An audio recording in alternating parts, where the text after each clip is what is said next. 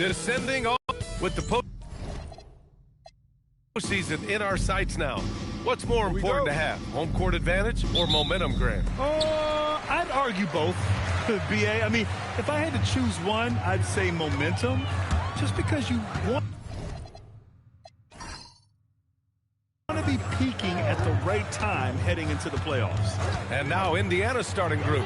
We've got Clint Capella, and it's Exum in at the 2. And the ball out of play. The Pacers will have it.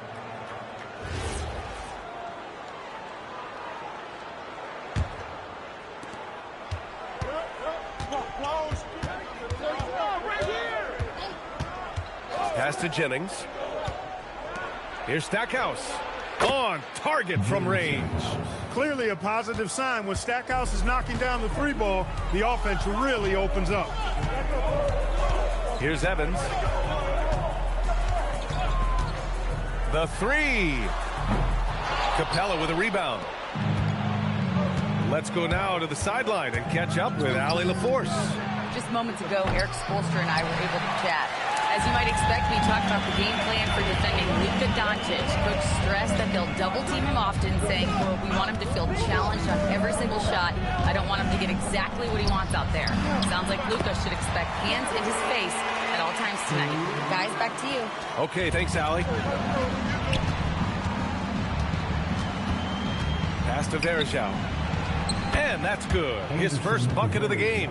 Just taking it right to the rim, and no one was there to greet him. Well, this early, they should be showing a lot more energy on defense. It's not there.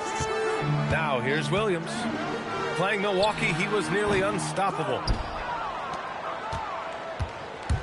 Here's Jennings for 3. Drops in the 3. And 3 for 4 to start, showing some rhythm. For Miami, they've gone 1 for 3 so far. Pass to Evans.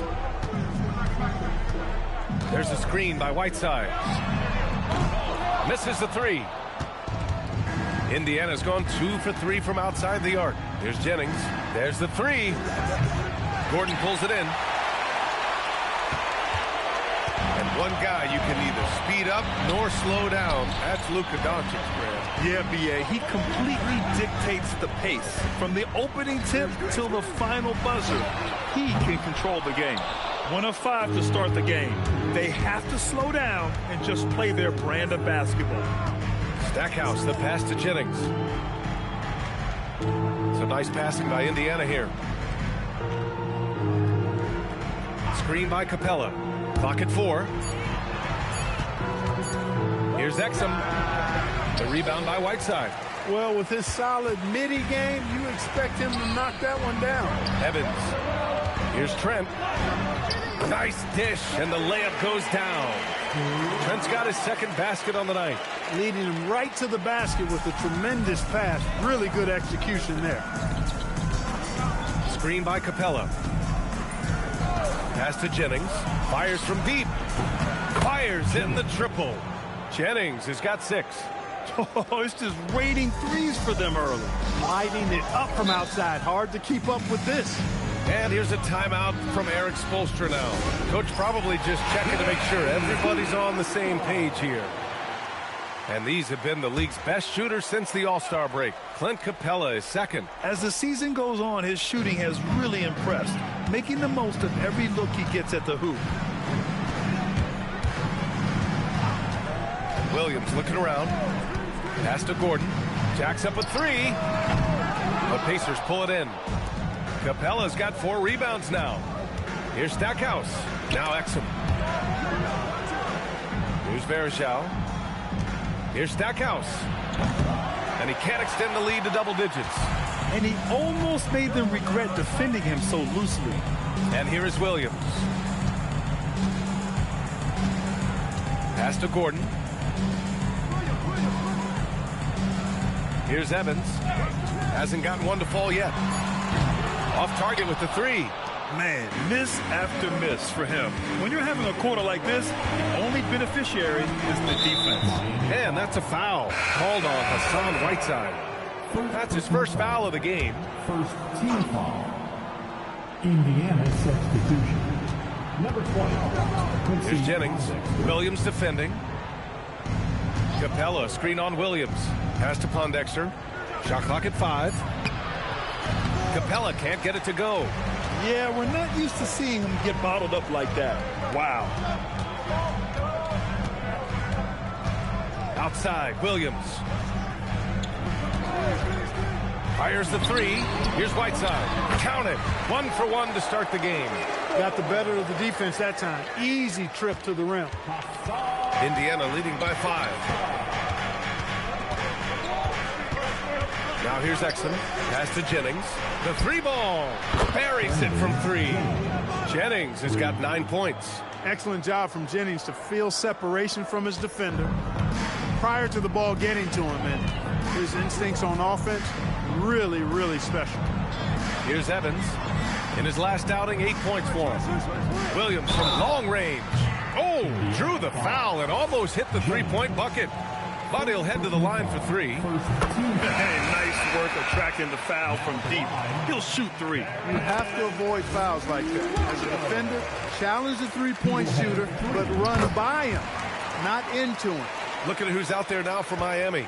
Williams is checked in for Trent, and it's Christopher in for Gordon. Outside Mills. Back to Anderson. Pass to Klein. Stolen by Whiteside. He goes up, and it's Whiteside with a big finish. And Hassan Whiteside in this deep, he's great at getting inside and finishing with force. Van Horn to pass to Mills.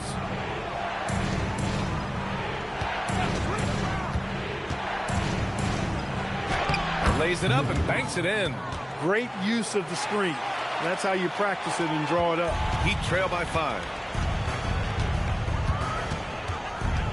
Outside, Williams. There's a screen. It's Christopher on the wing. Drains the triple. He was free to fire at his leisure there, not much resistance. The Pacers have gone 6 of 11 so far. Some nice passing by Indiana here. Van Horn misses. For Miami, they've gotten 5 of 11 shots to go. Power is home! Filthy. I mean, just the arena is stunned. He's got a deep bag of tricks to dig into. Boy, I'd love to get a replay on that one. Let's keep it handy so we can see it again. It's all tied in Miami. Quarter number 2 coming up right after this break. Don't go anywhere.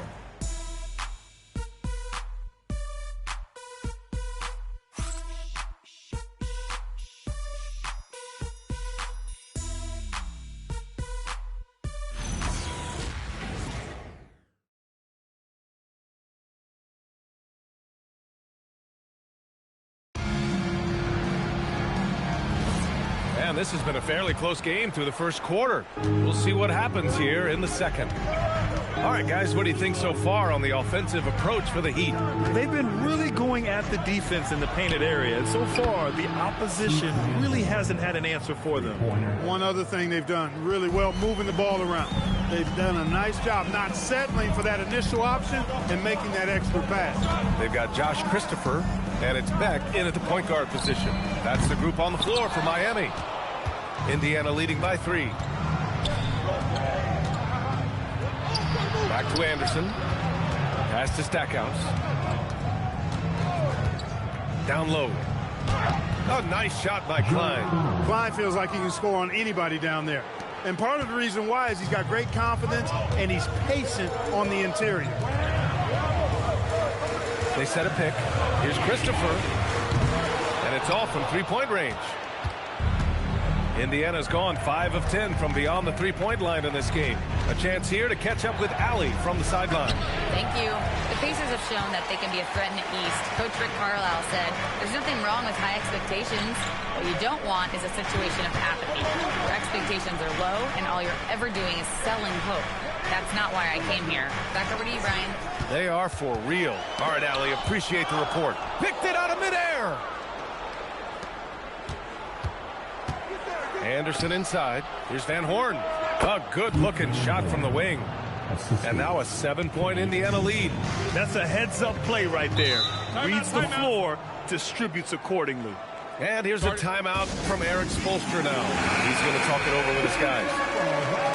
All right, time now to bring you the teams leading the league in second chance points in the past month. Number one, the Heat. Their physicality underneath has been generating a lot of second chance opportunities. We'll see if they can maintain that level of intensity. Pass to Evans to win the run.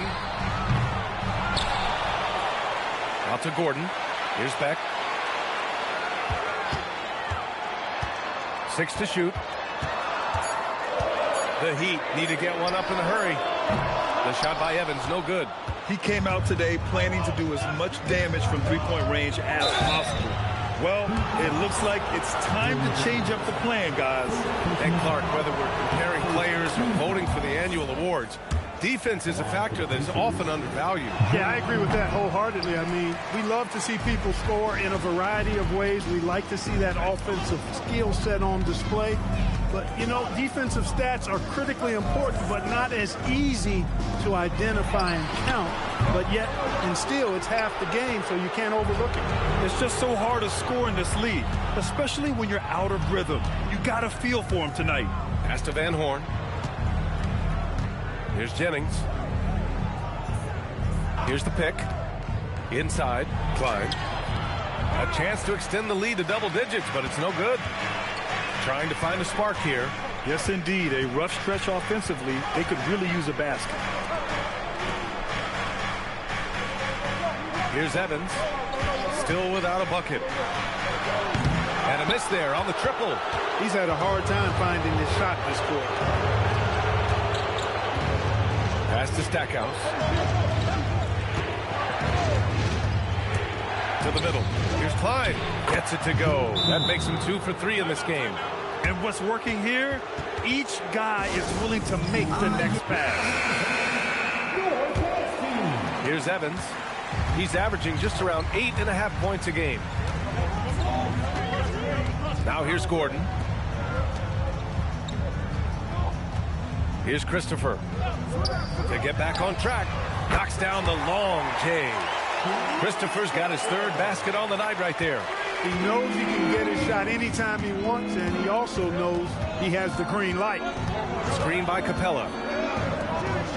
And it's Capella with the jam. You know, Capella, one of the very best in the league at getting out of the screen and getting to the right spot. Here's Evans. And that's got to be a relief. After missing his first 8 shots, he finally hits one. And you like the balance here. Not just falling in love with the 3-ball. Pass to Jennings. From outside, off the mark. And you never want to give a shooter like him a clean look. Here's Evans. And here's Gordon.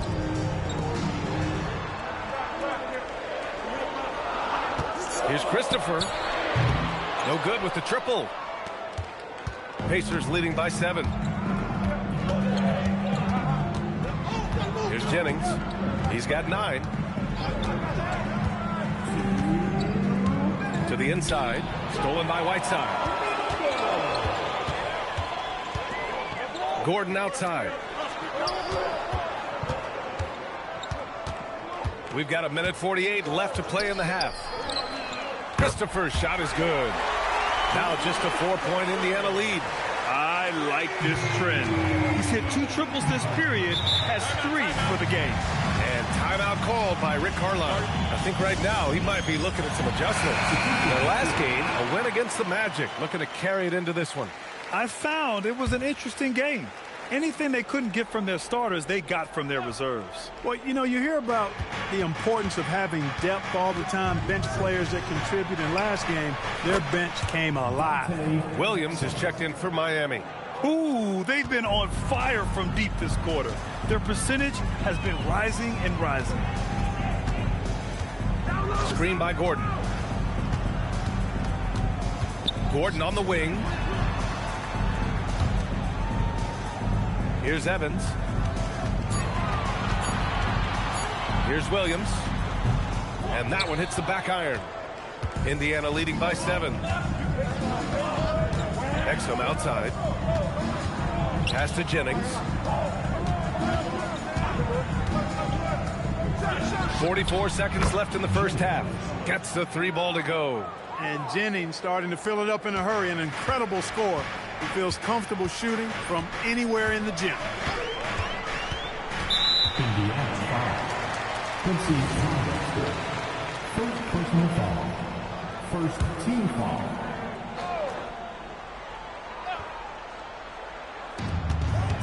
Williams passes to Gordon. Back to Williams. Pass to Evans. Puts up a 3. He's going through a bit of adversity right now. They really need him to pick it up, though. Here's Jennings. 17 points for him last game against Orlando. You know, when you throw in the assist, he had a monster night. Here's Varejao. 3 seconds left, and that's 2 points on the layup. And the defense has no one to blame but themselves. I mean, they just let him get right to the rim. You know, he should be getting extra attention from the defense, not less. And the first half now in the books. It's the Pacers up by 12. All right, now let's check in with Allie LaForce. Allie, what do you have? I'm here with Coach Rick Carlisle. Coach, what's the message that you're going to deliver to the guys in the locker room? You know, we just got to maintain energy. We're playing against a team that's a really good team. We got to keep turnovers down. We got to rebound. Energy is something you can control. Thanks, Coach. Thanks very much, Allie. And, folks, we'll be right back to start the second half of this game.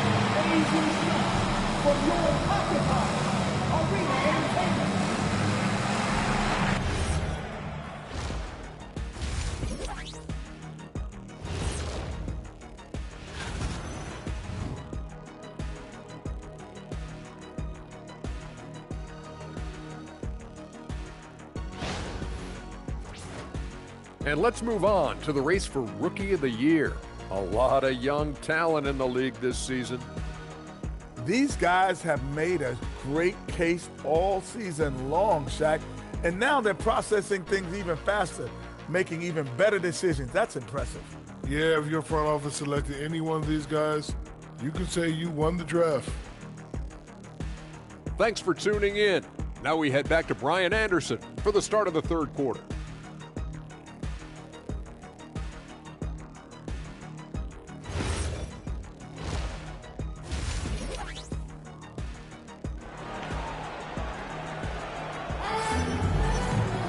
And as we dive into the second half, we'll find out if the next 2 quarters are any different from the first 2.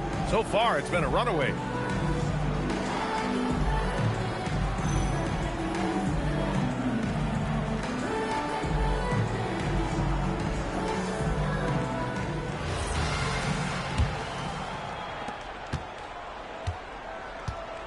Now Exum, second half underway. Here's who Rick Carlisle's got on the floor.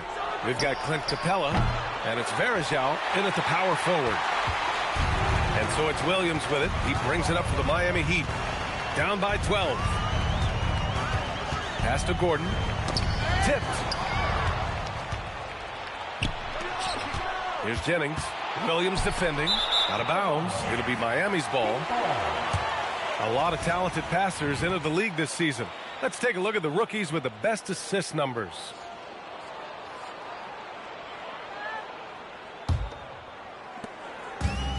Well, the Heat's shooting only 38% from the floor. Not great. Pass to Evans.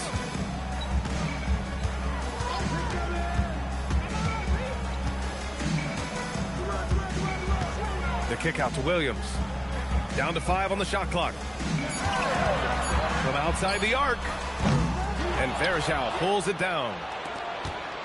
Pacers leading by 12. Here's Jennings. Screen by Capella. From the high post. The rebound by Whiteside. Whiteside's got rebound number 7 tonight. Outside, Williams. Here's Evans. Capella with a rebound. Capella's got his 8th rebound here tonight. Just a little over 90 seconds gone in the third quarter. To the paint. And yep, it's good. And the Pacers lead by 14. Well, you know, the closer Capella is to the rim, the more effective he becomes, in my opinion, in part because of his size and nice touch. And here's a timeout from Eric Spoelstra now. He'll take the opportunity to regroup. And when you look at team scoring, they finished in the top half of the league. Not bad, not great, just right in the middle. And that field goal percentage stat tells you something about this team's offense. They aren't one to rush things or take ugly shots. They wait for those great looks to open up. Now here's Whiteside. And right now he's currently putting up 6.5 points per game. Here's Evans. Second chance effort. And there's the nice layup by Whiteside. Whiteside's got 6 points. There it is, the first basket of the half after missing their first 3 attempts. There's a screen. Pass to Jennings. Hits the three-pointer. That's been typical of their performance today. They're sharing the ball and creating good shots. Really a prime example of the difference in how these teams have operated offensively. Much more individual play at the other end. Now here's Williams. He's been productive, averaging just over 7 points a game. Pass to Gordon. This one for 3. Can't get it to drop. It has been a shaky start this half for their offense, shooting just 1 of 5. Here's Jennings. Williams defending. Out of bounds. It'll go to the Heat. All right, a moment to check out some numbers for Dante Exum. Heat trail by 15. Offensively, it's been a struggle for them. Yeah, they need to string together some shots to have any kind of chance. And let's send it over to Allie LaForce. Thanks a lot. So what's the difference between the diehard fans and the casuals? Well, Kevin Durant said some fans get programmed to just think about free agency and drama, and they only care about the finals and players' legacies. But he's hoping the fans lock in on the game itself, not just the storylines. Back to you, Brian. It's a good point. Okay, Allie, thanks a lot. And here are the Heat now, after the basket by Indiana. Pass to Gordon. Lets the 3 fly. And again, no good by Miami. Pacers leading by 17. Exum, right side. Here's Varejao. To the middle. Here's Capella. He can't get that one to fall. Good work defensively by Gordon. Now Williams. Back to Gordon. And Gordon with the big finish. And that's Gordon's game now. You can't give him room to hit the launch pad, because if he does, he's throwing it down every time. Miami making a switch here. Christopher's checked in. Indiana's gone 1 of 2 shooting from the perimeter since halftime. Pass to Jennings. Off target from 3-point range. That's staying connected to the shooter and timing the contest. Williams passes to Christopher. From deep. And the rebound goes to the Pacers. Capella's got 9 rebounds in the game. Boy, he's getting it done. Stackhouse, the pass to Jennings. Down low. It's stolen by Trent. Here's Christopher. He's guarded by Exum.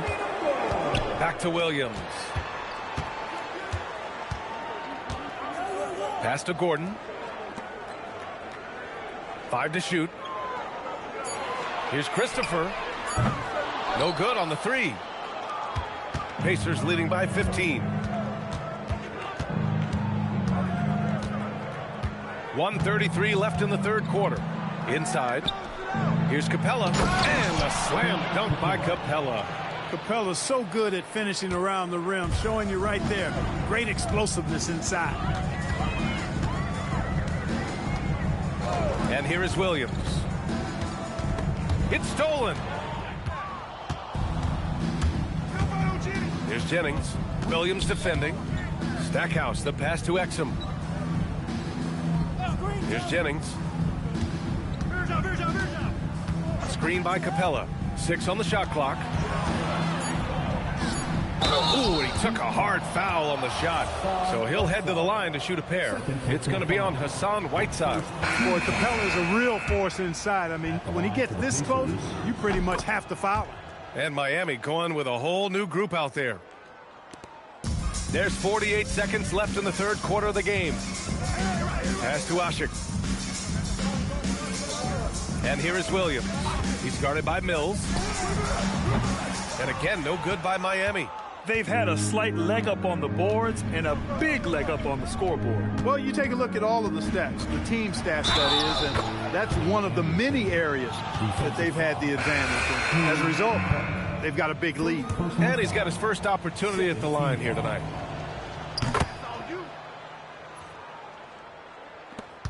There's 25 seconds left in the third quarter. Here's Evans. We've got 13 seconds left in the third. Clock at 6. And miss after miss right now. And the shooter had very little space on that attempt. And guys, that's exactly the kind of high-impact defense they want to see out of him. And a worthy candidate tonight as we take a look at our State Farm assists of the game. You talk about painting a magnificent picture with that dive. Just watch the pick. Get the perimeter. Pick. Blue. Hey, help.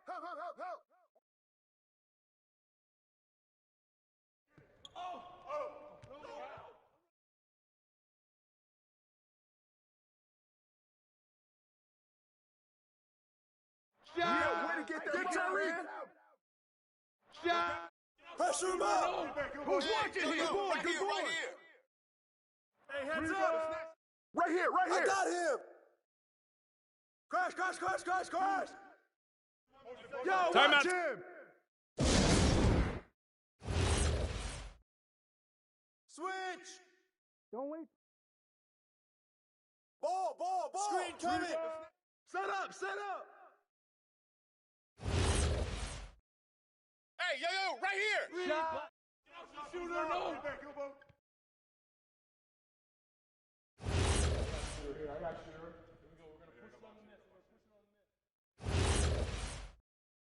Rip that. Shooter, no. Watch the screen. Go. Capella. They don't know how to guard you. Who's watching Jennings. Mine. Corner, Get it going.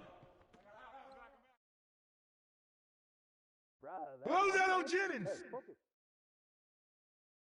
Gotta be a playmaker, man. Oh, for...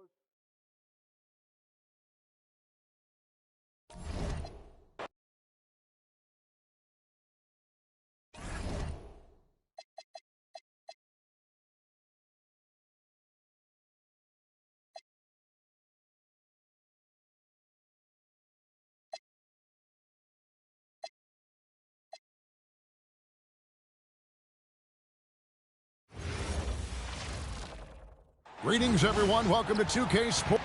As we enter tonight's game, there is a clear favorite, RJ, in this one. That's true. I can tell you something else. Underdogs do win, and they do hear all the noise, so let's let this game be decided on the court. And now Washington's starting group. Edwards is out there with Derrick Rose. Then it's Nick Richards. Then it's Mbamute, and it's Jones in at the 3. And there's the whistle. 3-second violation. New Jersey ball.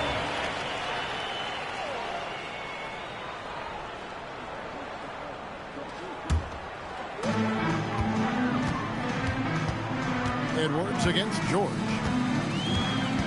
Pass to Suggs. The 3-ball.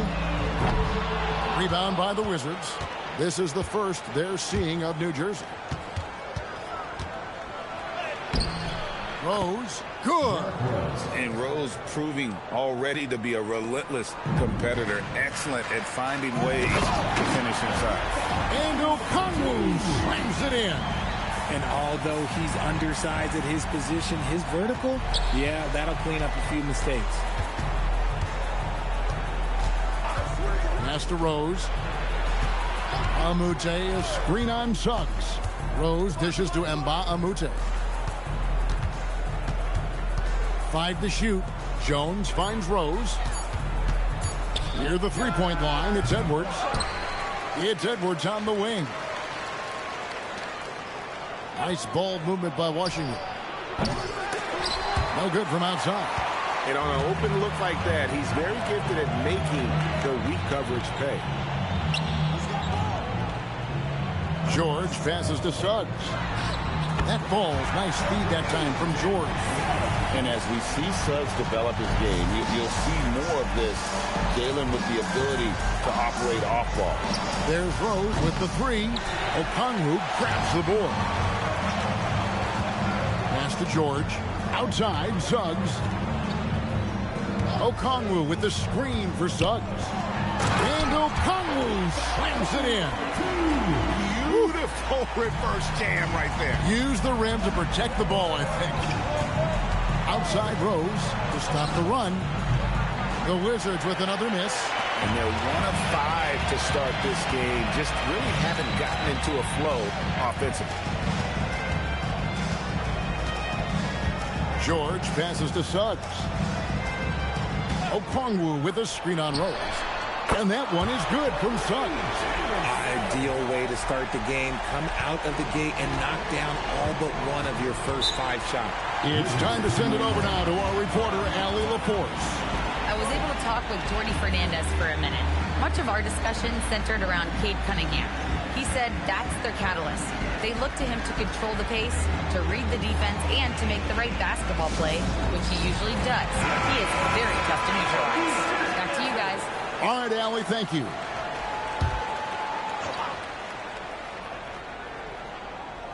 First quarter of play, we're about 3 minutes in.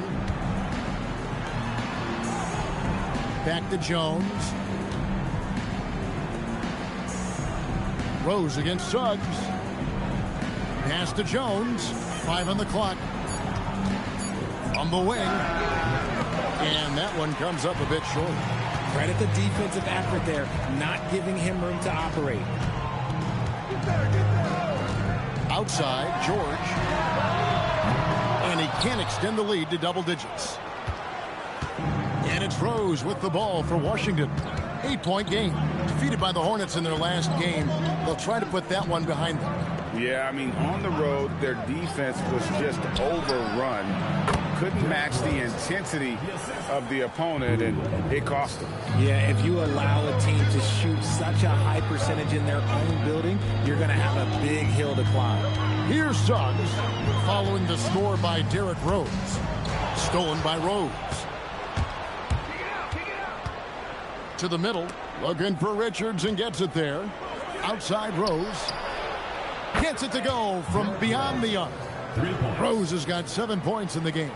Hey, if Rose can hit that shot, those driving lanes just get wider. Outside, George. And again, no good by New Jersey. He missed that one, but I've seen him drill shots from that distance in warm-up. Even though he is capable of hitting that shot, I'd like to see him work for a better look in that situation. Edwards with the screen for Rose. Down low. Top of the key, and Mbamute. On the clock. Lets it go from deep. It's hauled in by George. Well defended that time. He's a shooter that the D has to close down on quickly when he's ready to pull the trigger. Here's Rose. He has 7.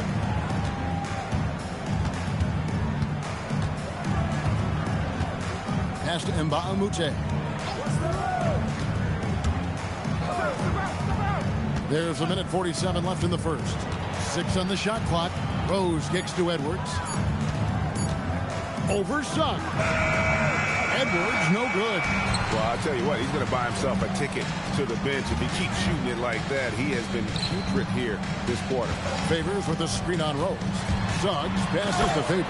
And then Favors with the dunk. Slamming it home. Part of why Favors shoots it so well from the field, sometimes he just spikes it instead of shooting. Now here's Edwards. He's coming off a 10-point game against Charlotte. Pass to Mbamute. Here's Rose. And that one clearly a foul. Gets the whistle, and 2 shots coming up. And already, Rose may be the most athletic point guard in the league. Amazing quickness to go at that leaping ability. And a new group out there on the floor for the Nets. And a new group getting ready for the Wizards. Boyles checked in for Nick Richards. Johnson comes in for Mbamute. Russell, he's checked in for Herbert Jones. And it's Koulibaly in for Edwards. And all the attention goes to Dick's jump shot, but he's a willing passer as well. Rose scanning the floor. Pass to Koulibaly. Nice ball movement by Washington.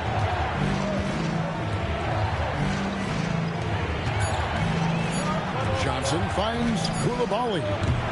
Off target from outside. He's got to know not to take that shot when he's so closely defended.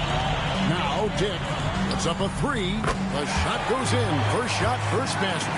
The defenders are going to have to keep up with this rookie. Dick, an excellent shooter. Rose goes in. Here's Foyle. Pass to Rose.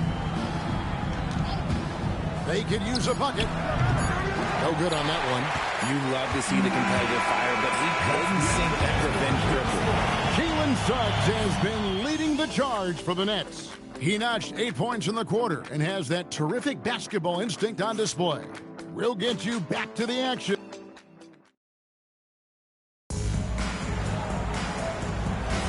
And welcome back to the second quarter of action. Plenty of basketball left to play, but this one has been one-sided so far. And a chance to catch up on some numbers here. The scoring breakdown for New Jersey. Well, so far, their long-range shooting has been the story, doing damage from deep. And also, guys, they're out-muscling their opponent. The points in the paint are piling up because of that aggressiveness. So this is how the floor looks for the Wizards starting the second. Miles McBride out there with Koulibaly. Then it's Jalen Johnson. Then it's Russell. And it's Foyle in at the center, locking down the middle. Dick can't get it to go. And he didn't punish them for the weak coverage there, but they can count on him to continue missing. Pass to Green. That's tipped. It's stolen by Johnson. And we're starting the second quarter, about a minute gone. McBride finds Koulibaly. Here's McBride. Lets it go with a three. A rebound by the Nets. They want to keep it rolling here following the win against Dallas. And guys, they walked into the arena with a certain kind of swagger, and we really saw it play out on the offensive end. And they backed it up with their play, got production from everyone, and they were able to walk the walk on the offensive end. Banton, the pass to Gooden. Here's Banton. Pass to Dick. Fires the three, and the three ball is good. Dick's got 6.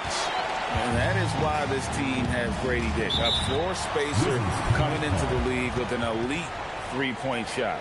And Brian Keefe wants a timeout. He's going to take a few moments here to check in with his team and regroup.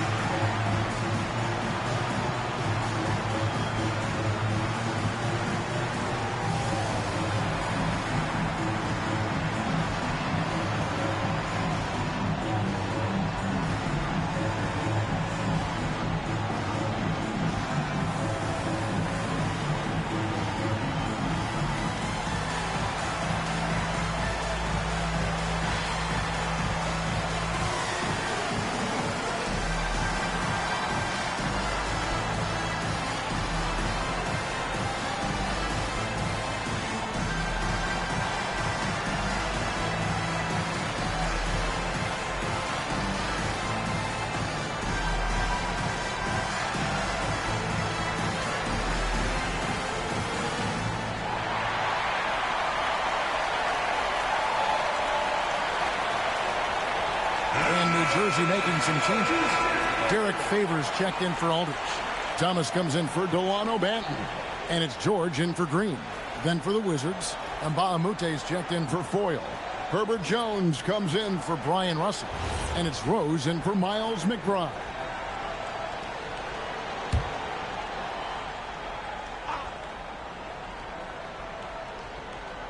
And we're about 2 minutes into the second quarter here. And Derek Favors picks up the foul. That is his first foul of the game.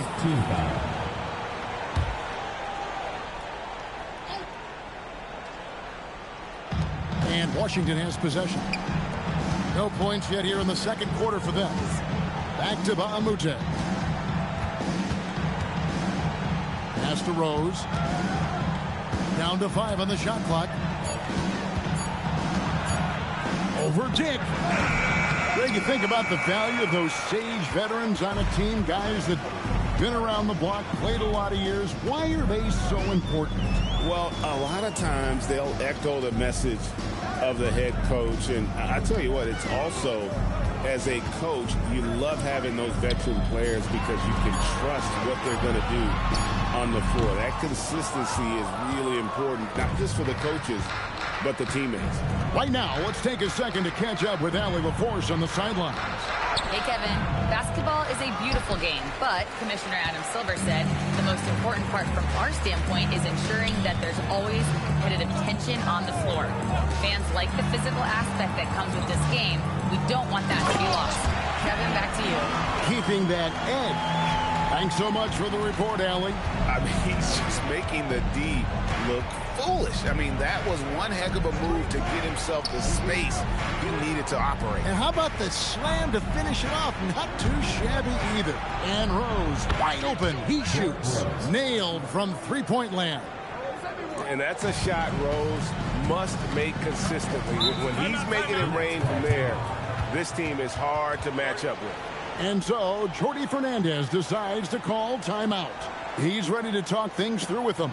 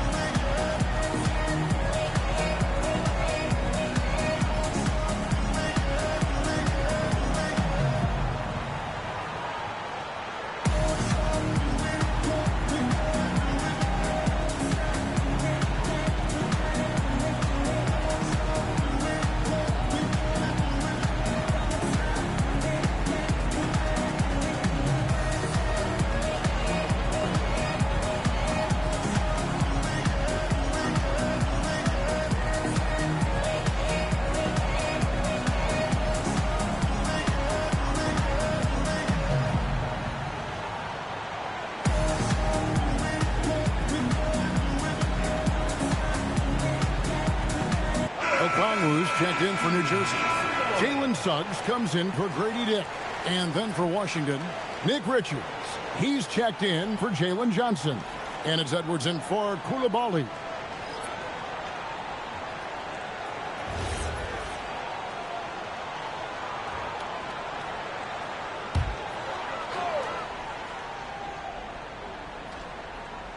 And here in the second quarter of action as we approach 4 minutes played. Suggs passes to Okongwu. And he gets the whistle for the 3-second call.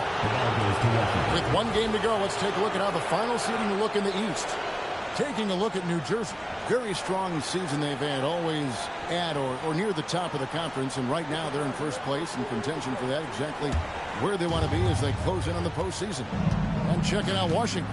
Not in the same realm right now in terms of their record.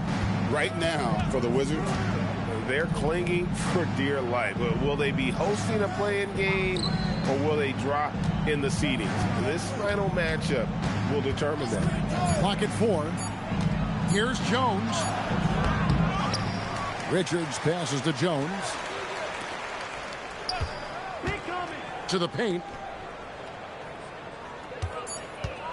Pass to Rose. Over Suggs. Rose can't get that one to fall. And with the success they've had rebounding the basketball, they're right where you'd expect them to be, firmly in the driver's seat. Outside Favors. Thomas finds Favors. The Nets need to get a shot off here. George, no good. You often expect him to convert these types of shots, but the D must have made their presence felt to prevent that one. Rose passes to Edwards. Back to Rose.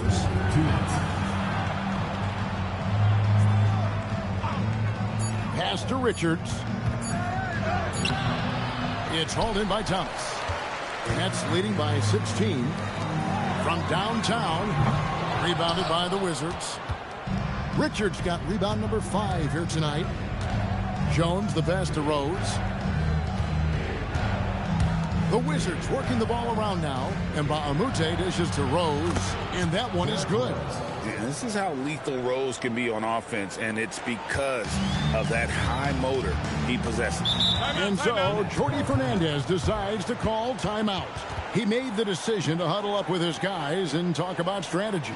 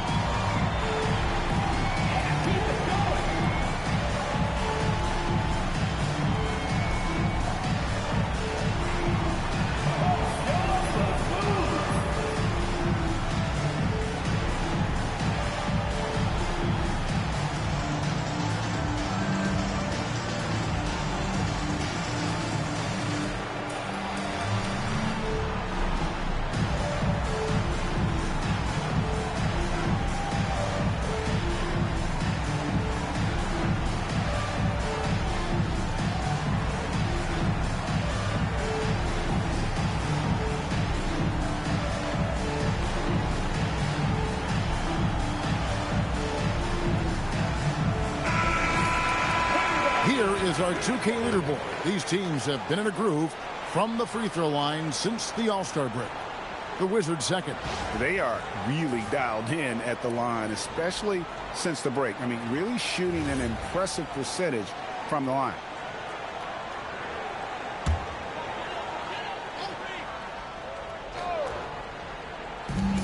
.119 left to play in the first half. Suggs looking around. Pass to George. Just 5 on the clock. Here's Favors. The shot's good on the assist by George. George has got his 3rd assist on the night. And Favors, very reliable around the rim. Can get it done over either shoulder.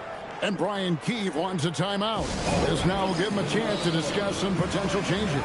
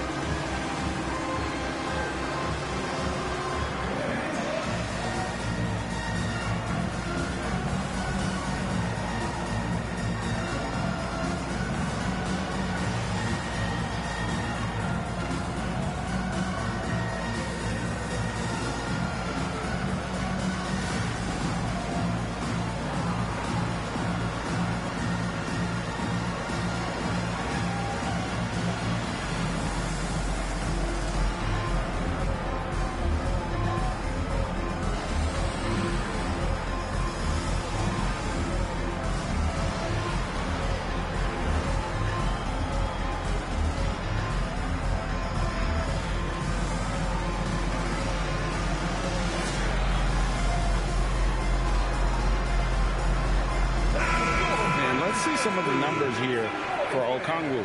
How this year has shaped up for him. 6th in blocks. And don't forget, top 20 in the league in rebounds per game. He's got a great nose for the ball. And his ability to patrol the lane is a difference maker for that team. Exceptional timing and anticipation. That's why he's a top 10 shot blocker. Edwards passes to Rose. Edwards with the screen for Rose. Here's Richards. Covered by Okongwu. And too much time in the lane. They get called for the 3-second violation. Costly error there. We'll see how they rebound from that miscue. Well, they don't have time to dwell on that. They just need to learn from their mistakes and move forward. Next play. George against Edwards. Outside Thomas. From the arc. The shot's good on the assist by George. George has got 4 assists in the game. The way he can elevate over a defender from deep, very tough to contain outside the arc. We've got a 9-second difference between the shot clock and the game clock.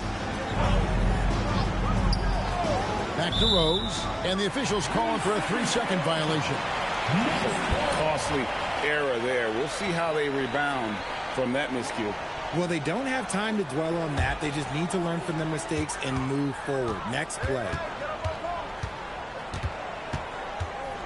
George looking around.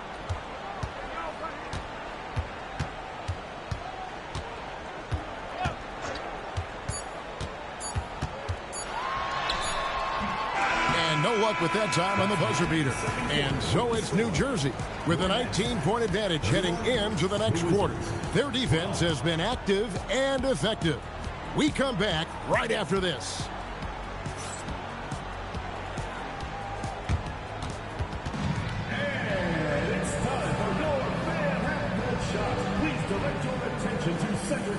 Drumline. They're thinking about the shot.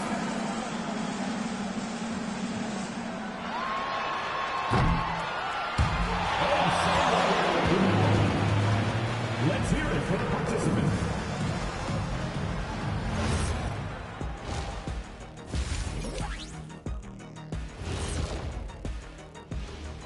Good to have you with us. With the season in its latter portion, let's look at the Eastern Conference playoff race.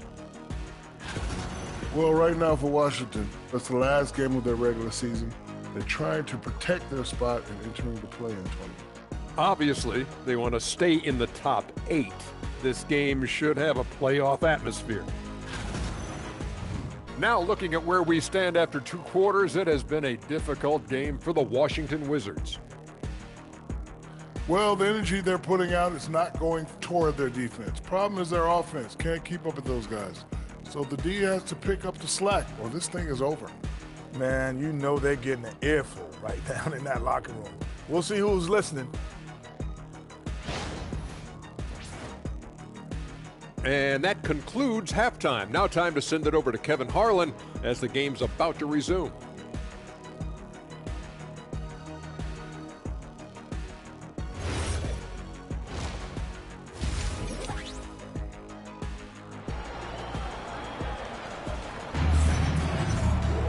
And with a big gap on the scoreboard, the second half begins with very different goals for these teams. One side trying to mount a comeback, one side trying to protect their lead. Kind of like what Rose has done in this one so far. And how about the amount he's contributing in the scoring column through 2 quarters? He has been terrific. He always wants to be a go-to guy for them. I'm sure he'll be calling for the ball even more in this half.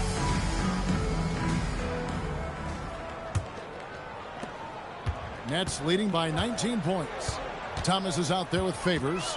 Then there's Jalen Suggs. Then it's Okongwu, and it's George in at the 2.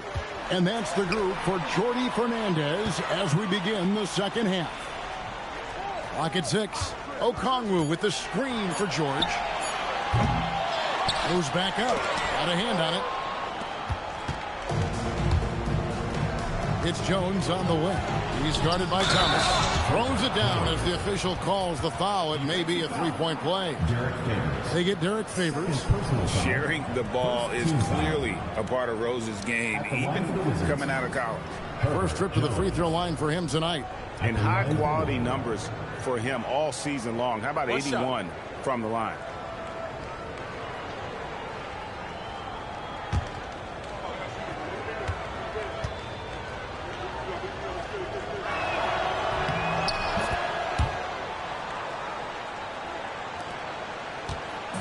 And so Suggs with it. He brings it up for New Jersey. Earlier in the game, they had a 19-point lead. Pass to George. And it's George again missing. Wizards trail by 16. Now Richard. Covered by Okongwu. From 6 away, New Jersey with the rebound. Okongwu's now got his 5th rebound in this one. Okongwu with a screen on Rose. The 11-footer from the low block. Okongwu's shot is good. Finally, they get one to drop. That's one of their first 4 here in the third. Suggs against Rose. Out to the wing. This one for 3. The Wizards with another miss. Not quite enough defense that time around. Just lucky he was off. Outside, Suggs. Back to George. Shot clock at 5. Favors passes to Okongwu. It's tipped, and the shot clock expires. 24-second violation. And let's use this break to check out a group of the NBA's best defenders recently. The shooting guards averaging the most steals per game for the past month. Paul George on top. You know, he's often forced to guard the opposition's top player on the perimeter, and still he's made his way all the way up the steals list. He's the kind of elite defender that opponents just absolutely dread going against him. Now let's take a look at some of the numbers for Paul George. And you can see the surge in his level of confidence lately just by looking at that true shooting percentage. It's been moving straight up in the past 5 games. I think he's feeling it.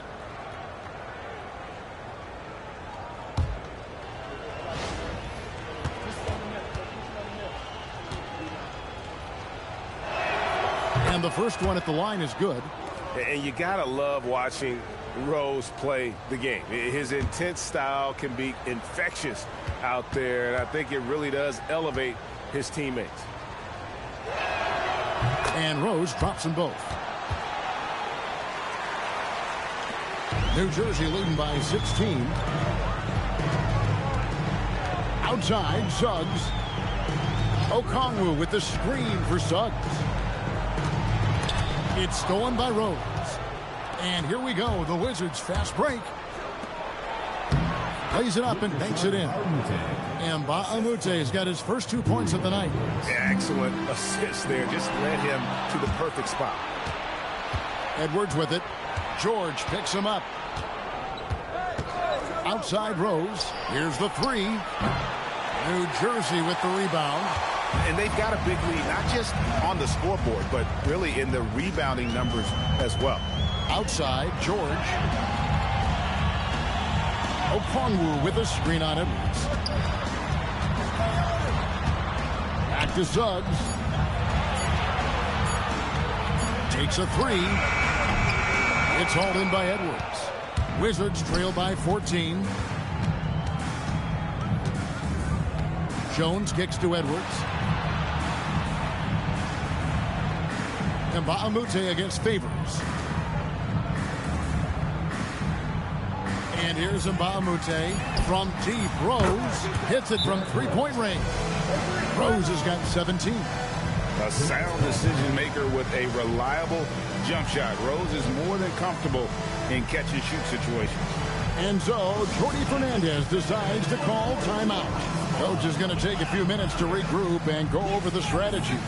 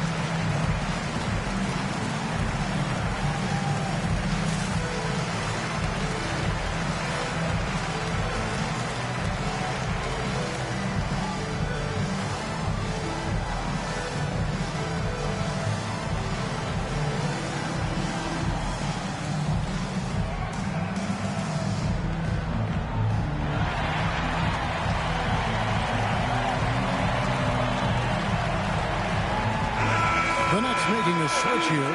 Dick's checked in. Miles McBride's checked in for the Wizards.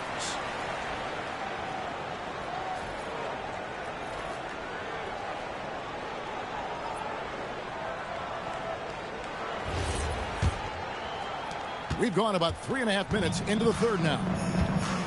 Let's go to the sideline and see what Allie LaForce has dug up for us. Allie, take it away. Thank you. Commissioner Adam Silver talked about tweaking the game.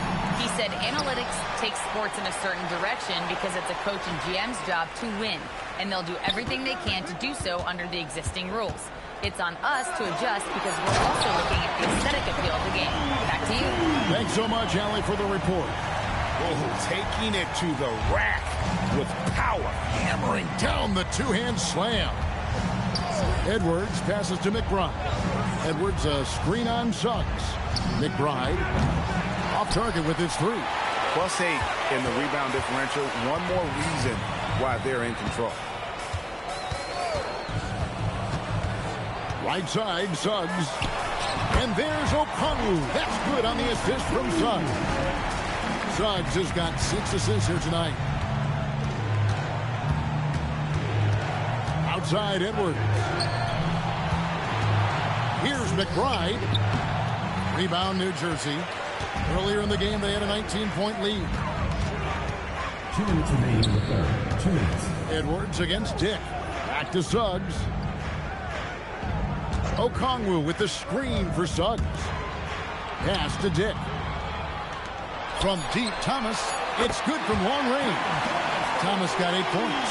If you're not right up there on him, oh, he's going to make you pay. Wizards trail by 18. And Brian Keith wants a timeout. He's going to take a minute here to get things straightened out.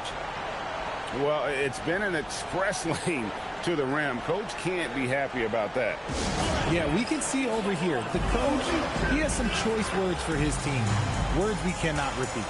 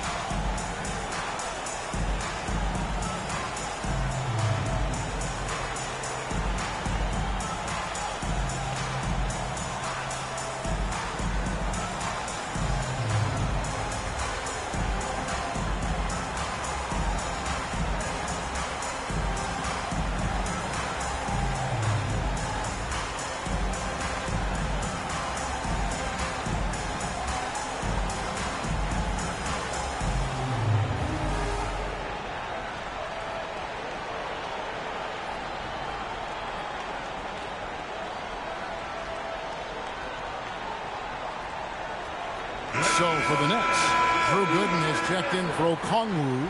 Delano Banton comes in for Derek Favors. And Josh Green subbed in for Thomas. Then for the Wizards, Boyles checked in for Nick Richards. Jalen Johnson comes in for Mba'amoute. And it's Koulibaly in for Jones.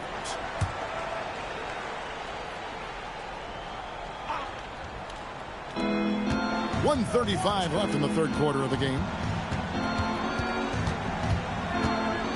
Here's McBride. He's covered by Suggs, Johnson, and then Johnson with the jam. And I love that from Johnson. Sets the pick and then finds some space there for the basket. Outside, Suggs. And looks like the illegal pick was set. Yep, that's right. That'll get their attention. Turnovers continuing to be a problem here in this quarter. Some changes for New Jersey. Cole Aldrich, he's checked in for Suggs, and Georgia subbed in for Grady Dick. The Wizards also changing it up.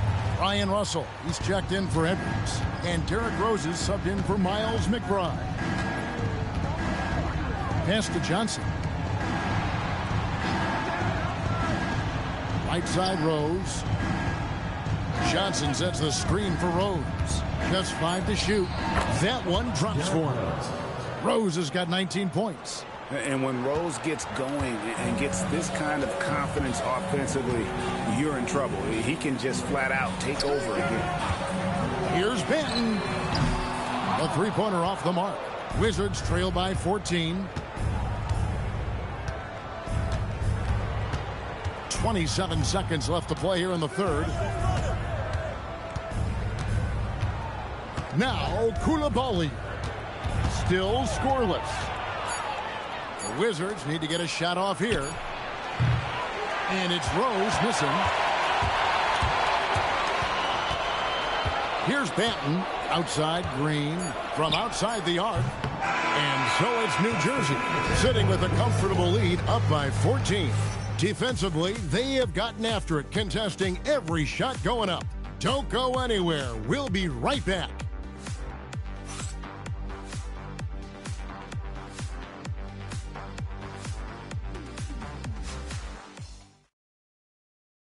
And it's time to bring up the State Farm assist of the game. Yeah, an easy choice tonight. Look at the precision on this pass. Put it on a platter for him. You've got to admire the vision just as much as the accuracy. Not many players can even spot that pass. And we reach the fourth quarter in a game that may be already out of hand. Fourth quarter on the court for the Wizards. We've got Bilal Coulibaly. Jalen Johnson is out there with Foyle.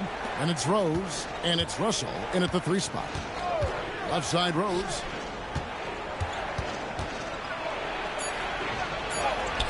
Solid play in the low block, and that one's good. Rose has got the first field goal of the fourth quarter here for the Wizards. Green deciding where to go with it. Pass to George. Good.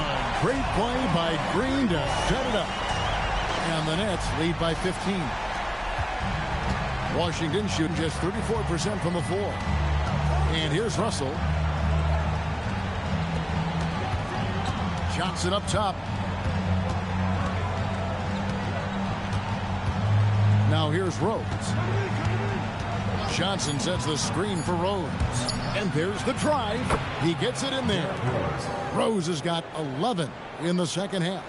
And as long as he retains that great explosion in his legs, Derrick Rose will be a factor around the rim.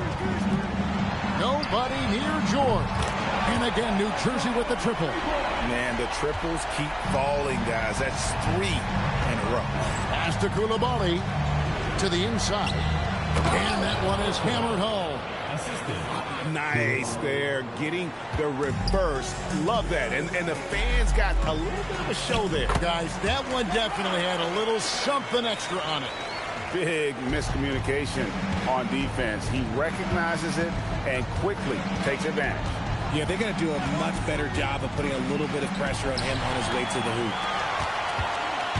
Outside, George. It's rebounded by Coulibaly. It hasn't been his best game, but his team is still doing just enough to be up. Pass to Rose. Johnson with a screen on Green. Here's Rose. Basket counts. Rose has got 25 points in the game. That's the 10th straight point they've given up in the paint. And we got a timeout here called by Jordi Fernandez. And that timeout by Coach was carefully measured, wanting to make sure that everybody is on the same page here.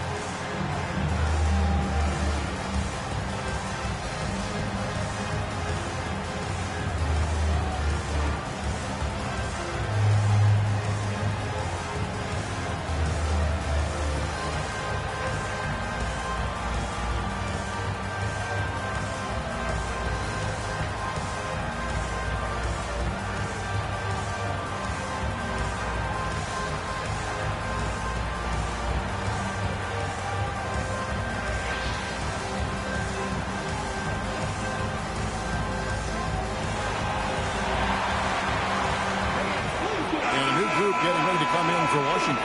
Nick Richards. He's checked in for Foyle. Bahamute comes in for Johnson. Herbert Jones, he's checked in for Russell. And it's Edwards in for Coulibaly. Now we'll hear from Allie LaForce, and she's got a story for us. An update. Allie? Hey, guys. Well, Jordi Fernandez was just reviewing the plan with his team. He said to his guys, this one is not over yet. You have worked hard for this lead, and we are not about to give it up now. Stay focused and keep hustling. Back to you guys. And as always, Allie, great job. Thank you. frozen. Guys just ice cold, unable to contribute offensively. Edwards against George. Amute, a screen on Suggs. There's Rose with the three. Rebound, New Jersey. Earlier in the game, they had a 19-point lead. Pass to Suggs. It's stolen by Jones. Here's Rose. Oh, here's Edwards. Back to Rose. Shot clock at 6. From outside, off the mark. And you know what? If you're the defense, you got him right where you want him. Let him keep shooting those threes because he's been brutal in this half. Outside, Edwards. Amute with it. Rose dishes to Amute. Near the three-point line, it's Edwards. And another miss by Washington. He is single-handedly dropping the temperature in here with that cold streak. Yeah, right now, he's just in his own head. Not much you can do to try and push through it. Okongwu with the screen for George. A great pass leads him right to the rack.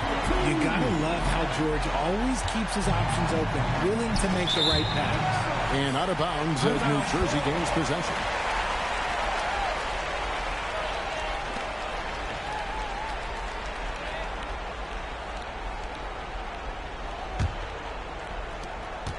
Nets leading by 16. Suggs outside. Favors sets the pick for Suggs. Leaves it in off the window. That was just a perfect possession, getting it in tight for the high percentage shot. And it's Brian Keefe calling timeout here. He has decided it's the right time to talk.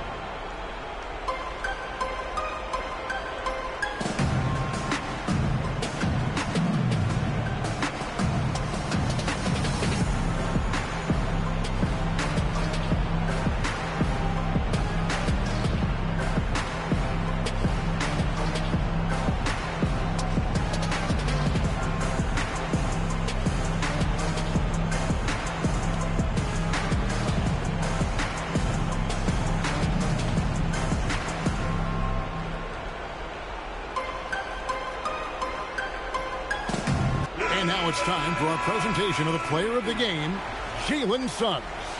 And he's played this entire game on his front foot, Kevin. I mean, driving the lane, going to the rim with purpose, and getting those points the hard way.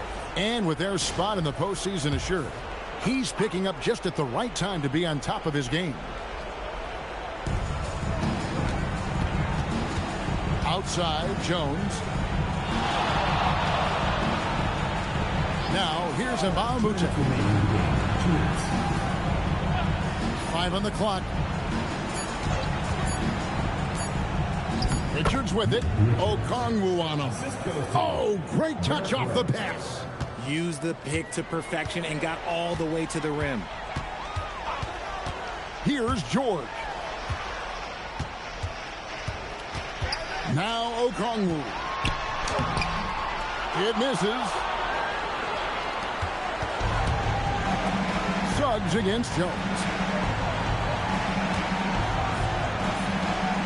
1:25 left in the fourth quarter. Now Edwards.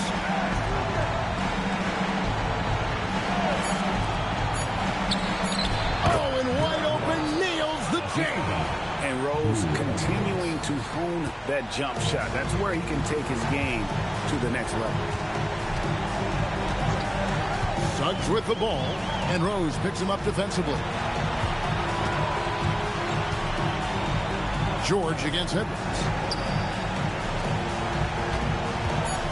Upside Thomas. And it's blocked. Suggs against Rose. Edwards. Now Jones. Now Edwards. Lets loose a three. Not going to go. And it's Thomas with the ball. He brings it up for the Nets. Earlier in the game, they had a 19-point lead. The shot and game clock separated by 4. Here's George. It's good. And that'll serve George well in his career. Lightning quick release.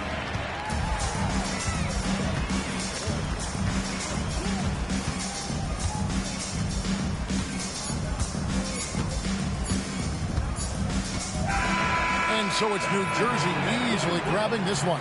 They poured it out tonight. Dominant showing in front of a crowd that loved every minute of it. And, you know, this game could really be a defining one for what they can do when they are playing at their best. I mean, being here at home no doubt helps, and the execution was flawless. And that about does it for the final game of the NBA regular season. With Richard Jefferson and Greg Anthony, and along with Allie LaForce on the sideline, I'm Kevin Harlan. Thank you for watching tonight's NBA coverage. So long and good night, everyone.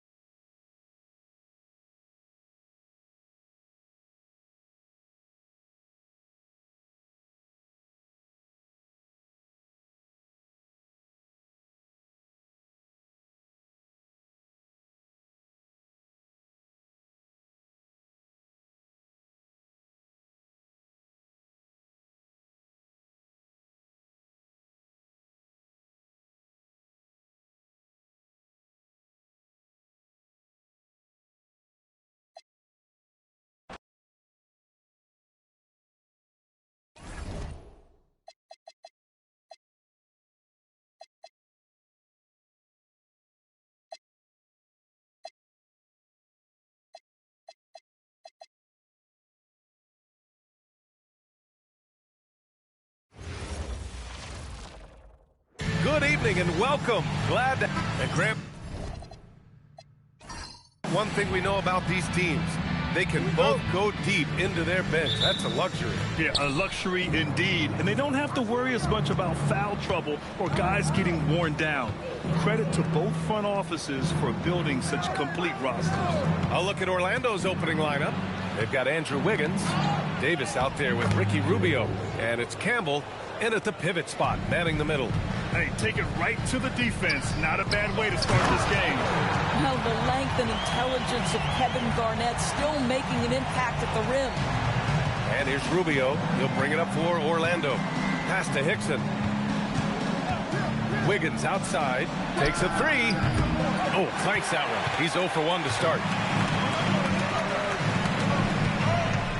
Here's Pajemski, averaging around 5 points a game. Here's DeRozan, and out of bounds. The Magic will take it.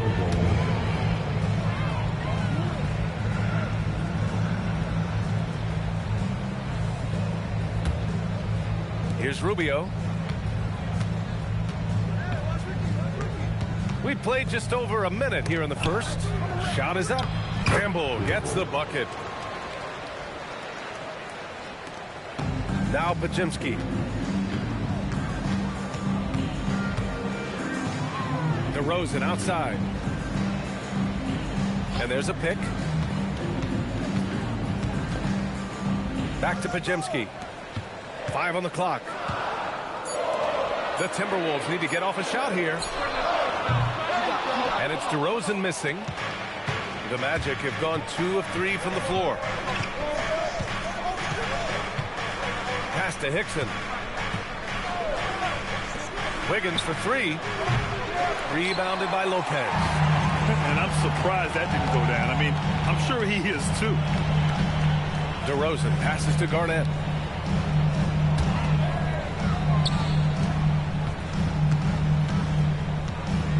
Howard against Davis. Pass to DeRozan. From downtown.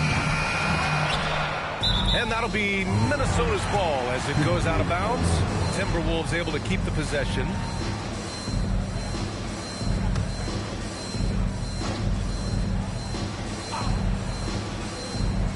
And just under 2.5 minutes elapsed here in the first. Gets the 3 to fall. Get it off before the defense can respond. DeMar in the catch-and-shoot game. Pass to Hickson. Wiggins outside. And the 3 off target. Well, that's the opportunity they're looking for, just not the result, obviously. Now DeRozan. And we're about 3 minutes into this first quarter. They set the pick. Here's Garnett. Just 5 to shoot. Good ball movement here by Minnesota. Fades away. And Campbell pulls it down. Orlando trailing here. It's Wiggins on the wing. Back to Davis. Pass to Rubio. Intercepted. It's a one-on-one situation. And the basket is good. He got it to go, and he took the bump. So a free throw coming up. An opportunity at a three-point play. Minnesota shooting their first free throw of the night here. First team foul. At the line for 1, Howard.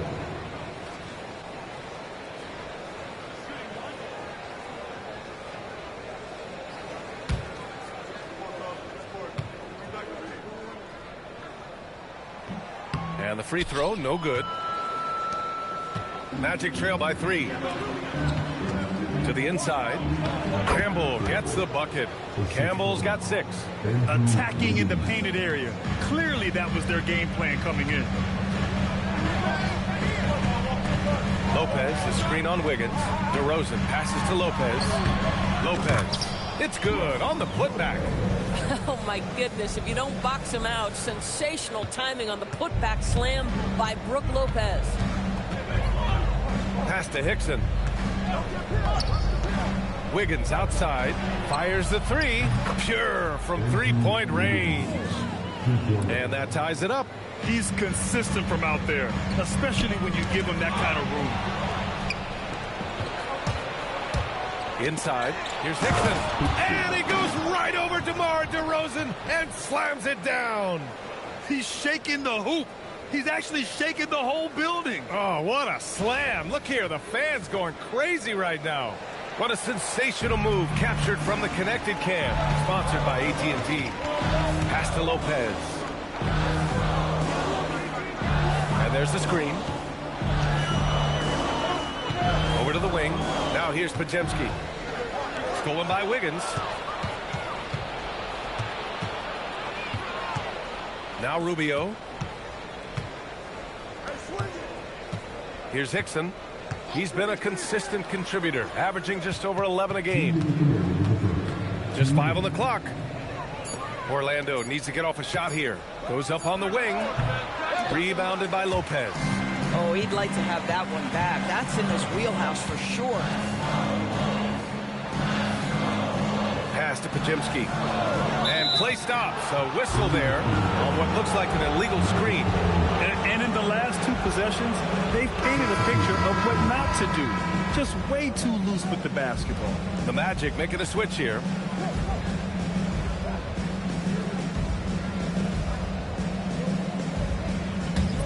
Orlando leading. And so now a timeout called by Jamal Mosley. He might have seen something and needs to review with his guys. Finding the strength and the legs to finish the season strong. How difficult is that to do? Yeah, I think this is where, BA, you need your leaders and those veterans to guide the young players along, to encourage them to eat right, to get their rest, to take care of themselves mentally as well as physically.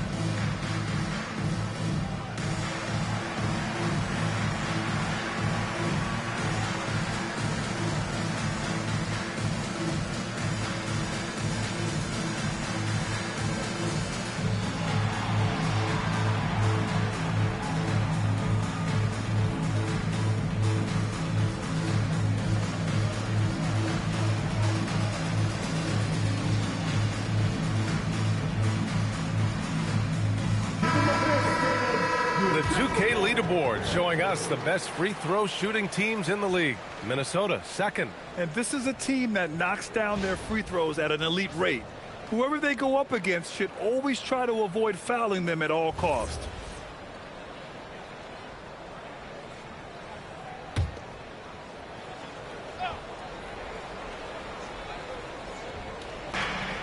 .136 left now in the first quarter. Pass to Wiggins.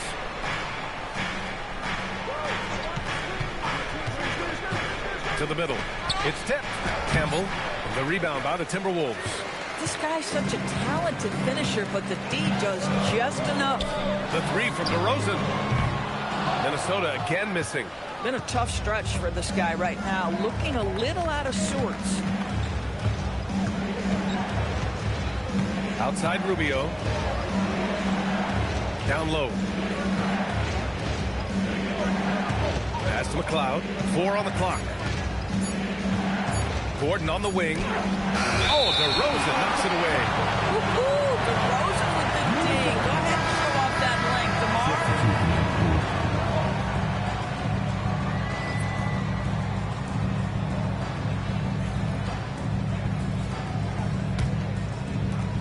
The Timberwolves have gone 4 of 9 in this one so far. Collison passes to Lynn. Pass to Collison.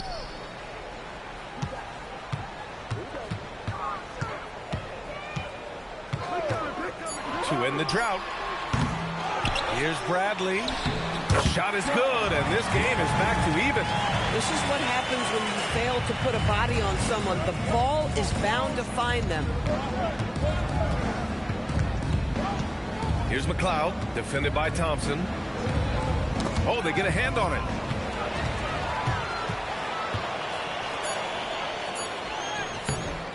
And he misses the go-ahead basket. Tie game in Minnesota. Let's take a quick break, and then it's on to the second quarter after this.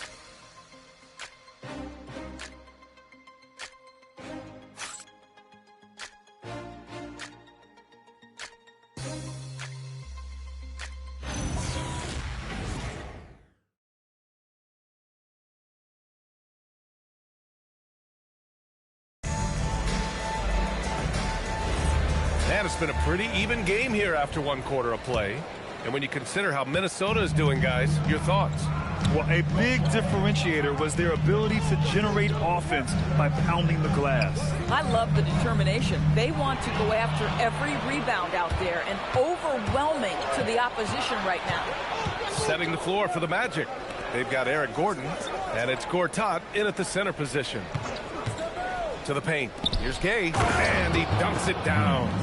Impressive one-hand slam right there, B.A. Man, as long as he's confident about it, I'm good with it. Maybe use two hands next time. He knows where he is.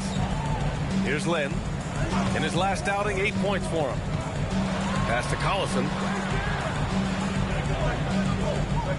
Screen by Gibson.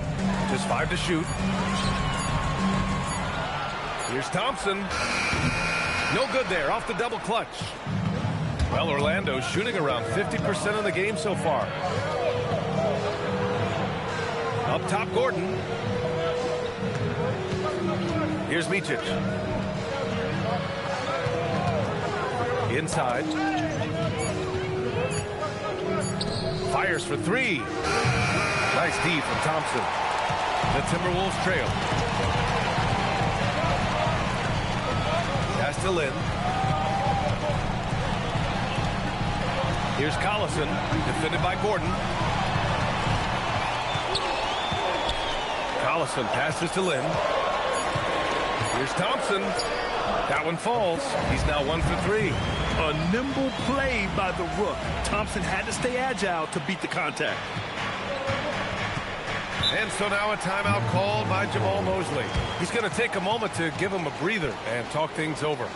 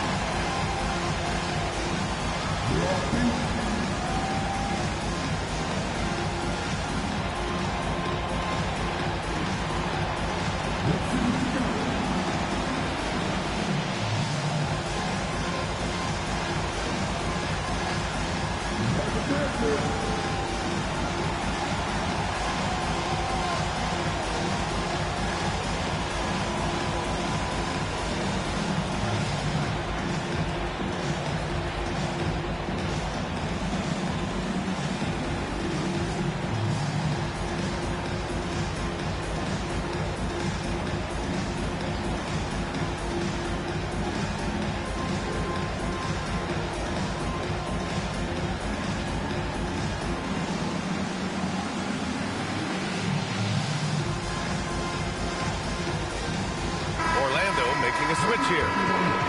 Always a plus to have forwards who can dish it. A look at the top assist numbers for small forwards. Andrew Wiggins is second. The selfless attitude of this group of wings is a breath of fresh air. I mean, they're all about doing what's best for the team. Well, you see plenty of that when any of these guys are on the floor. They're each very good at keeping their options open, trying to find the best possible shot on every trip, and no individual agendas. That's crucial. Here's Hickson. Orlando again missing. Now here's Podziemski. Check by Davis. Pass to Lynn. They set the screen. Back to Podziemski. Shot clock at 6. Good ball movement here by Minnesota. And no good. Had a chance to take the lead. Orlando's gone 0 for 2 from outside in the second quarter. Pass to Hickson. Back to Gordon.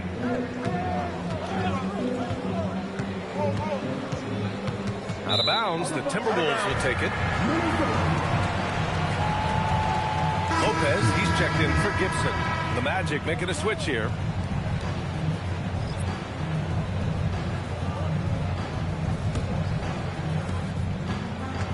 The Timberwolves have gone just 1 of 3 to begin the second quarter.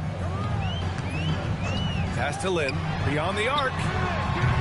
Hickson with a rebound. And you just can't afford to give up that kind of look very often. Outside Davis. Off target from outside. Minnesota shooting just 38% for this game so far. Here's Lynn, pounded by Wiggins. Here's Lopez, and it's Lopez with the jam. Really not easy to stick with Brook Lopez in the screen and roll. This guy fantastic moving after the screen.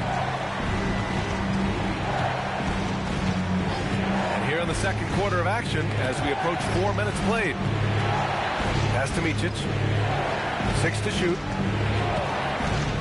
Down low. Here's Hickson. And he says right back at you with a big dunk of his own. Boy, something so good about a perfectly placed lead pass. That is nice. Here's Lynn. He's scoreless. Outside Pajemski. Pass to Garnett. So it'll be 2 free throws. He was fouled in the act of shooting. And a lot of spot-up shooters now adding a one-dribble pull-up 3 to the repertoire. Yeah, when you have defenders selling out to contest that catch and shoot, you got to reload, relocate, and let it fly. It's a valuable counter for those long-distance specialists. And Chris Finch wants a timeout. Coach taking this moment to speak to his guys, maybe alter some of the game plan.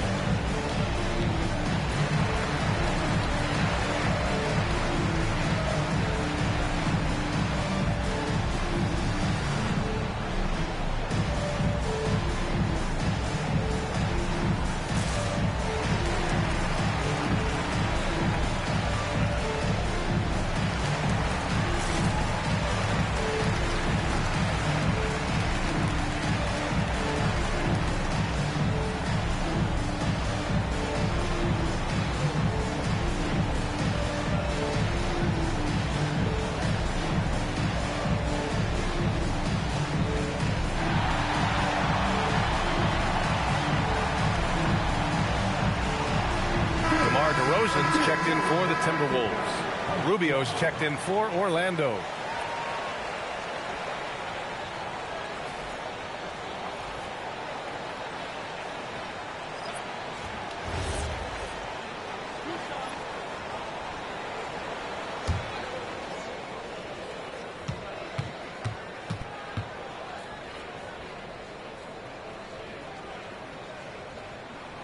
No good on the free throw.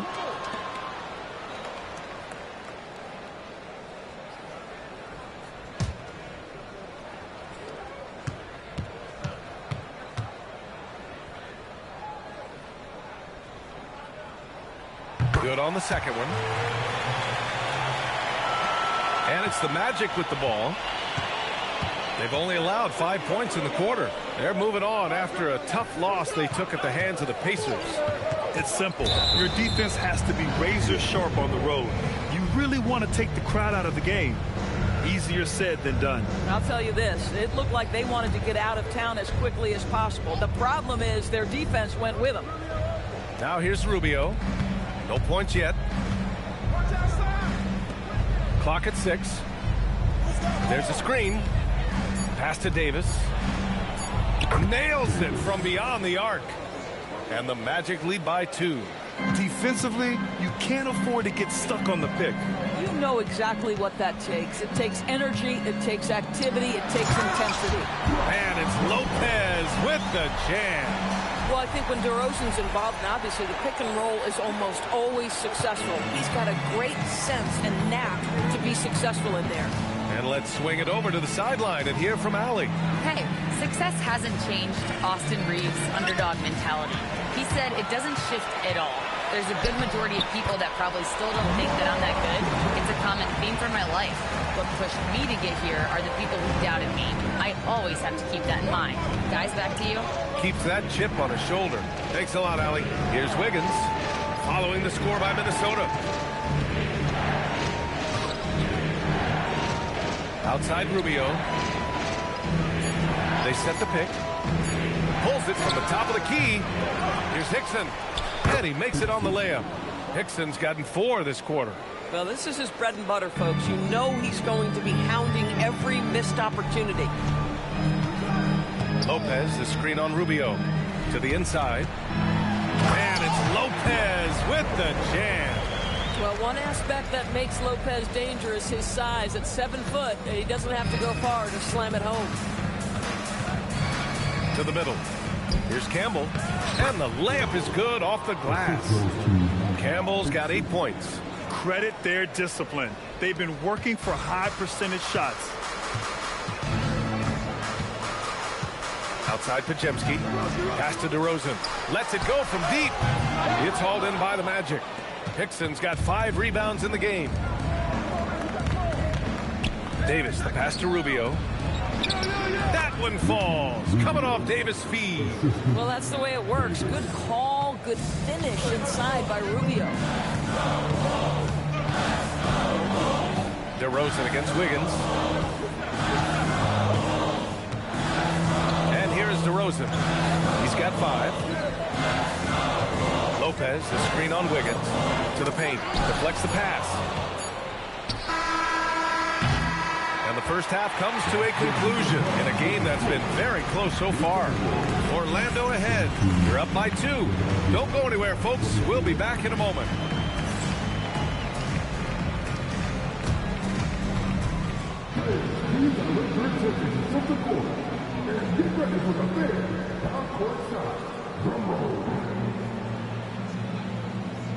Taking above the shot.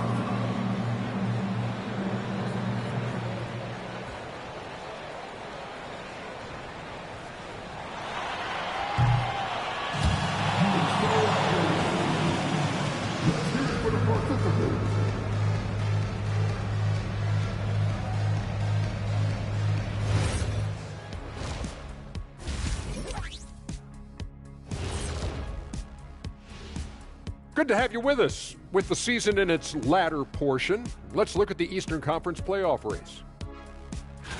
A look here now at the Magic. They're right around where we expected them to be at this point. Nothing to be ashamed of. They've had some great wins. And now they know exactly what they need to work on to become contenders next year. And changing focus now to the Orlando Magic. They're halfway through what's certainly been a competitive game. Let me tell you guys, there's nothing better than playing well on the road and hearing that silence. Yeah, in many ways, they've looked like the more comfortable team. And that's a wrap on halftime. Thanks for watching as we send you back to BA to call the second half.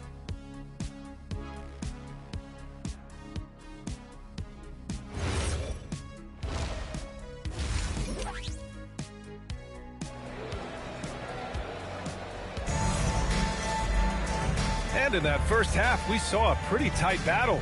We'll soon find out what sort of adjustments were discussed during halftime.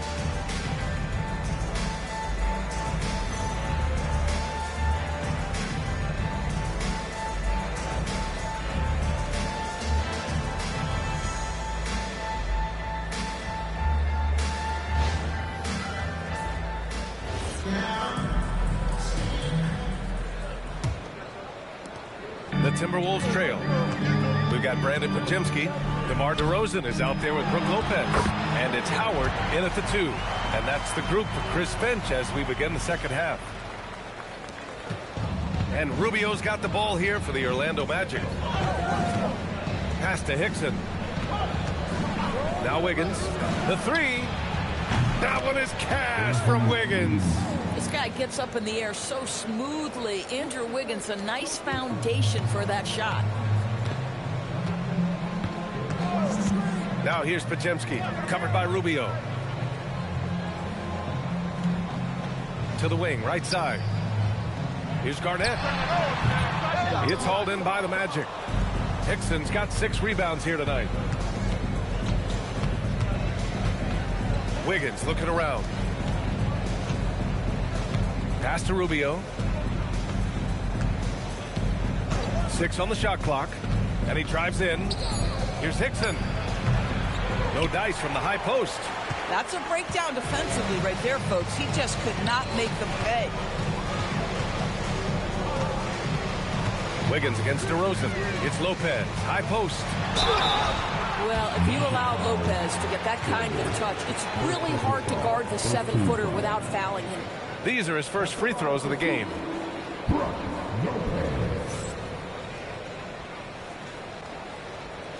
Shoot 2.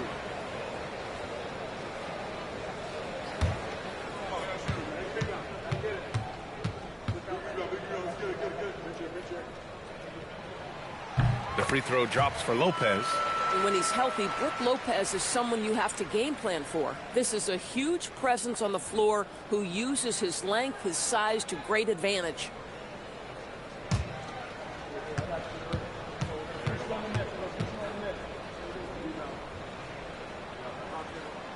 That misses, so he splits the free throws.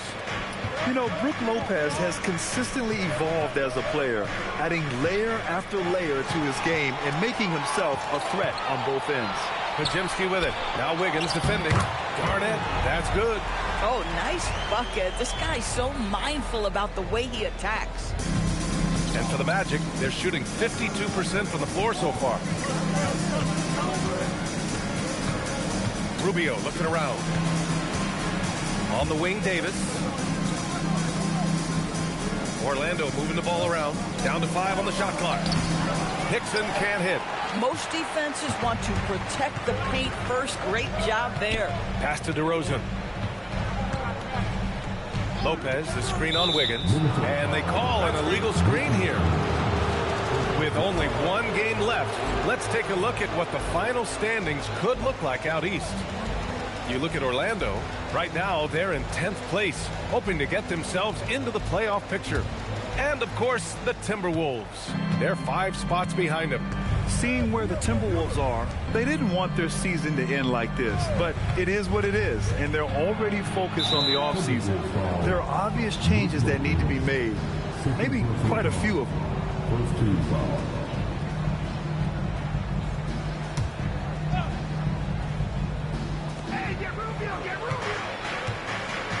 Rubio with the ball.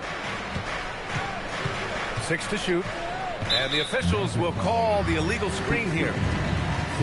And quickly, the 2K leaderboard showing the teams blocking the most shots over the last month. The Timberwolves, number 1. These guys have been so impressive down low on the defensive end, denying shots left and right over the past month. DeRozan against Wiggins. Inside for the lead. And he lays it in. Garnett's got 6 here in the quarter. This guy's always been a fluid athlete. KG just rolls off the screen beautifully. Pass to Hickson. Wiggins outside. They get the rebound. Campbell. And the foul is called. He missed it, so he's got a couple of free throws coming his way. The defense there doing whatever they can to protect the rim. He's got his first free throws of the night right here.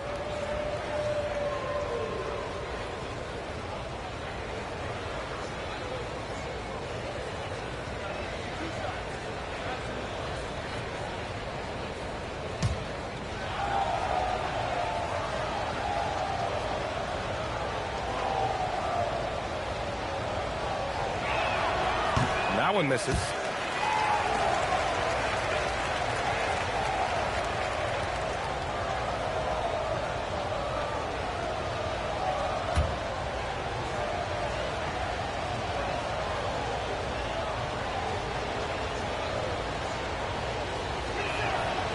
Second free throw, no good. Boy, what a frustrating, sluggish start to this half. Brutal. DeRozan down low, covered by Rubio. And it's DeRozan missing.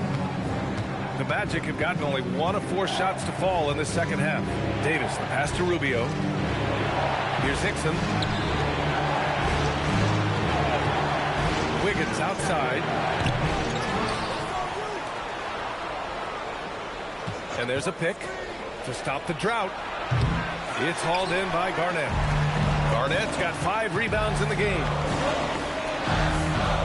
Here's DeRozan.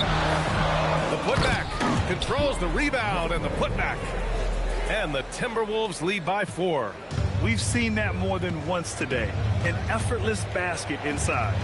Pass to Hickson. And here's Wiggins. Tries to break his ice. And it comes off the front of the rim. Boy, this guy has completely lost his focus. Nothing working. Lopez, the screen. And it's Lopez with the jam. Well, how great is it to see Brook Lopez dominate the game, taking over with his mastery of the offensive end. And so now a timeout called by Jamal Mosley. He's going to take a minute to regroup with his players.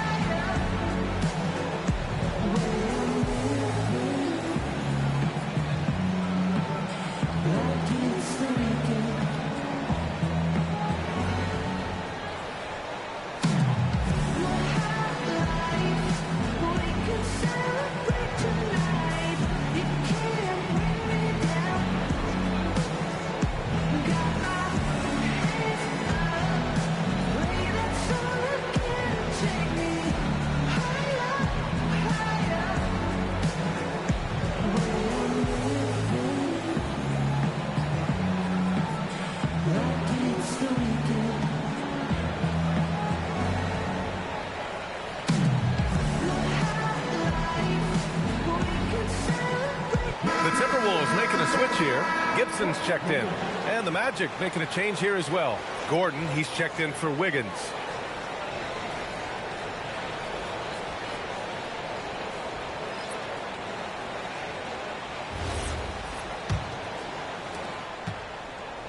Magic trail by 6. Davis, the pass to Gordon. To the inside. Here's Campbell. And the layup is good after a nice lead pass.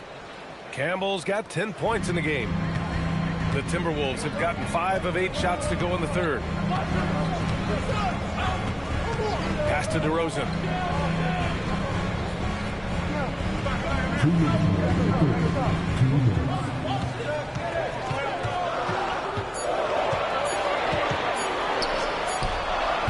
Hickson with a rebound. Boy, this is the story of the night for this guy. He's taken a lot of questionable shots. Here's Gordon. This is the baby hook. One reason this game is so tight is because both teams are hitting the boards with reckless abandon. Pass to DeRozan. Uncovered. And the jumper falls for him. He's got 7. Well, for all the athleticism he possesses, DeMar DeRozan's old-fashioned jumper is really the staple of his game. Outside Davis. Now here's Gordon. A minute 9 left in the third quarter. Hits the trifecta. Gordon's gotten himself going with a triple, his first basket of the game. These kinds of defensive breakdowns drive coaches crazy. And Chris Finch wants a timeout. We might see him looking to make some tweaks to the strategy.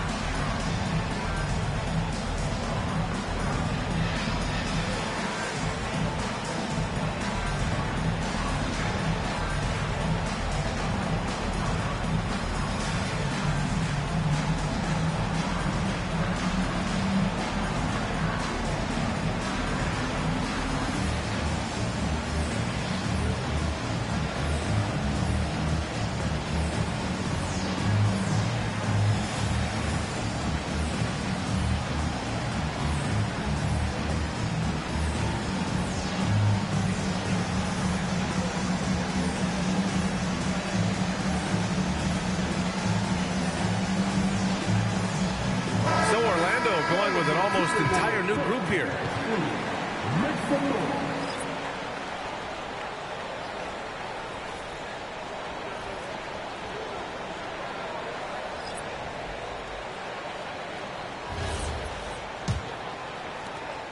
The Timberwolves lead by 3.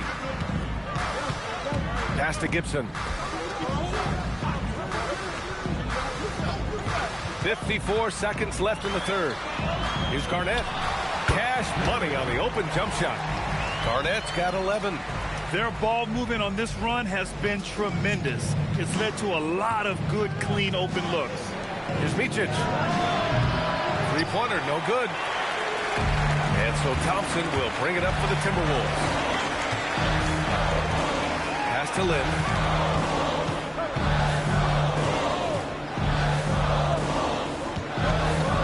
Out to Thompson. Pocket 6. Off the mark there with a 3.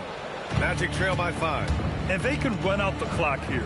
No need to rush it. Well, it's trying to close the quarter strong, and by that, take a great shot without giving them an opportunity for another one down the other end. Here's Wiggins. And we've watched 3 so far in this one. It's Minnesota. They lead by 5. All right, we're going to step aside for just a second, but join us right back here for the start of quarter number 4 next.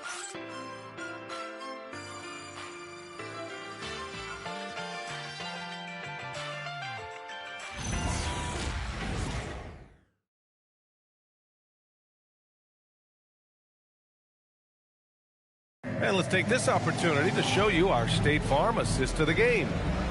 Just a selfless decision from your 2-guard, showing his ability to get his teammates good looks. How about the secondary playmaking you are getting? Great to have that from the shooting guard spot. And it's been a very competitive game so far as we get rolling here in quarter number 4. So for Orlando right now, they've got Andrew Wiggins, and it's Gortat in at the 5, roaming the paint. Here's McLeod. It's good. Off the glass. McLeod's gotten his first points in this one. Oh, explosive crossover. How's that for a move? Pass to Collison. Here's Garnett. Basket's good. Garnett's got 10 points in just the second half. And another great assist. The offense is really clicking now. Wiggins outside. No good on the triple. I mean, apparently he still has the green light to shoot threes, but he is in an absolute funk right now. Pass to Lynn. The 3 is up. Rebound by the Magic. That's exactly how you have to defend him on the perimeter. Can't allow any space. KG has always had tremendous instincts, sends another one back the way it came. Lopez, he's checked in for Gibson.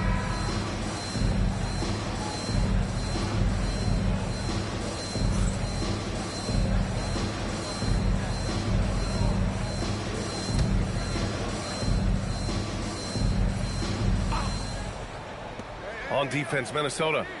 It's a 5-point game. Wiggins right side from the arc. The putback rebounded by Lopez. The Timberwolves shooting at about 51% for the game so far in this one. Here's Lynn, defended by Gordon. Lynn passes to Thompson. 5 on the clock. Hey, expanding his range. The rebound by Wiggins. You know, things haven't clicked for him offensively, but other guys around him, give them credit. They're filling in the gaps. Campbell gets the bucket. Zero rim protection. Unforgivable in a tight ball game like this. You know, we talk about execution offensively coming down the stretch. To me, it's as important defensively, and they didn't have it. Here's Lynn. Pass to Collison. 3-pointer. Nails it from 3. Collison's got his first bucket of the game, and he's on the board for 3. Well, this is where, over time, Darren Collison has gone from a decent threat from beyond the arc to a lethal one. And we've got a timeout from Jamal Mosley. He wants to make sure they're purposeful with the game plan.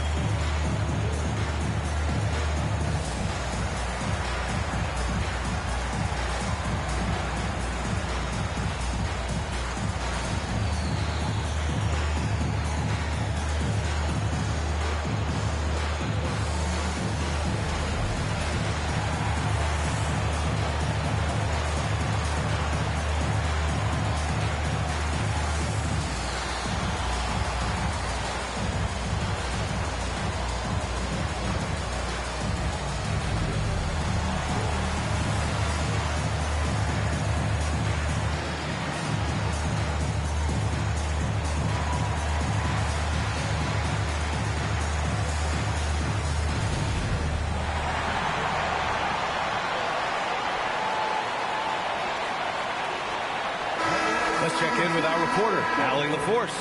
Thanks, guys. I got a chance to hear what Jamal Mosley was saying to the team. Coach did everything he could to fire up his team, saying, quote, "This is where every one of you has to dig deep. It's going to come down to who wants it more.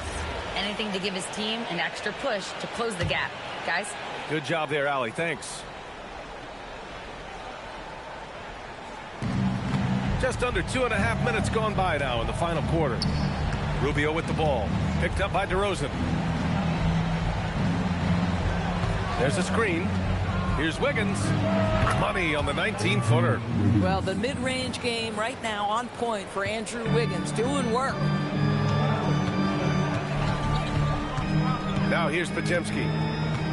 Pass to Howard. Here's Garnett. Hickson with a rebound. Hickson's got rebound number 9 now. What an effort here tonight. Here's Rubio. Here's Hickson. Wiggins from long range. Rebounded by the Timberwolves. Lopez has got 6 rebounds in the game. Geez, you can almost feel his desperation. He wants so badly to see the ball go through the net. Outside Podziemski. Shot clock at 5. Hickson with a rebound. Hickson's got double-digit rebounds now in the game. Wiggins passes to Rubio. And here's Wiggins.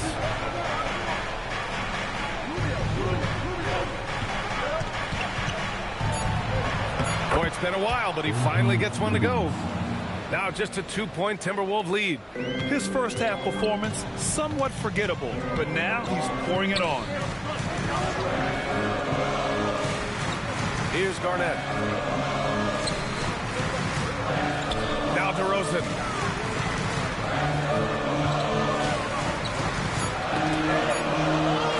Let's loose for 3. Oh, it's off target. Orlando has gone 0 for 3 here in the 4th. Wiggins. Oh, Wiggins with the speed. A confident young man. Wiggins just answers the bell. The Timberwolves have gone 2 for 7 from the field here in the 4th. Not great. And yes, sir, in stride on the lay-in from a sweet assist. And that was the right decision. When you're in need of a bucket, you go to your most trusted guys. Well, you've got to earn trust and equity by making shots. Nice delivery there. Now here's Wiggins. No good. Hard to turn down a look that good. Still, long twos are losing favor, and misses like that are the reason why. Oh, he can't get the layup. And here's Rubio. He'll bring it up for Orlando. They've allowed just 7 points here in the 4th. Here's Hickson. Up top, Rubio. Shot clock at 6. Wiggins fires. The triple drop. One of the reasons the scouts loved Wiggins, he always finds a way to deliver in big-time moments.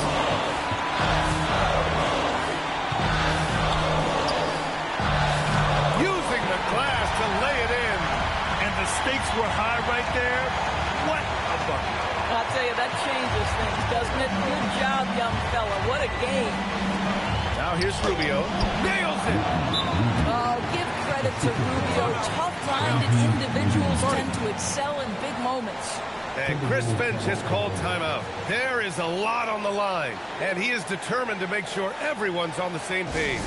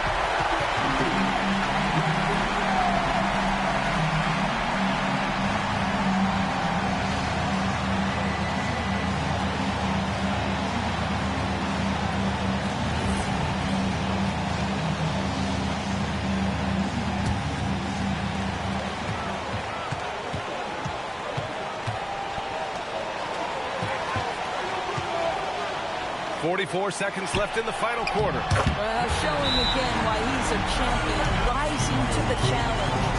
And so Jamal Mosley calls for the timeout. And coach didn't want to take any chances in this situation, which is why he called the TO.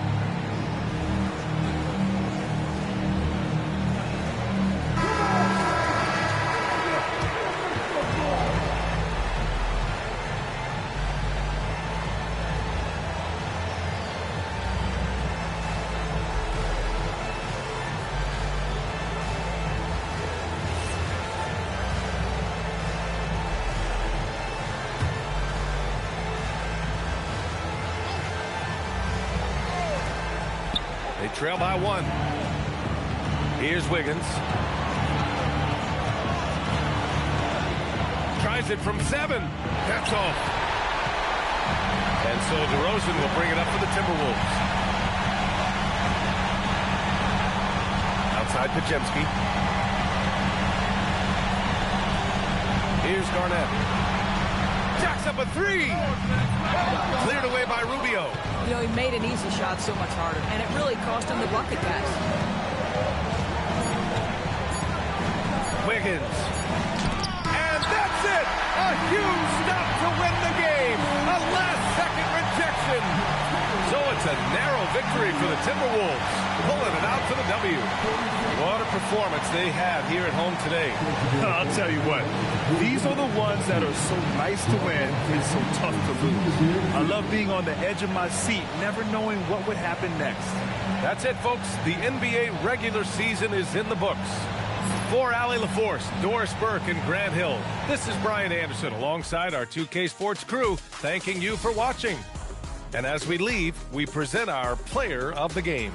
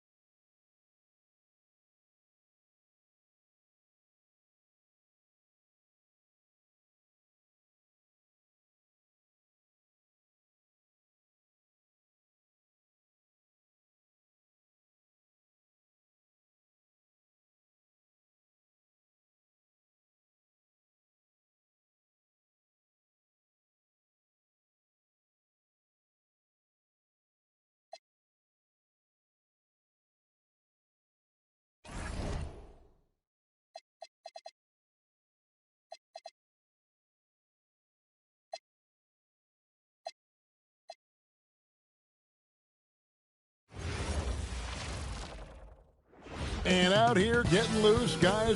Welcome, folks, to what promises to be a great Tuesday night of the NBA on 2K Sports. Hi, everyone. Kevin Harlan with me tonight. Stan Van Gundy and Greg Anthony. And Allie LaForce is reporting on the sidelines. And a look at the starters for the Hornets. Tisdale out there with Owens. Then it's Tim Hardaway. Then it's Harden. And it's Ellison in at the center position. You know, Greg, when you look at the Eastern Conference, is it fair to say that both the teams we've got in this one are two of the top contenders? Oh, no doubt. This could be an Eastern Conference Finals preview. In fact, I expect one of these squads to represent the East in the finals. Here's Payton after the basket by Charlotte. Over Hardaway. Can't hit the step-back jump shot.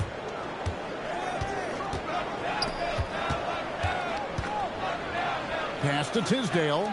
And Harden wide open. He shoots. Buries it from three-point range. And there are a lot of dimensions to Harden's game. Maybe the biggest feast is all the damage he does on the perimeter. Now here's Payton. He's had his share of big nights at the offensive end, that's for sure. His scoring average is at 18 points a game. Matching baskets from the perimeter, an earmark of today's game. Yeah, sometimes you get in a shootout like this, but you just hope that you can get a stop first. Here's Owens. Against Washington, he was really on his game. Down to 5 on the shot clock. Charlotte moving it around. The three from Harden. It's hauled in by Fry. The Bucks have gone 2 or 3 here to start out the game. Pass to Thornton from past the arc. It's rebounded by Charlotte. They're getting their first look of the season at the Bucks in this one. And two teams here that were evenly matched a season ago as they split the season series. Now here's Owens. Taking a look at the scoring numbers, right now he averages about 9 points a game. Milwaukee's gone 1 or 2 from long range in the first quarter. Thornton with it, and it's Harden picking him up. Bounce pass from Thornton. Pass to Ariza. Now here's Thornton. Over Harden. And the rejection by Harden. And they'll turn it over. Could not get off a shot. 24-second violation. A sensational block that definitely deserves another look. And right out of the gate, trying to set the tone defensively, you gotta love that energy. And here in the first, approaching 3 minutes played. The three. Charlotte no good that time either. And it's Ariza with the ball for the Milwaukee Bucks. And LeBron's playing days are over, and GA, who knows when that'll be. What will you remember most about his play? You know, I don't think there's ever been a player who came into the league with such lofty expectations and not only met those expectations, but fair to say, he's exceeded them. And Hardaway always looking to incorporate his teammates. You can see him keeping his eyes moving in order to make sure he's ready to deliver to the open man. Just setting the tone with an aggressive move to the rack. And where's the help defensively? Well, when you are the aggressor this early, it is intimidating. One shot. One shot.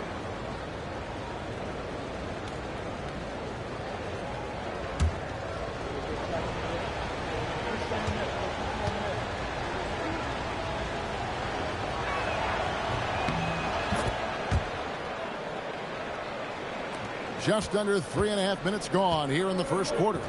And now let's swing it over to Allie LaForce on the sideline. I was able to talk with Doc Rivers for a minute. The coach was enthralled by the court awareness of LeBron James. He said, quote, very few guys know where all the players are on the court at all times. Very few players have the skill and the ability to take advantage of any slip-up. LeBron falls in both of those categories. There's a reason people talk about him as the GOAT. Guys, back to you. Great work as always, Allie. Thank you. Al Thornton. James Harden missing on the three. Here's Payton. Ellison with the rebound. Very dangerous to leave a guy like that open. Lucky break there for the D. Pass to Harden. Lets the three fly. That drops, and it comes off the assist from Hardaway. Harden's got 9 points. Oh, that is a moonshot by Harden. He is incredible. And timeout called by Doc Rivers. Coach needs a moment to talk things over. With 1 game to go, let's take a look at how the final seeding will look in the East. Taking a look at the Hornets. Right now, they've acquired the 2nd-best record in the conference. And checking out Milwaukee. Right behind them, just 1 spot down. And you know, for the Hornets, they're locked into a top spot. Definitely happy they're above the play-in game. And, boy, they've worked hard to be in this position. Now, here's Payton. 5 points in the game. There's the triple. And Marcus Thornton gets the 3. Thornton's got a couple of threes now in the first for the Bucks. You have to love the approach Payton takes to the game. An exceptional passer who does a great job with distributing the basketball. Here's Owens.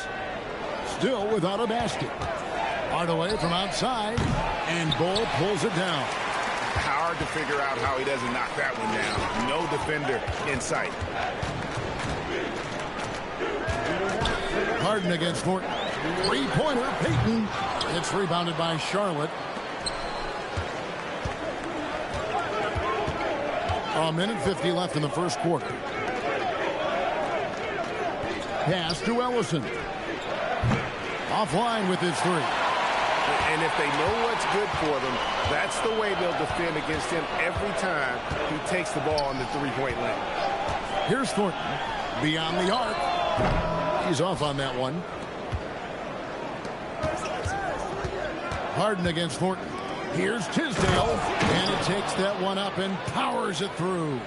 And this is what scouts love about Harden as a playmaker. He has a next-level feel for how to generate offense. Payton looking around. Pass to Bull. And it's Tim Hardaway with the foul. That is his first foul of the game. And some changes here for the Bucks. Bullard comes in for Channing Frye. And Thomas subbed in for Trevor Ariza. And then for Charlotte, Reed comes in for Tisdale. And Steven Jackson is subbed in for Owens. Here's Bullard. He's averaging around 5.5 points a game. 6 to shoot. Payton kicks to Thomas. Milwaukee, no good that time either. Hornets leading by 3. Jackson passes to Hardaway. Harden outside. Misses the 3. And so Thomas will bring it up for the Bucks. They're moving on after the tough loss they took at the hands of Miami. Hey, they had their opportunities, but let's face it, they choked from the line. Hard to win that way on the road. Yeah, those opposing crowds can put you off balance at the stripe, but you got to block out the noise and make those free throws. Hardaway from outside. That shot no good. James Harden getting it done for Charlotte. He witnessed him delivering a series of 3-pointers as he notched 3 total in the quarter. We'll get right back to the action when we return.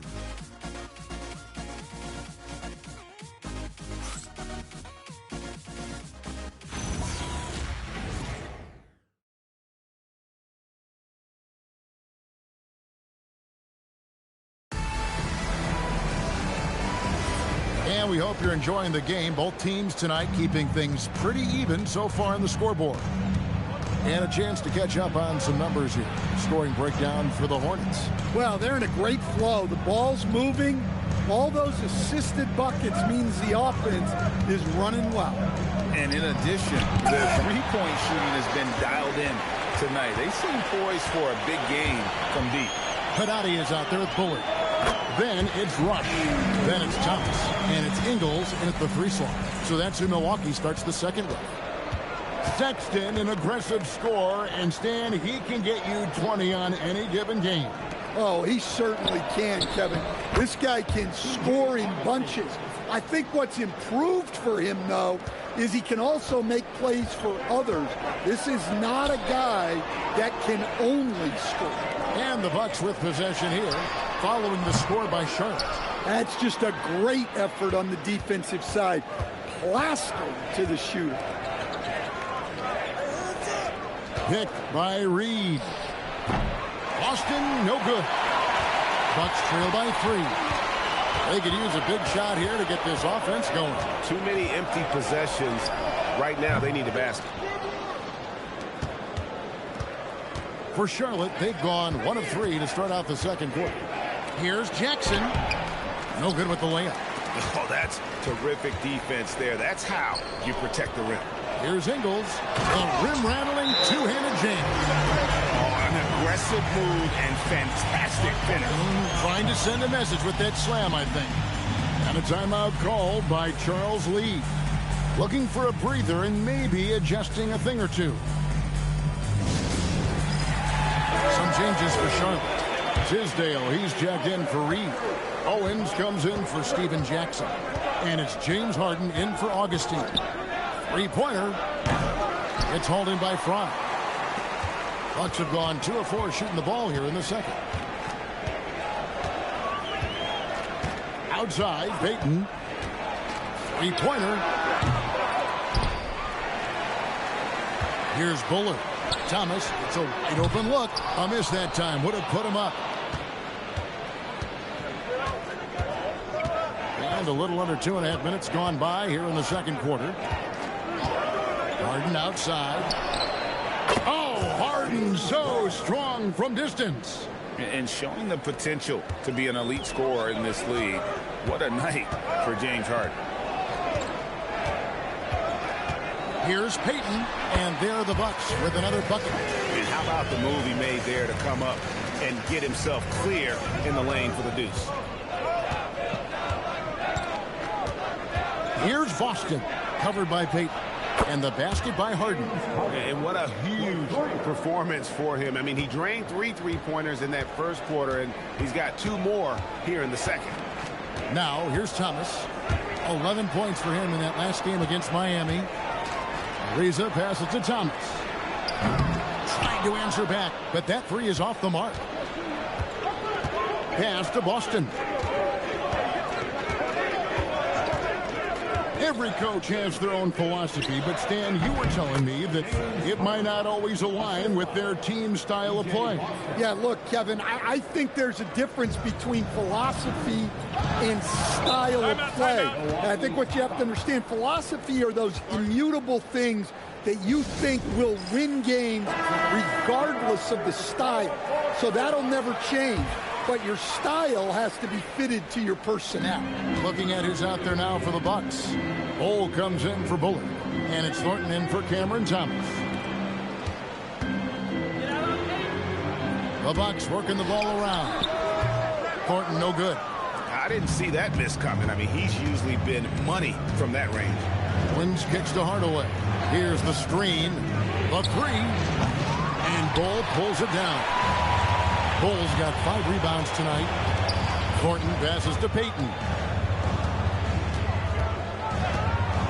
Back to Thornton. Over Harden. Milwaukee, no good that time either. Yeah, you wonder what is he thinking right now. He's not shooting the ball well, and shots like that only hurt his team more. And let's go to the sideline. Here's Allen. Thanks, guys. Well, Paolo Banchero has the Seattle skyline tattooed on his shoulder, and he says guys from there naturally have a chip on our shoulder because we feel like we're not seen as much as some of the other places around the country. Being born and raised, my mom and dad from there, it's in my blood. Kevin, back to you. A lot of pride in his hometown. Thanks a lot, Allie. Hardaway with it. Still yet to score.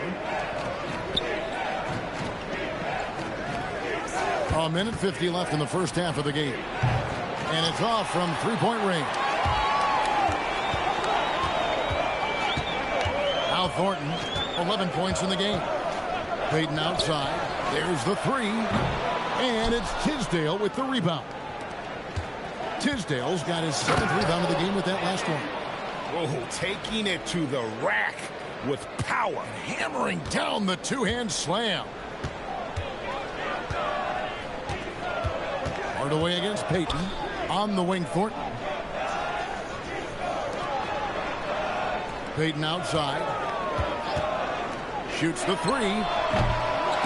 And it's Tisdale with the rebound. Tisdale's got 8 rebounds in this game. The shooting numbers just aren't there yet in the quarter. And it's not just Bole's size that makes him such an excellent shot blocker. He's got great instincts as well. Not many guys come out of games with more blocks than points, but that's typically the stat line for Manu. Now here's Thornton, and they're running. Ahead, here's Ellison, and it's good. Assisting on the play was Hardaway. Hardaway has got his 7th assist of the game with that last one. And so Payton will bring it up for Milwaukee. They trail by 11. It's a 4-second differential between the shot clock and game clock. From deep, Thornton. Yes, it is. For that 5 for 11 night. Guys, he's been a one-man air raid coming at them time and time again. Well, what I love about his three-point shooting is the spacing that he's adding. It makes things a lot easier for everyone else. And so we wrap up the first half. Hornets lead by 8. Now we have a moment to go courtside. Allie LaForce has got something for us. Thanks. I'm here with Doc Rivers and Coach. I know you cannot be happy with this team's play in the first half. What will you tell them they need to improve on? The score and our effort, our offense. They're just playing harder. They're more physical. They're tougher. Honestly, we're very lucky right now. Lots to improve on in the second half. Thanks, Coach. Thanks, Allie. Much appreciated. Halftime now, and we'll be back to get the third quarter underway in just a moment.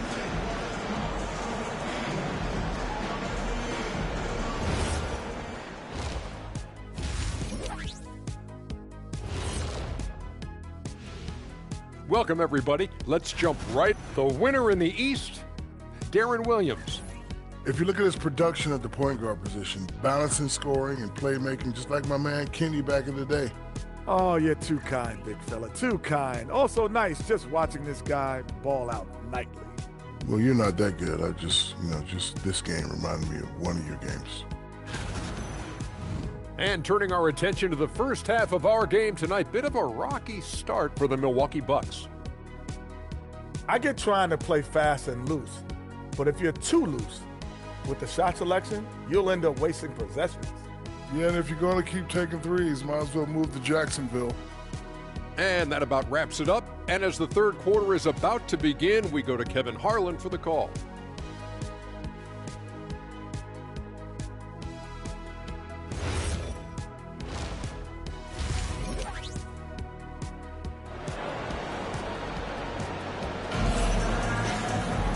We played through the first half. Plenty of basketball, though, left in this one. An exceptional performance so far from James Harden. Well, through the first two, he has been nothing short of a marksman from deep. Yeah, he's been locked in tonight. Through the first 2 quarters, he's been a huge factor from outside.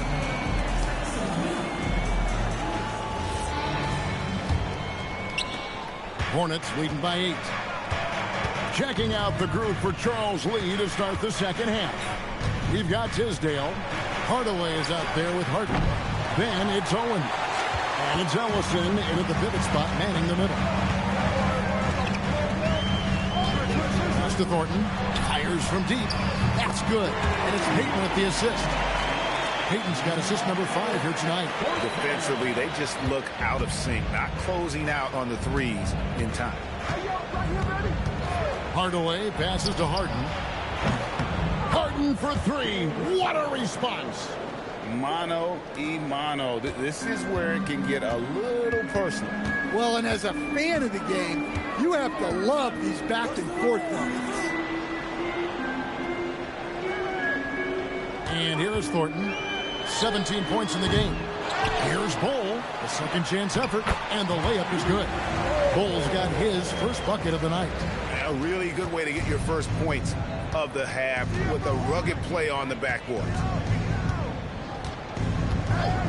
Harden outside for the 3, and Bole pulls it down. Bole's got 9 rebounds now tonight. Reza passes to Payton. And here is Thornton. Bole, a screen on Harden.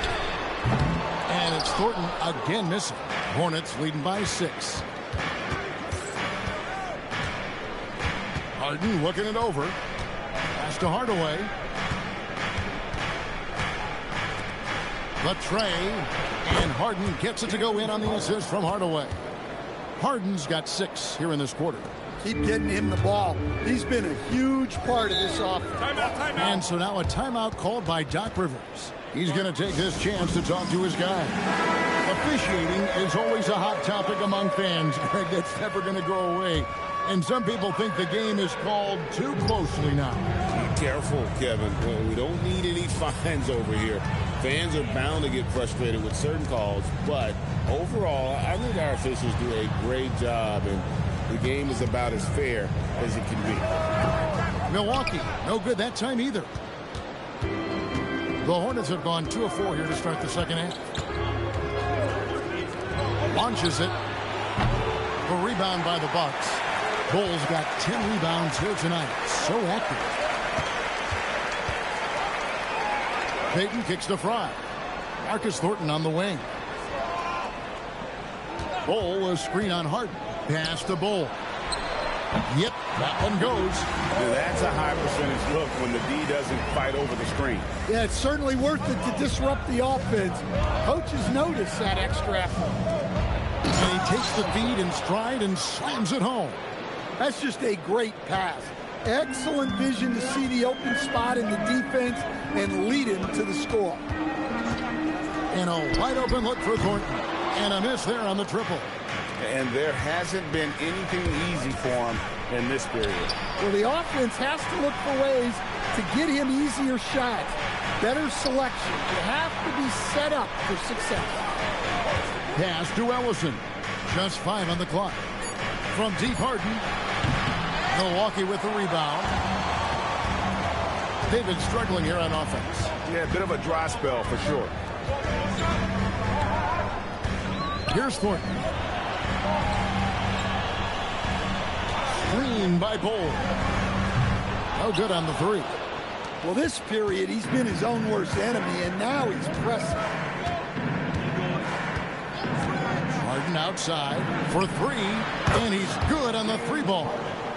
And now a 12-point Charlotte lead. And the D has gotten a little bit laxed here defending the triple. On the wing, Thornton. Outside, Payton. Back to Thornton. And it's Thornton again missing. And he has been ice cold from beyond the arc here since halftime, and he continues yet to fire away. He has got to tone it down if he wants to help his team. Harden, no good. Milwaukee's gotten 1 of 6 3-pointers to drop since coming out of the locker room at halftime. So stand here, we have one of the bright young centers in the NBA, Walker Kessler. Look, start with this with Walker Kessler, Kevin. A great rim protector. You're just not going to get layups with Walker Kessler on the floor. Then he's an outstanding offensive rebounder, and he's got great hands, which makes him very effective as a roll man in the pick and roll. Bucks trail by 12. Pass to Payton. Now Fry trying to end the drought, and the Bucks miss again. And they had some botched coverage that turned into no coverage. Here's the teardrop, and that one's good. Tisdale. Tisdale's got the lead up to 14 now for the Hornets. And so now a timeout called by Doc Rivers. He's going to make some adjustments to the game plan. Big group substitution here for Milwaukee. Hadadi's checked in. Bullard comes in for Channing Frye. Joe Ingles, he's checked in for Ariza. And Thomas subbed in for Gary Payton. Pass to Bullard. Thomas surveying the D. And again, the Bucks miss. Hornets leading by 14. Out to Hardaway. Good. It's Harden with the assist that time. Hardaway has got himself going there. His first points of the game on the deep ball. And so Thomas will bring it up for the Milwaukee Bucks. From deep. Oh, drew the foul and almost hit the three-point bucket. But he'll go to the line to shoot 3. Well, Thomas is constantly looking to score the ball, and that forces the D to act with aggression. This is his first trip to the line tonight. And all you need to do is see his free throw percentage, guys. 90 for the season to know what kind of year he's having.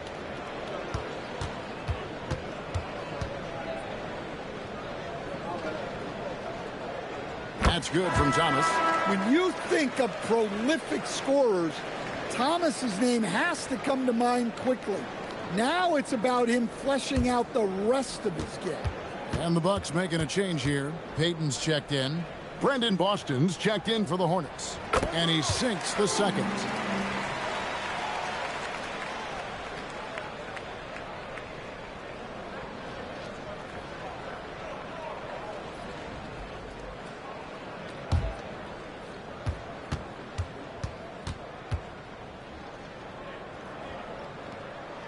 And he makes all three. We expect nothing less. He's generally been very good at the line. Outside Jackson. Back to Harden. 20 seconds left in the third quarter. Lays it up off the glass. Harden's got 31. And after really leaning on that three-point shot in the first half, seeming like they're just getting away from it here in the second. More of the shots coming from the interior. Ingles kicks to Thomas. The shot's good on the assist by Ingles. Thomas got 6. Well, he's so potent offensively. It's easy to draw up plays for him.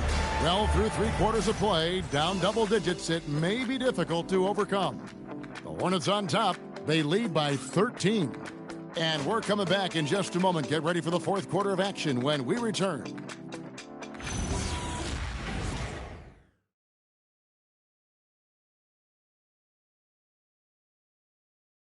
Now let's take a look at our assist of the game presented by State Farm. And he sliced the D wide open with his feed. They had no chance to prevent that basket. Now that is an elite level dish. What a great pass. And as we head into the fourth, we'll see if there's a comeback in the works or if it's more of the same from the first 3 quarters. Joe Ingles is out there with Bullard. Then it's Ahmed Haddadi. Then there's Payton. And it's Thomas in at the 1. That's the group for Milwaukee right now. Here is Haddadi. Shoots. Thomas, no good. Yeah, I'm not sure that's the look they want. It's tough work in the mid-range area. The 3 from Harden. The rebound by the Bucks. From 12 feet out, Thomas with another miss. Familiar results for him. He can't get anything to go. Picked by Reed. And here's Harden for 3. Bucks trail by 15. Outside, Payton. The shot, no good. The Hornets have gone 1 of 3 from the field to start the fourth quarter. Jackson kicks to Harden. Takes the 3. That one doesn't go. Bucks have gotten off to a rough start in the fourth quarter, going 0 for 4 so far. Here's Payton. And again, the Bucks miss. Hornets leading by 15. Harden outside. Here's Rasmussen. And there's the slam dunk to finish it off. Oh, that's an old-fashioned rim wrap. Just a remarkable jam. These fans' jaws are on the ground right now.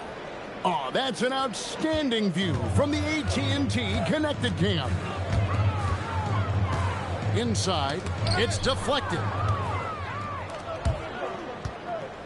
Down low, kicks it out to Harden. Nice pass in here by Charlotte.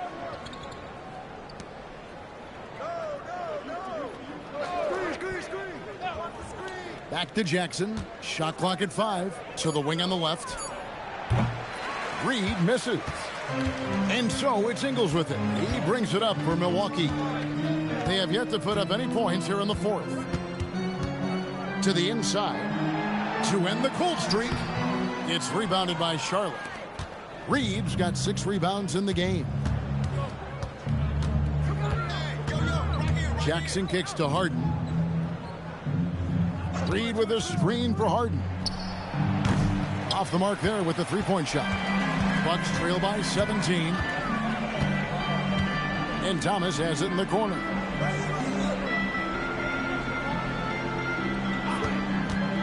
Shot from the wing, and he connects with the jumper.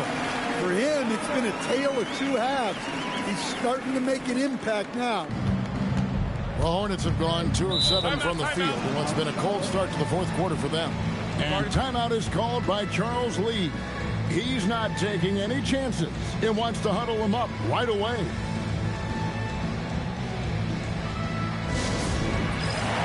So it's both teams making substitutions here. Right now, let's take a moment here to catch up with Allie LaForce on the sidelines. Over that last break, I got a chance to hear what Charles Lee said to the team. He said, keep it going, guys. Ride this wave of momentum. We're playing great right now, but we can't let up. Guys, back to you. Thank you, Allie. Charlotte again missing. Well, sometimes it's just not your night. But despite his struggles, they're ahead in the game. Pass to Thornton. Launches a three. Owens with the rebound. In the second half, it seems like they've given him the green light. Might want to rethink that. Launches it. Three. Good. And they have been relentless from deep. And you see the defense trying to react, but to no avail. Look, when the three is falling like this, there's not a whole lot you can do defensively. What's the rule? Now, here's Thornton. Baden outside. Screen by Bull. Misses the three. And when you can't get anything to fall, it definitely gets in your head. Yeah, they might want to draw something up here to get him something at the rim or get him to the free throw line. Sometimes that's all it takes to snap a cold streak. There's a screen for three. Cleared away by Ball. And you don't want to give up that kind of look too often. From deep. No good. And he's been a force on the glass all game long. No doubt how much those boards impact the overall outcome. You can't give them extra chances. And again for three. Buries his 10th triple of the game. Unbelievable. 1:31 left in the fourth quarter. And so it's going to end up in the record books as a blowout, a dominating performance for the Hornets. Their superior ball handling, 1 and 4. And fewer turnovers equals greater scoring opportunities. Any coach will tell you that. If you take care of the ball every possession, and this is a perfect example of what happens when you do. And it'll advance their win total up to 12 on the season. And you know, looking back at all the contributions tonight, it was a really phenomenal all-around game for James Harden. Well, he was the reliable option for them on just about every possession. So dependable, always making the right decision. And there's the call. It's going to be an illegal screen. Beyond the leaning, you could see his feet weren't set on that screen. Easy call. Look, you can get away with a lot in terms of screens today, but you can't make it that obvious. So a whole new group on the floor now for Charlotte. Pass to Boston. Charlotte moving the ball around. Back to Wilkins. Cuts it 5, and Charlotte again with the bucket.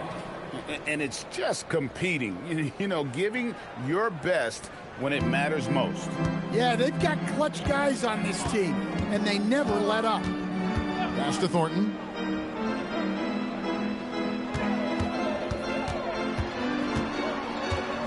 Back to Payton. Looking to end the run. It's rebounded by Charlotte. Here's Boston.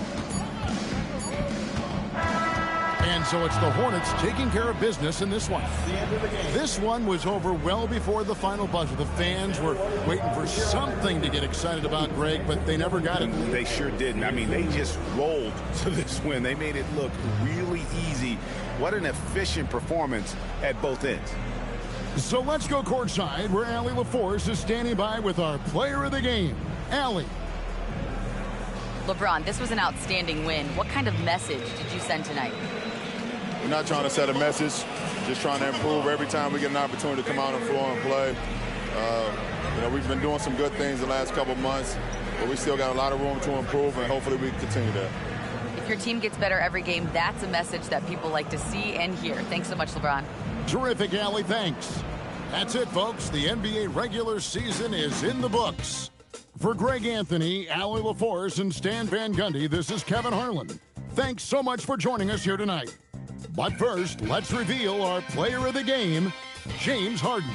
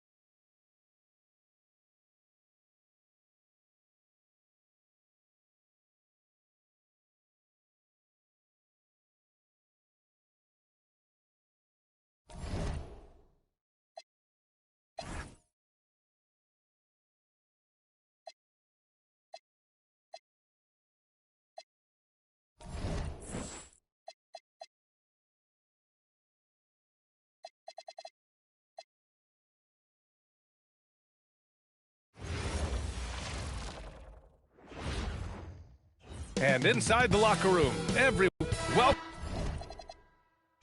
to Tuesday Night Basketball on 2K Sports. We got a good one in store for you. Brian Anderson here, joined by Grant Hill, Tim Legler, and our reporter, Allie LaForce. Here are the starters for Oklahoma City. We've got Green. Cunningham is out there with George Hill. Then there's Nikola Jokic, and it's Butler in at the small forward position. You can get away with one once in a while, but it looked like he wasn't completely set on that pick. Well, oftentimes illegal screens fall into a gray area, but that time he got called for it. Now here's Cunningham. He played a great game against San Antonio. Jokic the screen. The three is up. Lively grabs a miss. All right, let's check in with Allie LaForce. I briefly spoke with Will Hardy. Coach brought up the challenges that Bam Adebayo poses on both ends. He told me offensively, Bam doesn't force much. He gets his points within the flow of the offense. He's a great finisher and facilitator. And defensively, he can guard anybody.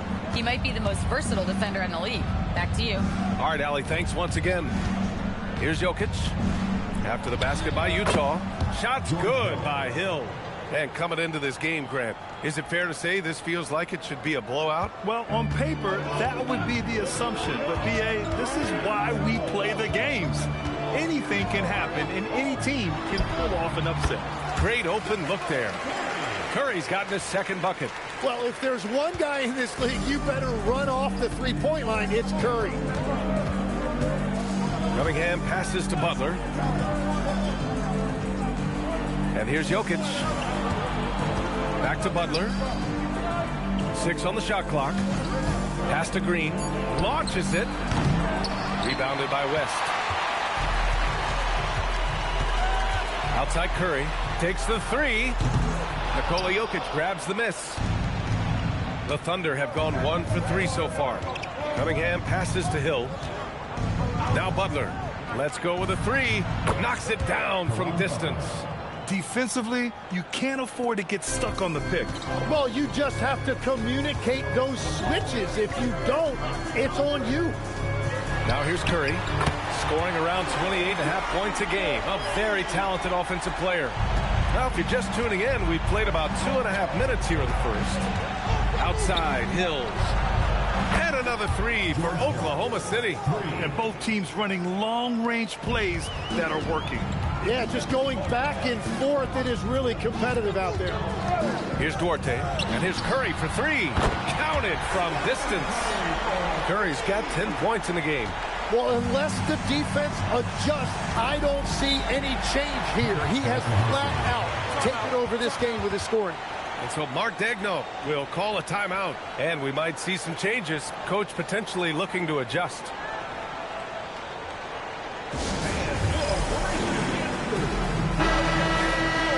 All right, let's take this opportunity to look at the teams that are really sharing the ball over the last month.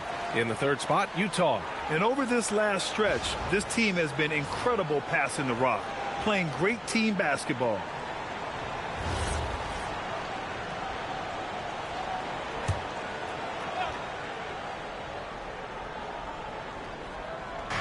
About 3 minutes gone in the first quarter.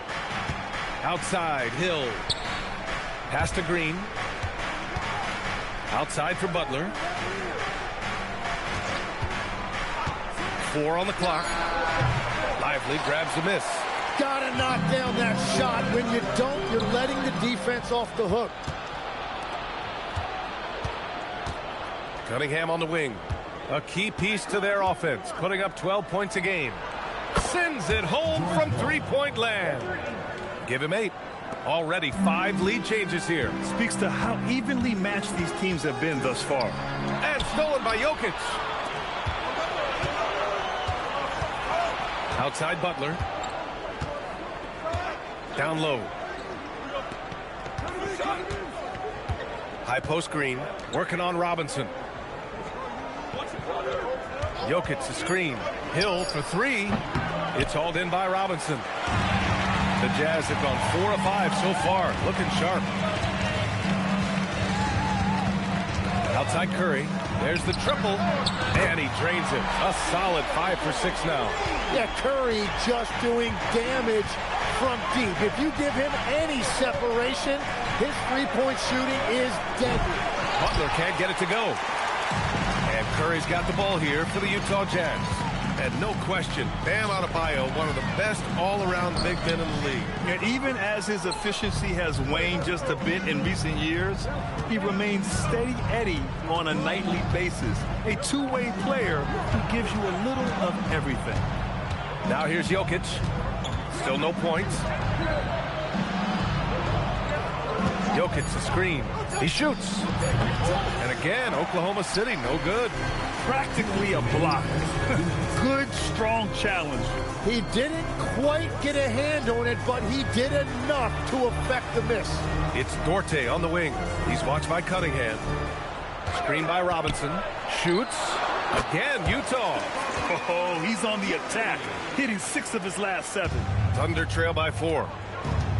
And so Mark Degno will call a timeout. He's going to gather the troops and talk it over. This game against Utah, the first time they've met this year.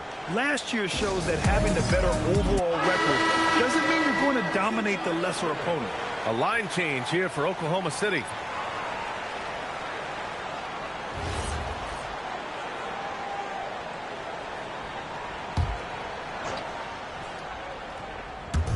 Utah on D.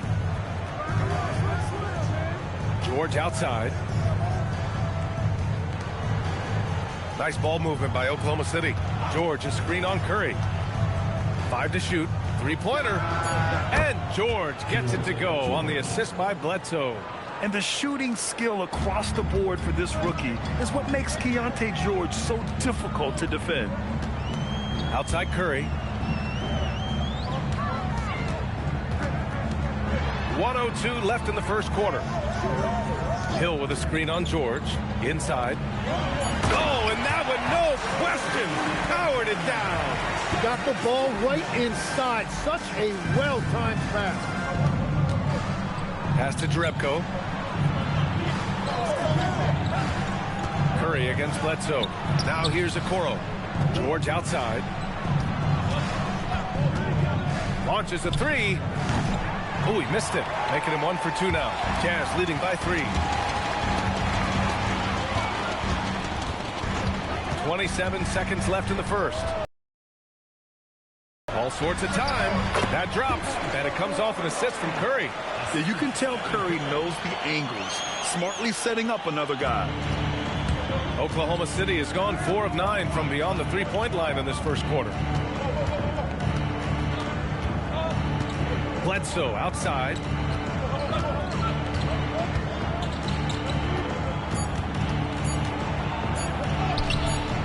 Curry with some nice D. And we've reached the end of the first quarter. Jazz out in front, up by 5. Stay with us now as we get set to bring you quarter number 2 after this.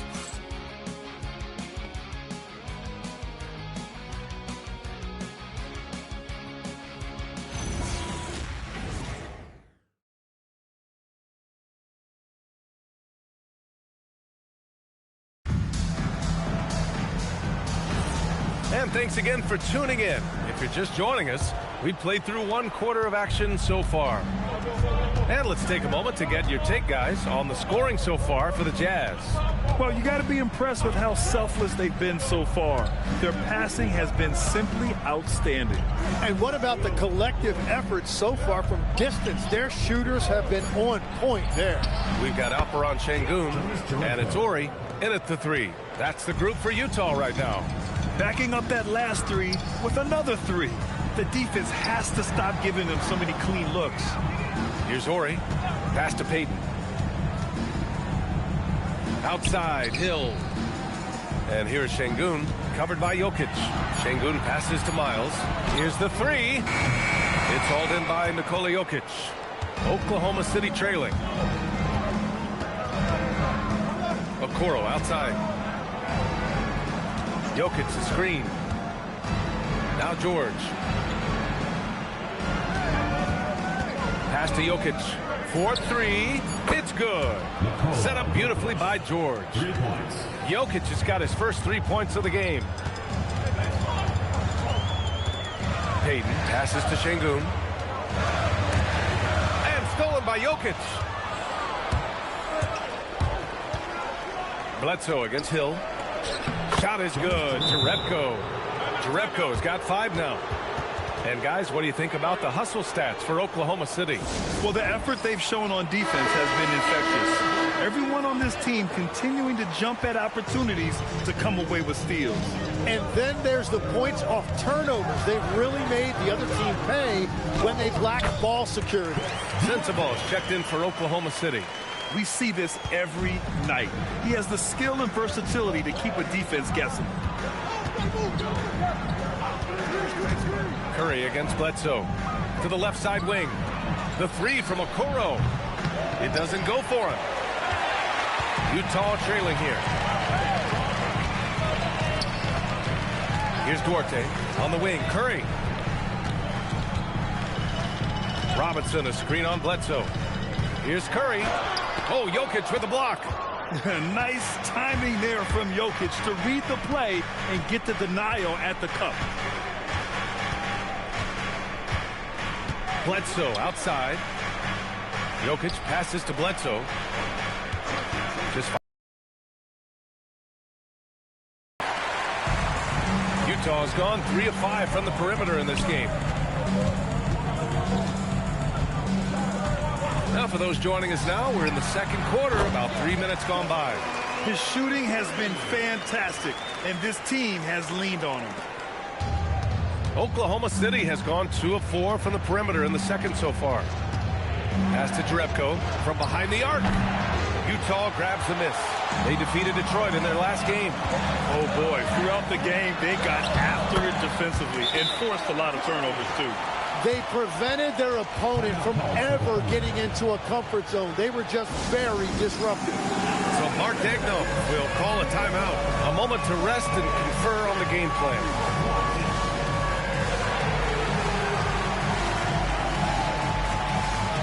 Lively, he's checked in for Şengün. And as the season rolls on, let's look at the leaderboard. The best bigs from beyond the arc. Number 5 is Nikola Jokic. And we all love to talk about floor spacing. Well, this group of bigs provide exactly that, which is what makes them so special. Well, you really stretch out defenses when you have big guys on your team who can shoot it like that. Time now to hear from our reporter, Allie LaForce. Well, Josh Hart is great at moving off ball, and he said, in today's league, cutting and making a layup is considered boring. Everyone wants ISO. Some of the fundamentals and beauty of the game are lost. For me, it's a feel. If you see the back of your defender's head, try to make a cut. Back to you guys. Thank you, Allie. All right, Tim, back in 1996, you led the league in three-point percentage. You shot 52% on 3 attempts per game. Talk about the hot hand. Well, B.A., it shows you how much the game has changed. I had the green light, but it was a different shade of green. I still only took 3 per game. Now you have multiple guys every night that will take 3 in the first quarter. That green light's now neon green for many. No doubt. Here's Curry following the 3 by Oklahoma City. Pass to Robinson. Fires from deep. And Cunningham pulls it down.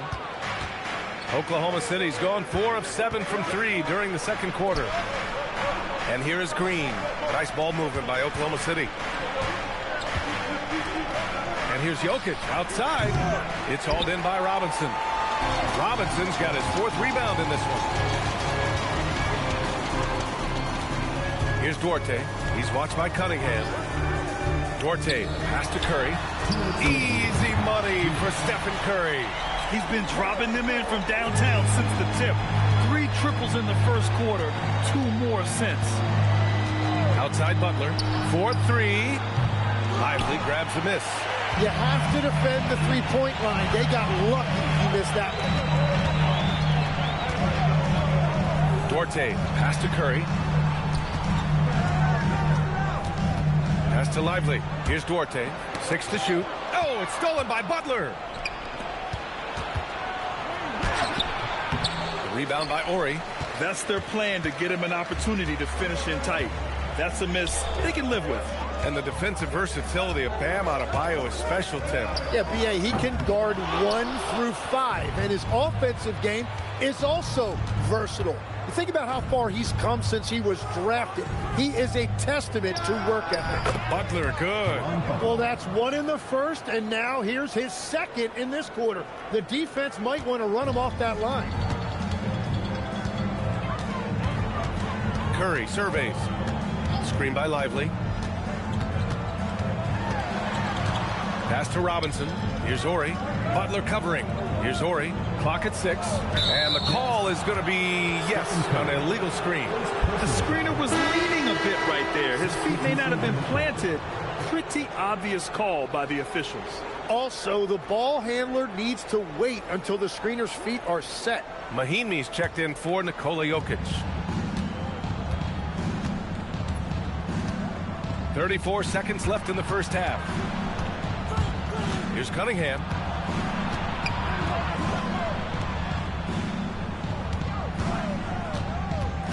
Back to Hill.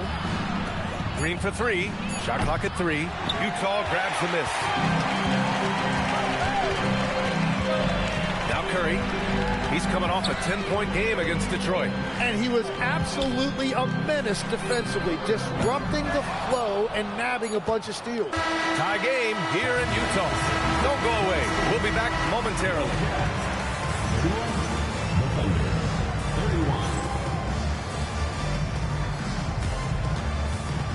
You know what time it is. It's time for your fan half-court shot. Please direct your attention to center court.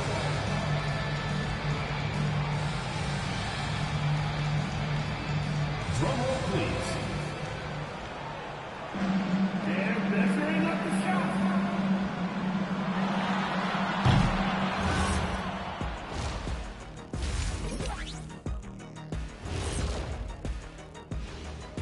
Welcome, everybody, and a good half underway in this one. The Thunder battling it out tonight. Well, one stat in their favor is the one they haven't been racking up, turnovers. They've been very precise with the ball movement. Like a well-oiled diesel machine. This from the man who averaged more turnovers than assists in his career. Enough said. No, that's not true. All right, and now that we are in the later stages of the season, here's how the standings are looking in the East. And take it. Glad you could join us. Ryan Anderson and crew are ready to take it away for the...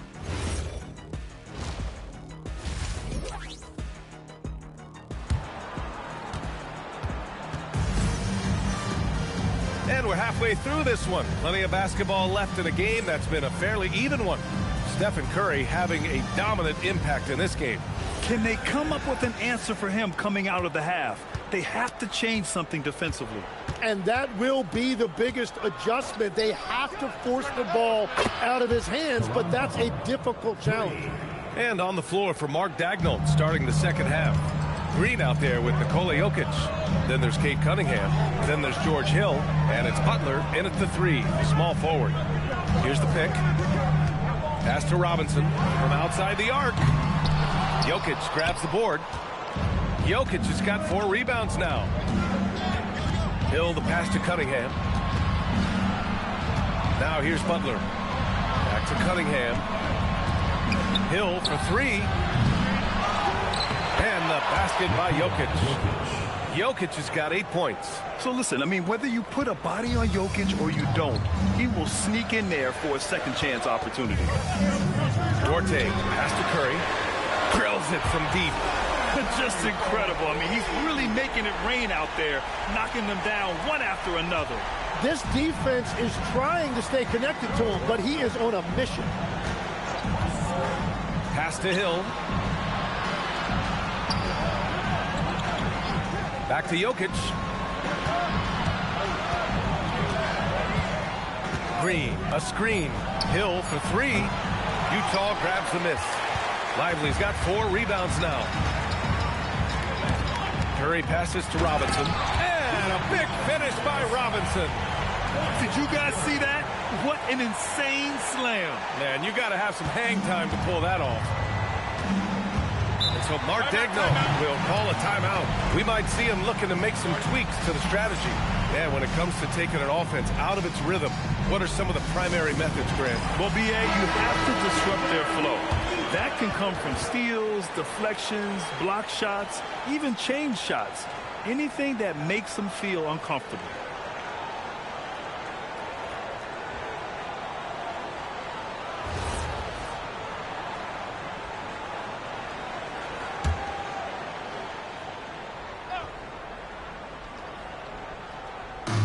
Minutes into the second half of play now. Cunningham outside. Beyond the arc. That falls. Nice feed from Jokic. Cunningham's gotten himself on the board with a 3 there. And that is a smooth release off the catch. Cunningham with great touch. Outside Curry. Utah moving the ball around. Wing shot on the way. It's good. Curry's got 30. That make brings them to 3 for 4, and the game plan seems to be working here early.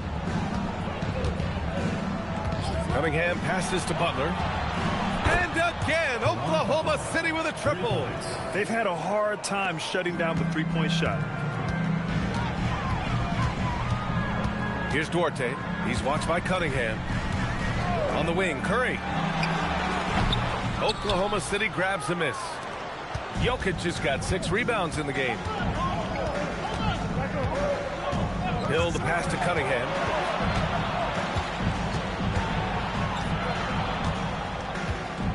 Back to Hill.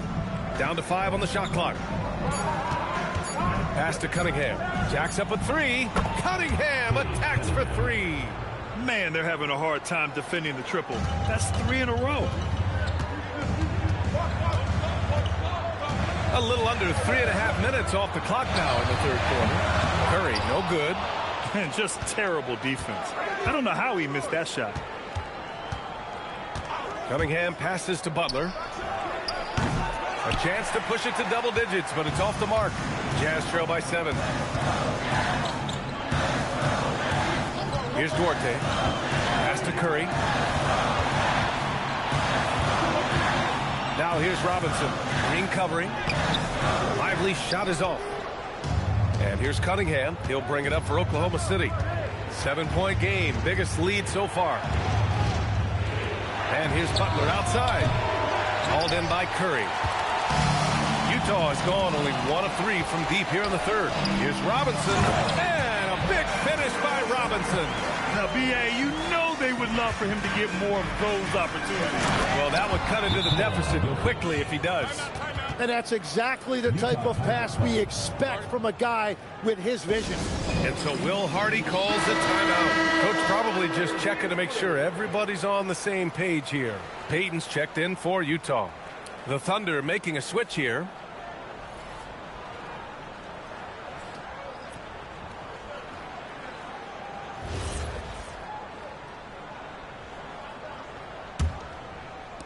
Jazz trail by 7.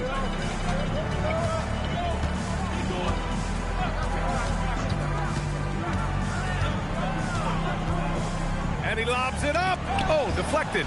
And stolen by Cunningham. Pass to Jokic. And here is Hill. Give him 8 points now. 2 minutes remaining in the third. With the fadeaway. And the basket is good. And now a 9-point Oklahoma City lead. And guys, what do you think about the hustle stats for Oklahoma City? Yeah, they've collected an impressive number of steals so far, using fast hands to force some turnovers and then scoring on the other end. And they also deserve a lot of credit for getting points off turnovers. Their hustle has allowed them to take advantage of those opportunities. Outside, Hill. Here's Cunningham. Back to Hill. Just 4 to shoot. Oklahoma City needs to get off a shot. Here's Jokic, and they force the shot clock violation. Great D. Well, you can't let that happen. That seems like a mental mistake. A big group substitution here for Oklahoma City. Mahinmi's checked in for Nikola Jokic. Okoro comes in for Butler. George, he's checked in for Cunningham. And it's Eric Bledsoe in for Hill. Out of bounds, it'll go to the Thunder. The Jazz making a switch here. Curry's checked in. Thunder leading by 6. Bledsoe outside. To the inside. Mahinmi. 44 seconds left in the third. Oh, he missed the layup. He had it with the pump fake. Pass to Payton. To the middle. Utah moving the ball around. Got a piece of it. There's the 3. Out of bounds. It'll be Thunder ball.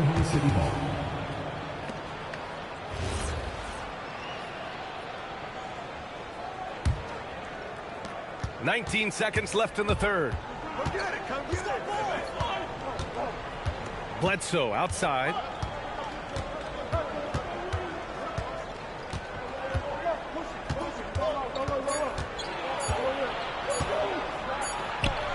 He got it up in time, but it would not fall for him. And we've reached the end of the third. Oklahoma City ahead. They lead by 6. And fourth quarter basketball.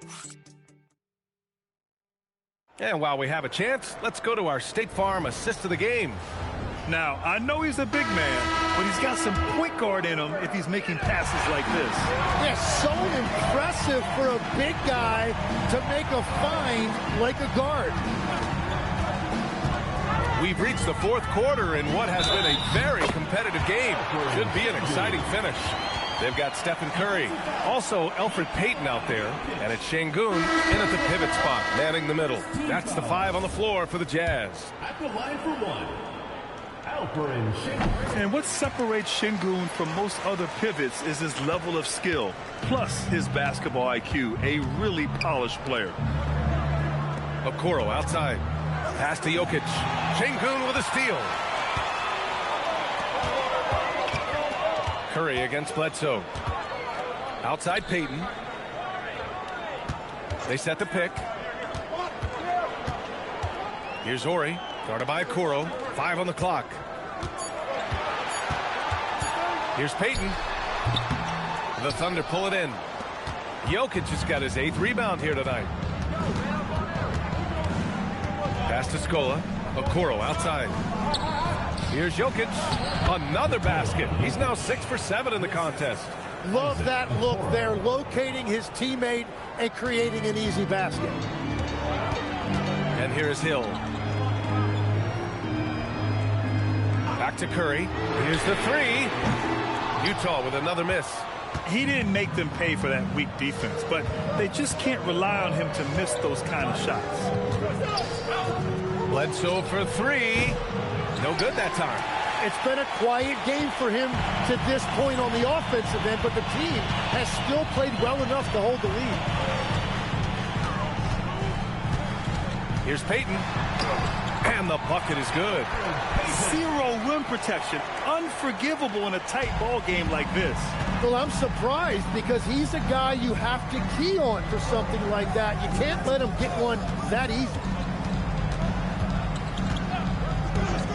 Okoro outside. Pass to Jokic. Launches it. The rebound by Payton. Since hitting 2 triples in the first half, he's been non-existent from out there. Good. And now just a 1-point Thunder lead. Looks like we're starting to see a pattern here. Not afraid to get in the paint and get wet. George outside. Here's Scola. Out to the wing. Here's Jokic. The rebound by Ori. Ori's got 4 rebounds in the game. Outside Payton. Left side Curry. Stolen by Bledsoe. The 3 from Okoro. And no good. And so Curry will bring it up for the Utah Jazz. Poke loose. And stolen by Jokic. And a fast break now for the Thunder. And he hammers it home to polish off the break. The break started by Jokic. The steal, the first pass, a nice play. And we've got a timeout called by Will Hardy. He's looking to make some very important adjustments here.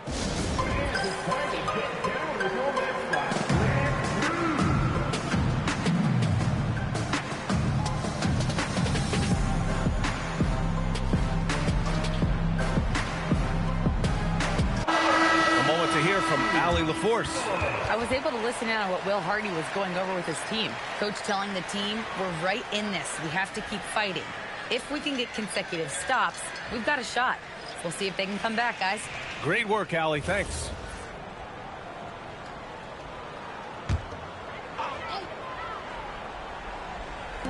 And it's Utah with the ball. Here in the fourth, they've allowed just 4 points. And stolen by Cunningham. Pass to Hill. There's the triple. Utah grabs the miss.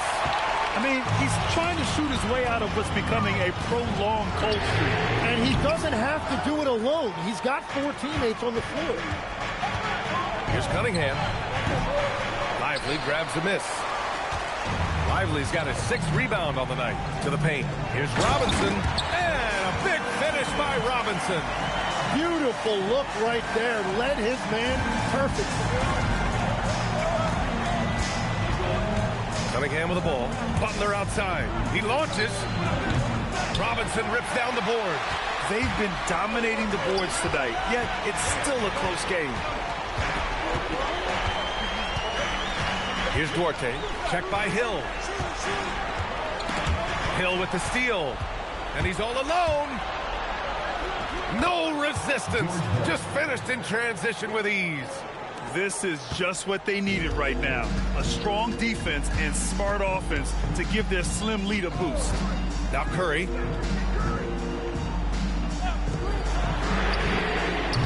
Oh, he can't tie it up. That one's no good. Oklahoma City leading by 3. Now Butler fires the 3. Robinson rips down the board. Here's Duarte. He's watched by Cunningham. Now Curry.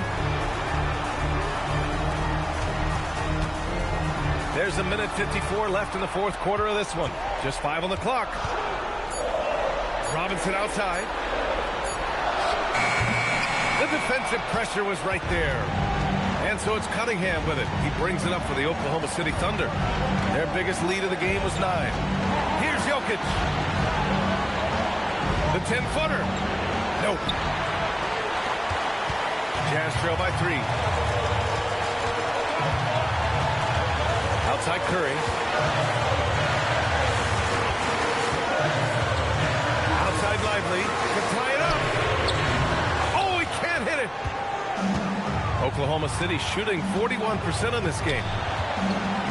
Now Jokic. Such a clever player. Jokic is adept at using his body to get these shooting fouls.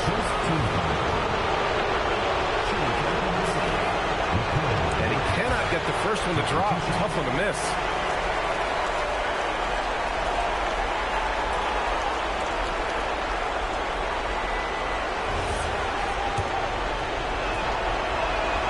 And the second of 2 is good. And that gives him a 4-point cushion. And the skill set that Jokic possesses, arguably the most skilled center to ever play the game. Outside Curry. Shoots a 3. Jokic with a rebound. Yeah, I think he forced that a little bit there. Should have tried for a higher percentage look from the 3. Butler fires. Oh, it's off. He got the space he wanted for his mid-range. He just wasn't able to convert. Here's Curry. Lively. Yes! Using that window. Now that's one to remember. What an impact on the game. What a big-time shot. Those are the moments you dream about as a kid. Second team foul. Shooting for Oklahoma City. George Bell at the line for 2. Shooting 2.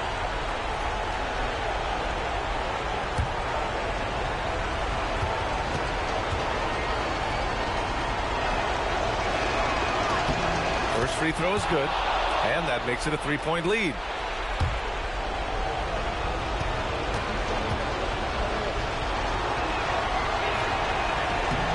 So he goes 2 for 2 at the line, and it's a 4-point ball game. Great job at the line, and it's now a 2-possession game. And so Will Hardy calls for the timeout. The pressure is on, and he's got a plan to share with his guys.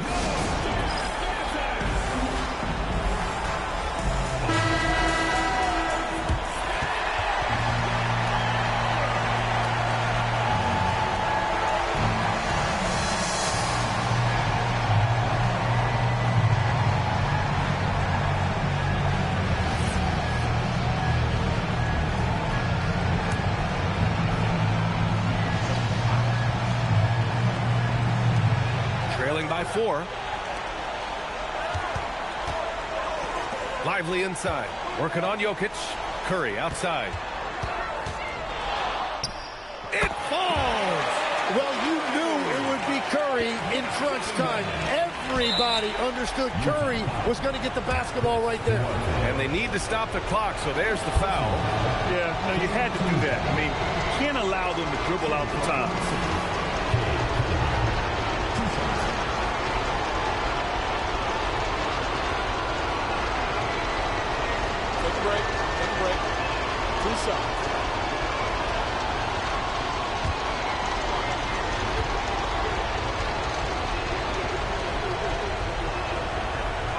He drops the first one, and that makes it a 3-point lead.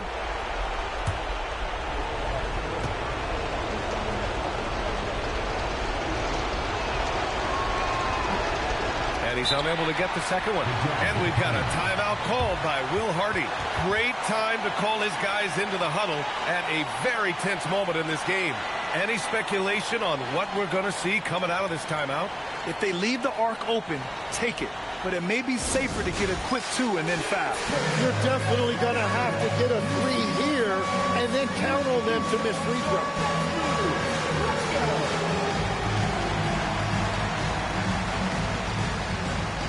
You must let your dancing shoes at home.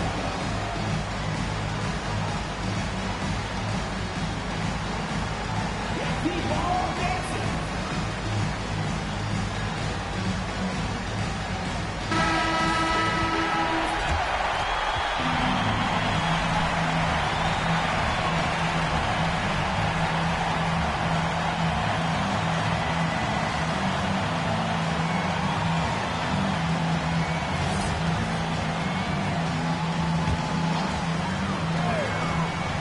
Looking to even the score with a huge 3. And let's see what they draw up. He's off from 3. And they foul intentionally. That's what they have to do at this point. Third personal foul. Fourth team foul. At the line for the foul, George Hall. 2 shots. Shooting 2.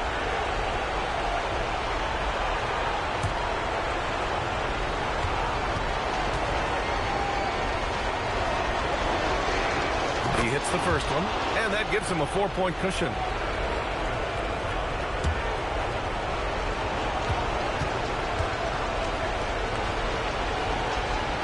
And he hits both free throws here, and it's a 5-point game. Stepped up to the line, and he took care of his business and guaranteed the win. So we see Oklahoma City get the win here. Just a gutsy performance on the road. It really was. When this one was up in the air late, they showed how tough-minded they are as a team. Let's send it courtside and check in with Allie. All right, Allie, thanks. Great stuff there. And that about does it for the final game of the NBA.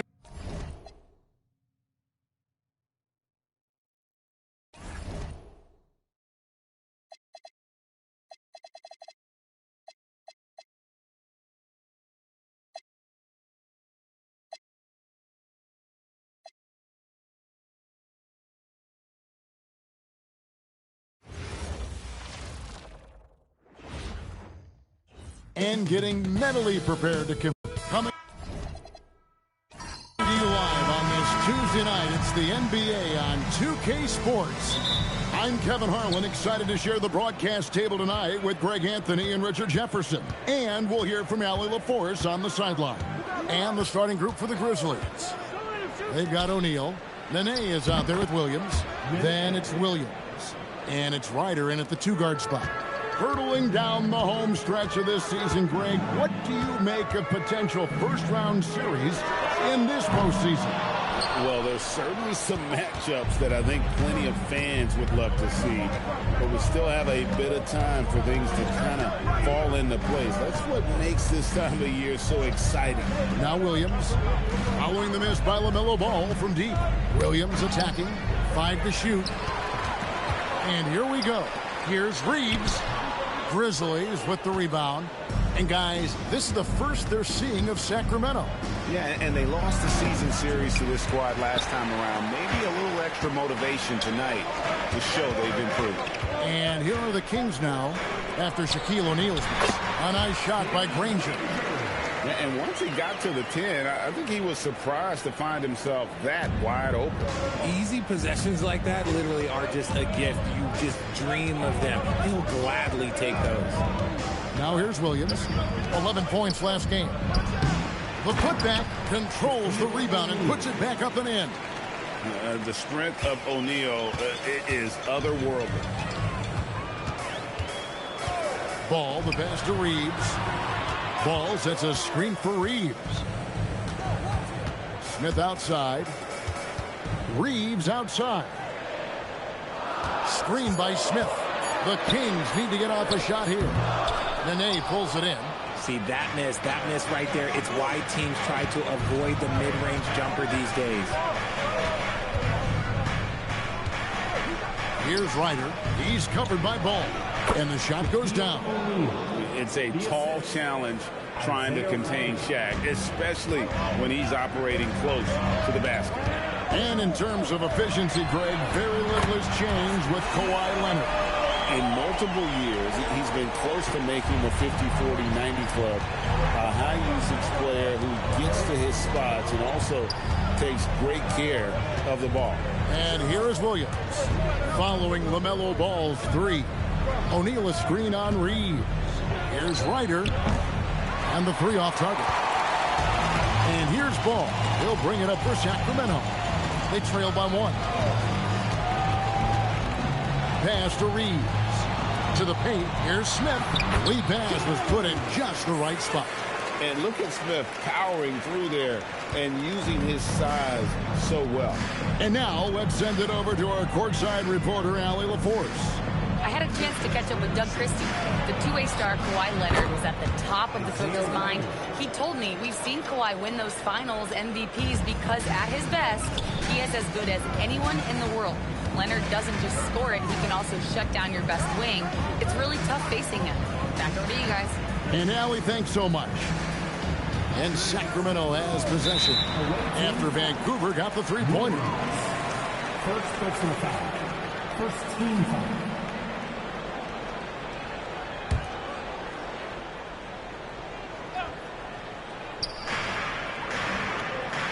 Sacramento moving it around. Reeves right side. Off target from the wing. Vancouver has gone 1 of 2 from long range in the first quarter. Williams passes to Williams. Here's Ryder. Jacks up a 3. Drains it from beyond the arc. Ryder's got 6. And they don't want to get in a habit of giving him open looks from 3. First quarter still, but not who you want to leave open. Now, here's Ball. He had 37 points last game out. Fires the 3. It's rebounded by O'Neal. Shaq's got 4 rebounds now tonight. Williams with the ball. Guarded now by Andrew Bogut. Pass to Shaq. Stolen by Ball. Granger passes to Bogut. Ball kicks to Granger. And here is Ball. And the call is going to be, yes, it is, an illegal screen. That's going to draw a whistle every time down the floor. Not even close to being a legal screen. That's a very avoidable turnover. You got to focus on the details. Alvin Eli, he's checked in for Smith. And so the timeout here called by Thomas Isolo. He's going to have a discussion on the sideline.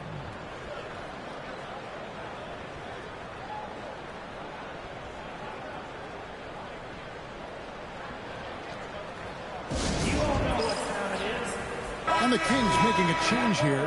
Hardaway's checked in. Wayne Ellington's checked in for Vancouver. Stoudemire comes in for Williams.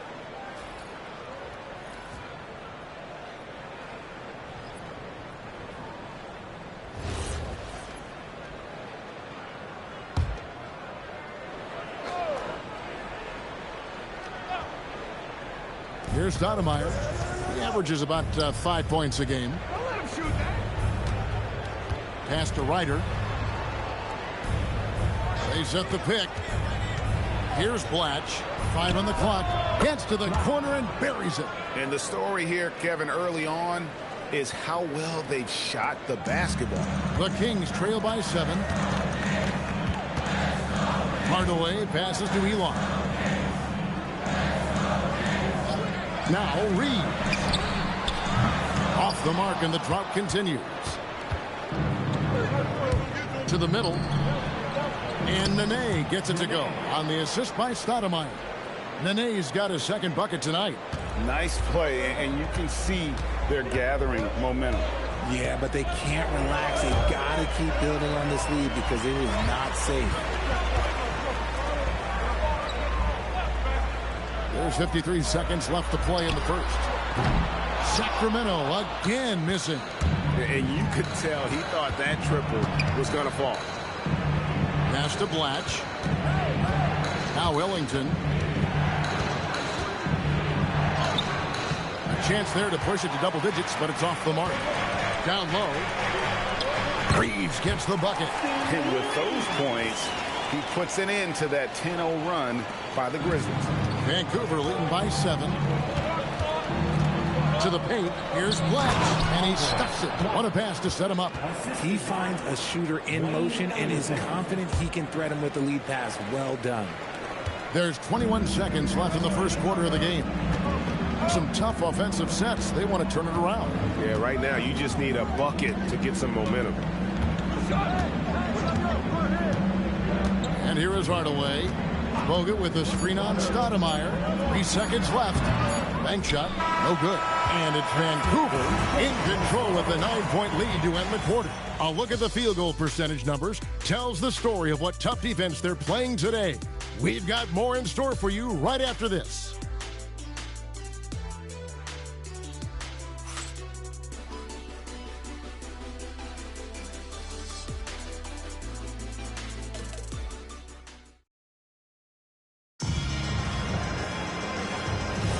And so far through one quarter, it's been a lopsided game. We'll see if that changes here in the second.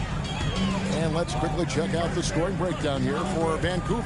The ball movement has been outstanding so far. They've come out of the gate looking for that extra pass. Also, they're getting into the teeth of the defense. Points in the paint, something coaches always love to see. So the Grizzlies 5 right now. We've got Spencer Dinwiddie. O'Neal is out there with Jeff Pendergraph. Then it's Stoudemire. And it's Hoiberg in at the small forward. Dinwiddie passes to Stoudemire. To the inside. Here's Pendergraph. Off to a good start as he hits his first shot attempt. They're getting on a roll inside. Their last 3 field goals have come from the paint. Pass to Mayo. And around a minute gone here in the second quarter. Smith the pass to Mayo. Clock at 6. On the wing, Hardaway. Fires for 3. But Grizzlies pull it in. O'Neal's got his 5th rebound in this one. Dinwiddie against Mayo. Pass to Stoudemire. Lets it go from deep. McDaniel grabs the miss. I'm shocked that didn't turn into 3 points. I mean, he makes you pay on those nearly every time. There's the pick from 17 feet out. That misses off the backboard. He's been held scoreless tonight, really just unable to make any sort of impact. Here's Hoiberg, guarded by Hardaway. Check his screen on Hardaway. Hoiberg. Here's O'Neal. Can't stop an O'Neal in close. Wow, what a play. there he is, beasting on the glass, converting the opportunity, trying to put this game away.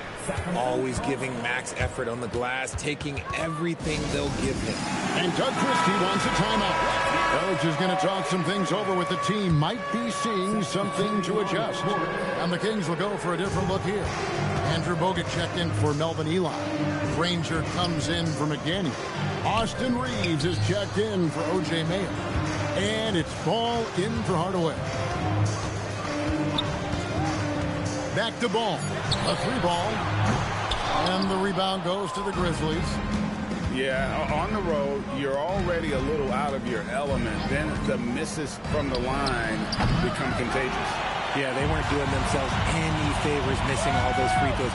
You could sense the frustration mounting as the game went on. Oh, nice job finishing that with the hammer. I love seeing Reeves go up aggressively. That's a great look at that move from the Connected Cam, sponsored by AT&T.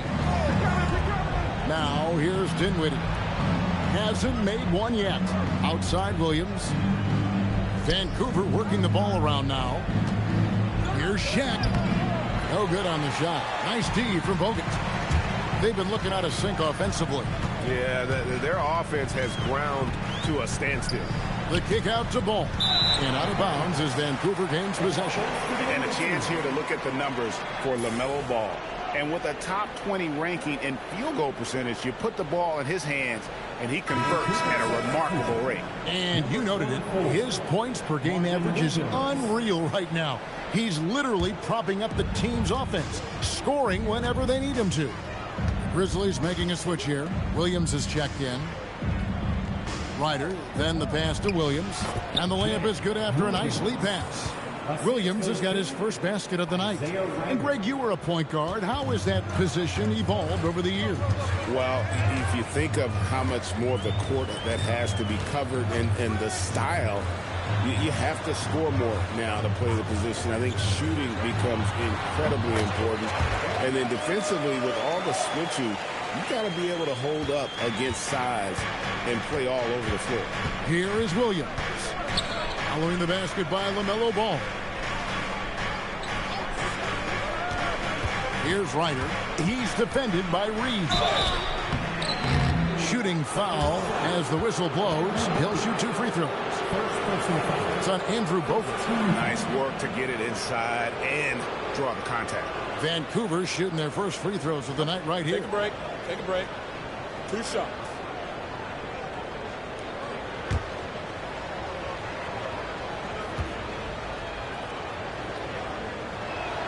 And he makes the first.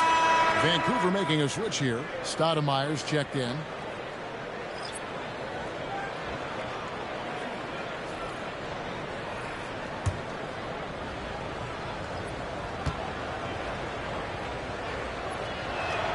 And that one goes in. 2 from the line that time. No surprise there. He's about as automatic as it gets from the stripe. I hope I didn't jinx him. Pass to Pinckney. Launches it. Grizzlies with the rebound. Nene's got his 4th rebound with that last one here tonight. +8 in the rebound differential. One more reason why they're in control. Inside, and it's sent back by Bogut. And it's Ball penetrating, and Ball slams it in. A magician put the ball in his hands. LaMelo making it look easy. And so the timeout here called by Thomas Isolo. He's going to make some adjustments to the game plan.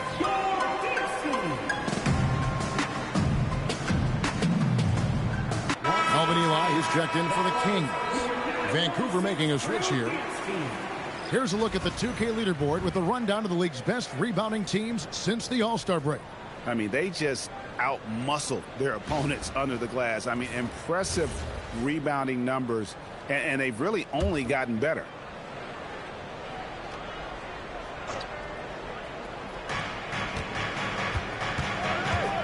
Ball against Williams. Outside Williams. Puts it up from 17. And it's Melvin Eli with the rebound. Reeves the pass to Granger. The lead now cut to single digits. They're scoring boatloads of buckets. It's raining buckets from inside. Williams against Ball. A shot by Williams, no good. And Reeves has got the ball here for Sacramento. 9-point game. Pass the ball. Three-pointer. Good on the three-point shot. Ball's got 10. He's had a rough start to this game, and that's being nice. But he's gotten back on track here in the second. Richard Steven Adams is a bit of a throwback, isn't he? Yeah, he never takes a three. He's a traditional big man. He wants to bang down low and dominate the glass. Steven uses his strength and his length. And after connecting twice from deep in the first quarter, he hasn't been able to drain another here in the second. Eli the pass to Bogut. 6 on the shot clock. Here's Reeves. Vancouver pulls it in. 13 points was their biggest lead in the game. Williams dishes to Williams. Pass to Ryder.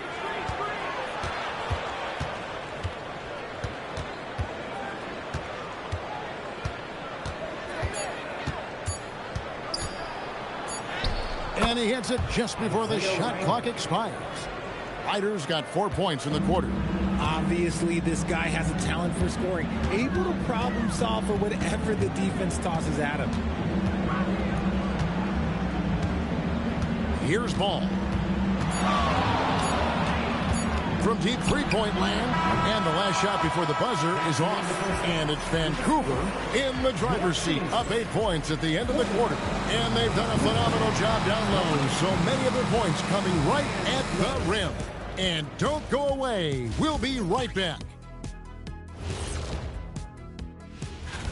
Look here now at Sacramento. They've played okay, but unfortunately, that's not getting you into the playoffs. They were hoping to take the next step this year. That led to a lot of frustration for everybody. Their fans are hangry. They wanted to eat. And returning our attention to this game, an impressive first half for the Grizzlies. Smooth operation.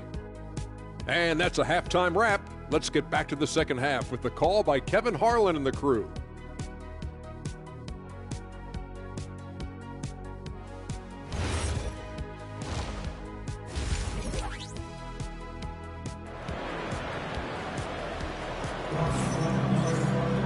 And happy you could join us. We've got 2 quarters left to go in regulation.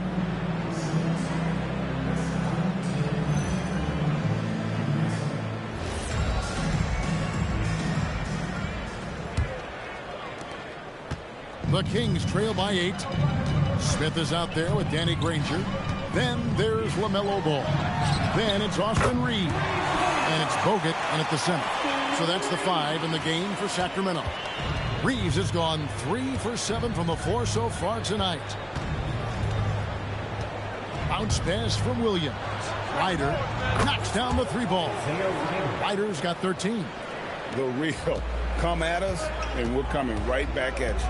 Yeah, I love the competitive fire right there. You drain a triple on us, and I'm coming for my revenge. Here's Reeves.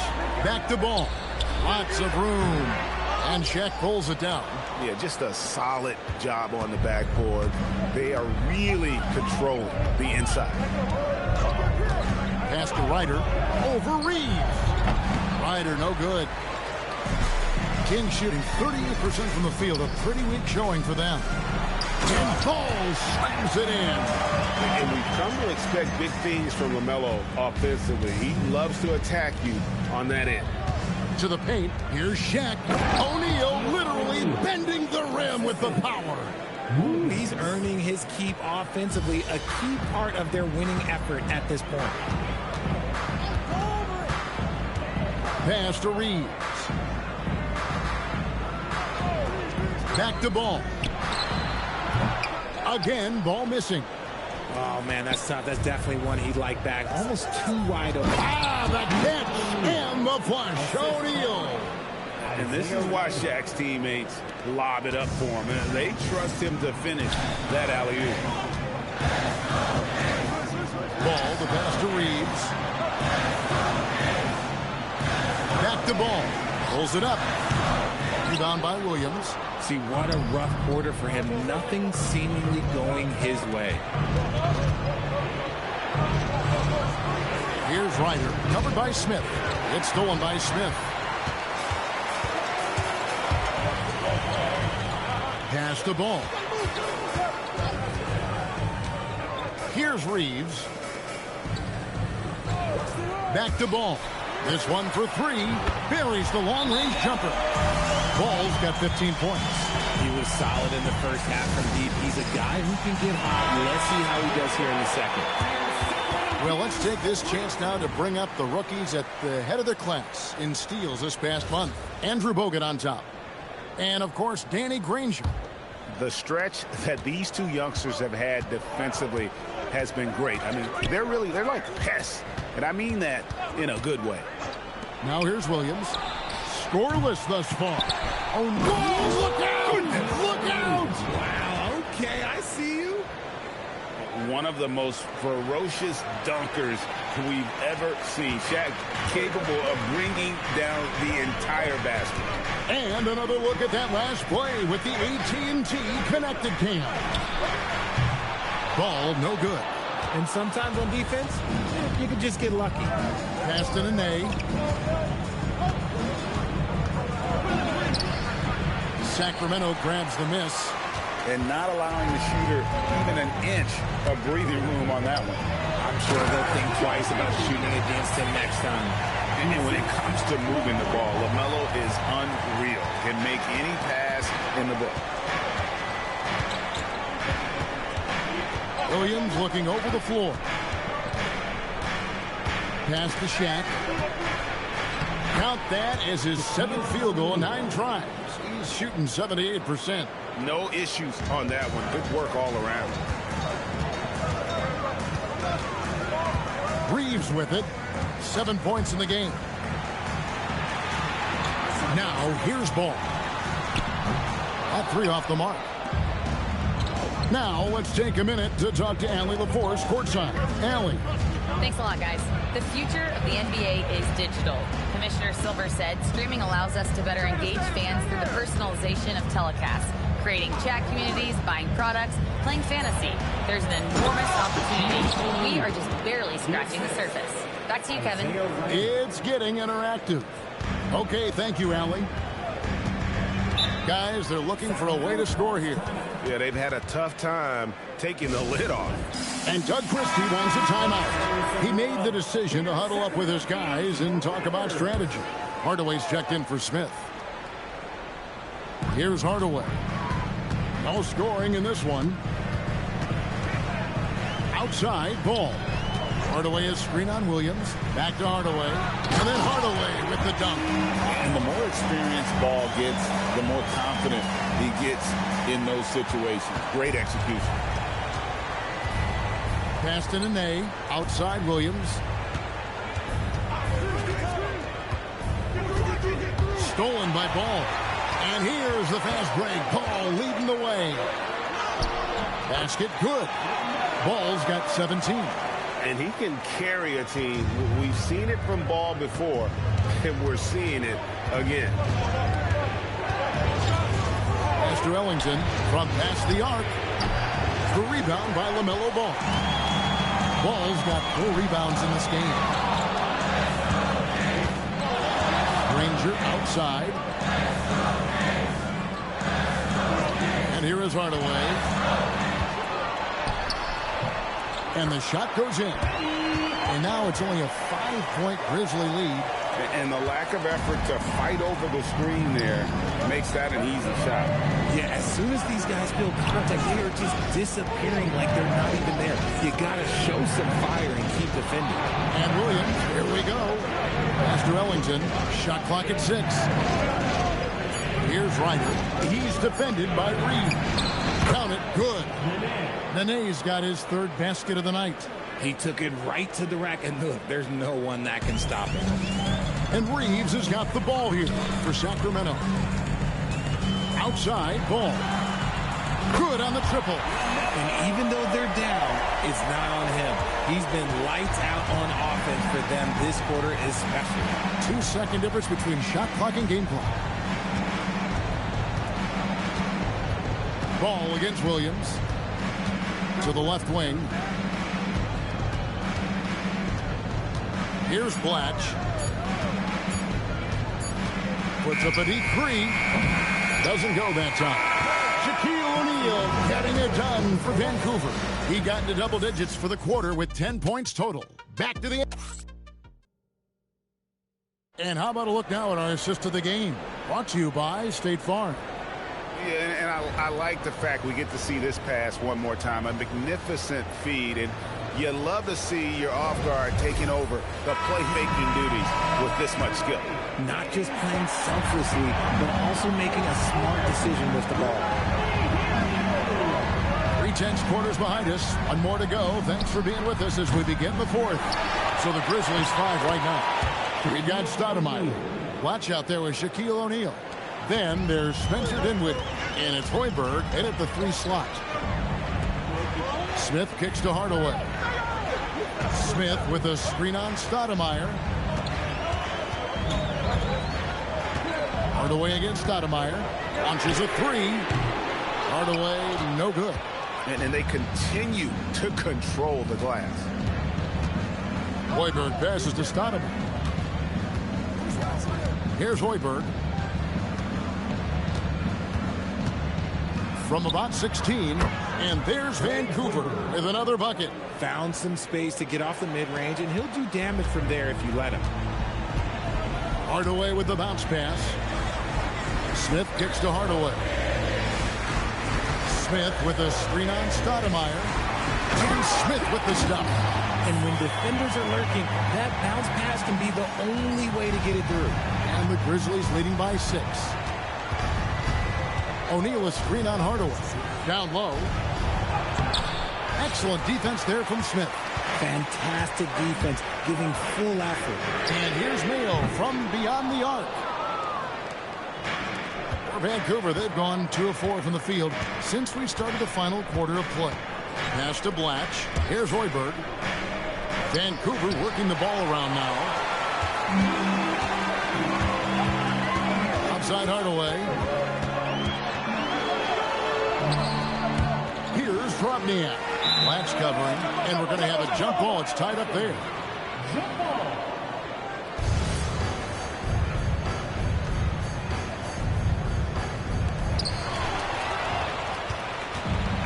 Now Stoudemire.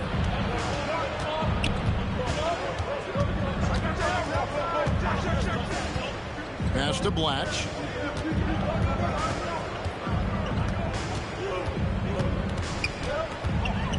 Back to Stoudemire. Jacks up a 3. They get the rebound. And Shaq gets it to go. Shaq's got 4 points in the quarter. And they have built their advantage on the scoreboard here by doing all the little things. And we got a timeout called by Doug Christie. Clearly, he's got something his players need to hear. And immediately. And the Kings will go for a different look here. Andrew Bogut checked in for Drobniak. Granger comes in for Torrey Craig. Austin Reeves is checked in for O.J. Mayo. And Ball subbed in for Hardaway. And now, Allie LaForce has something for us from the sideline. Over that last break, I got a chance to hear what Doug Christie said to his team. He ripped into their perimeter game and their energy level, saying to his guys, "We're just running through the motions out there. There's no hustle or desire to chase them off the three-point line or to try to get open looks from deep on the other end." Guys? Allie, thank you so much. Lobbed up there for O'Neal. Takes the alley-oop pass and dunks it down. And the big guy is doing big things offensively. O'Neal knows his team counts on him to rack up points. Ball, the pass to Reeves. Back to Ball. Let's go. And again, it's Sacramento converted. And now they're shooting it pretty well. That was not something we would have said in that first half. Outside Williams. Shaq is screen on Granger. To the inside. It's stolen by Bogut. And the Kings pushing it up now. Ball kicks to Granger.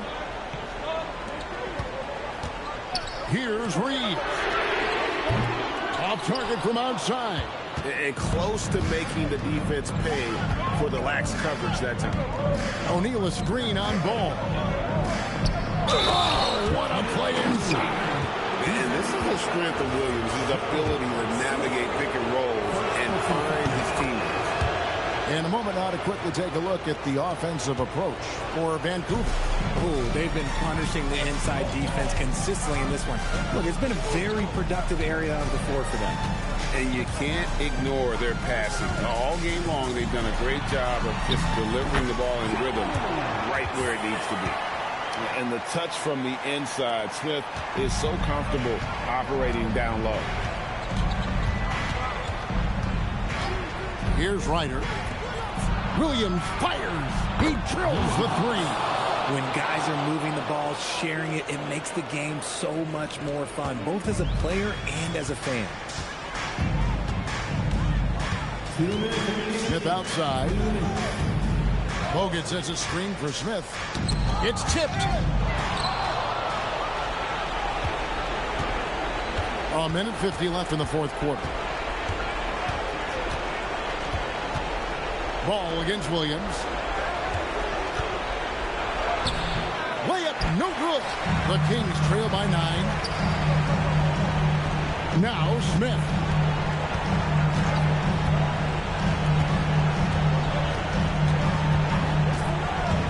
The 19-foot shot.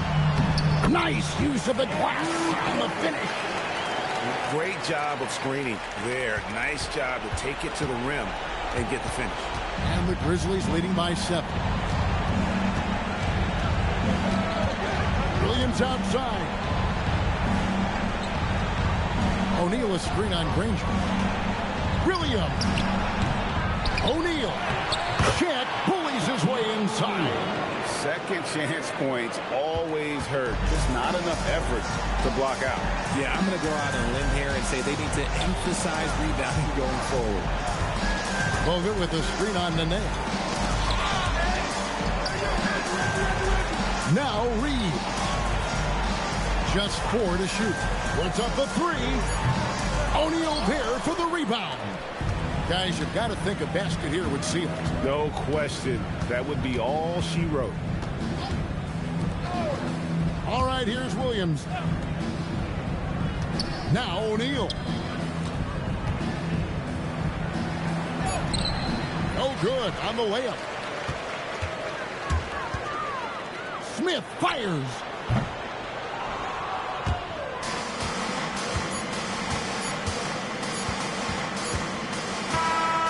So it's Vancouver picking up the win. They keep. And as always, Allie, thank you so much.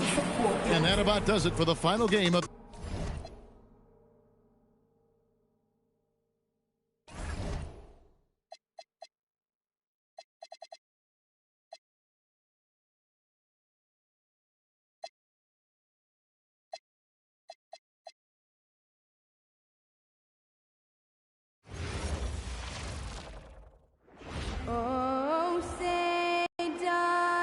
Grant, two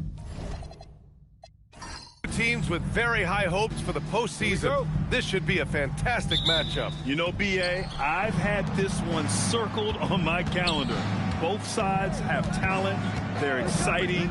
You know, it's the kind of game that could come down to the last shot. And now the Atlanta Hawks starters. We've got Smith. Also Russell Westbrook out there. Johnson is out there with Yusuf Nurkic. And it's Elliott in at the 4. Love's ability to play off the ball is what makes him such a versatile option at the offensive end. Pass to Elliott. Outside Johnson. Here's Westbrook. Shot clock at 6. Good ball movement here by Atlanta. Here's Nurkic. Nurkic. Oh, 3 chances on that possession, but they just can't find a way to score. Back to Porter. Inside. It's picked off. Smith with it. Now Porter defending. Porter with the steal. Here's Whitehead. And Los Angeles, another 3. Hey, good to get him going right away. I mean, those are the shots that really boost confidence. Perhaps he's set for a big night. I mean, he can be a difference maker for him when he's on his game. Here's Elliott. He had 9 points in his last time out. Here's Smith. And he drops that one in. I think this is J.R. Smith at his very best. Outstanding at capitalizing on the catch-and-shoot opportunity. Outside Love. Launches a three. The rebound by Atlanta. They're coming off a win against the Nuggets. I remember that one. I mean, that game was a little too close for comfort, but at the end, they did what they had to do to get the W. Yeah, it certainly was a heart pounder, but often those are your best wins. I mean, a lot of positives they can take away from that game. Now here's Smith. Fires the three, and Russell Westbrook gets the three. And it's big whenever Russ connects from deep. Needs to keep working on developing this shot. Porter the pass to Love. Porter a screen. Love, that's good. Love's got 5. Offensively, they've been pretty sharp. 3 for 4 so far. And Nurkic with the basket on the assist by Westbrook. Yeah, in the paint, Nurkic can be a monster. He's got all the physical gifts he needs to dominate. Outside Nesmith. And here in the first, about 3 minutes in. And the three-pointer goes. Give him 8. They've really come out swinging, hitting 4 of their first 5 shots. And Shai Gilgeous-Alexander has made the move from star to superstar, Grant. Well, no question, B.A. He's been a superstar for quite a few seasons now, but he's not satisfied and just continues to elevate his game year after year. Pass to Elliott. Outside Johnson. And here's Westbrook. He's guarded by Porter. Shot clock at 5. Now Westbrook. The three, Smith. The shot, no good. Whitehead passes to Jordan. And slam dunk by Jordan. Boy, at the rim, Jordan still, after all this time in the league, has the athleticism to get up and throw it down. Westbrook outside. Here's Elliott. And that one comes off the assist by Westbrook. And that's what they want to do. Get him open looks early. Porter with it. No points so far. Pass to Love.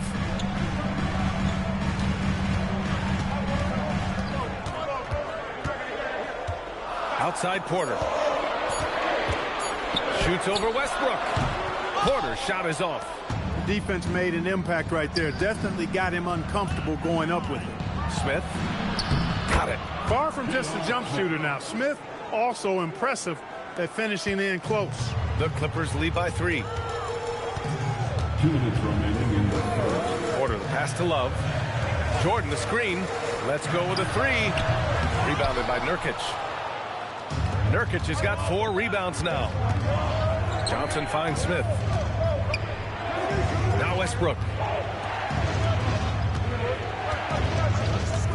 From downtown. Can't hit. 1 for 2 now. And it's Porter with the ball for the LA Clippers. Outside Nesmith. Pass to Love. Puts up a 3. And it's out of bounds. Last touch by Westbrook. And a look at the stats for Kevin Love.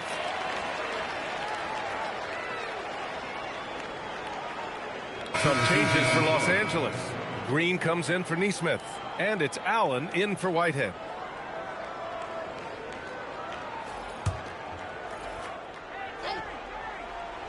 Here's Green. Allen outside. Pass to Love. Oh, it's stolen. Here he goes for 3. Westbrook. The rebound by Allen. Los Angeles leading by 3. Out to the right wing. Love the open look. Cash. Assisting on the play was Porter. Porter's got 3 assists tonight. Oh, it's stolen by Jordan. Outside Porter. Pass to Love from the arc. Ooh, making his presence felt here. He's now 6 for 9 in this game. Yeah, he's been having his way this quarter, attacking the basket and protecting their lead. Here's Blair, covered by Love. Here's Matthews. Now here's Westbrook. He's guarded by Porter. 4 on the clock. Nurkic a screen on Green. Here's Matthews. Another shot. And it's laid in by Nurkic. Nurkic has got his second basket of the night. And on the glass, Nurkic makes it look easy, using his reach to snatch the ball and get a shot of his own. Outside Love. Again, Los Angeles. And he's coming off a huge performance, and his confidence couldn't be any higher. And his coach knows that, too. Showing no signs of slowing or cooling down. They're going to ride him as far as you can take him. Kevin Love has been on display for the Los Angeles Clippers. An insane quarter. No one could stop him. All right, stick around. We'll be right back after this.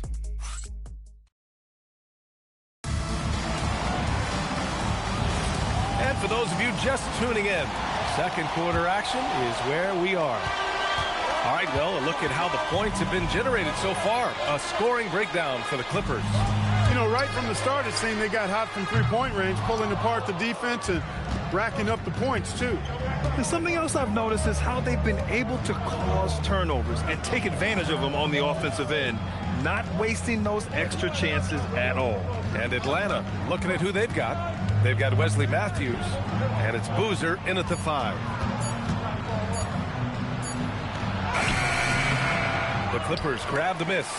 I really think that L has to fall on their defense, or a lack thereof. Just not enough focus at that end of the floor.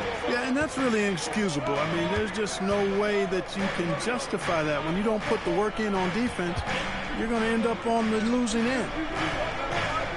Pass to Chalmers. Here's Boozer. Here's Matthews. Sinks the tray. Matthews got himself going here. His first points of the game on the deep ball. Here's Divac. No made baskets yet. In transition, here they come. Shot from the low post is good. That's the finesse part of his game right there. Lofting in that little teardrop. Los Angeles leading by 3. And so Ty Lue calls a timeout. He'll take the opportunity to regroup. And in today's NBA, it seems like everyone has a three-point shot, Clark. That didn't used to be the case. You're exactly right, B.A. In the good old days, way back in the day, threes were mostly for specialists. It just shows you how much the game and the players have evolved. Here's what Los Angeles is going with right now. Love is checked in for Warren. Whitehead comes in for Green. And it's Nesmith in for Allen. He drops it from range. And this is how he shines. He's a big part of their floor spacing. And you know what? It's all about the long distance game for him tonight. He's getting it done from out there. Johnson passes to Westbrook. The 3.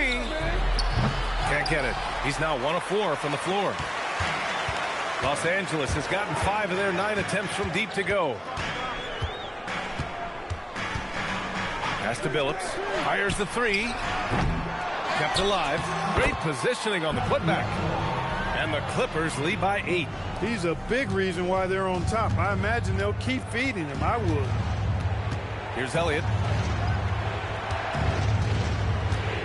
Outside Johnson.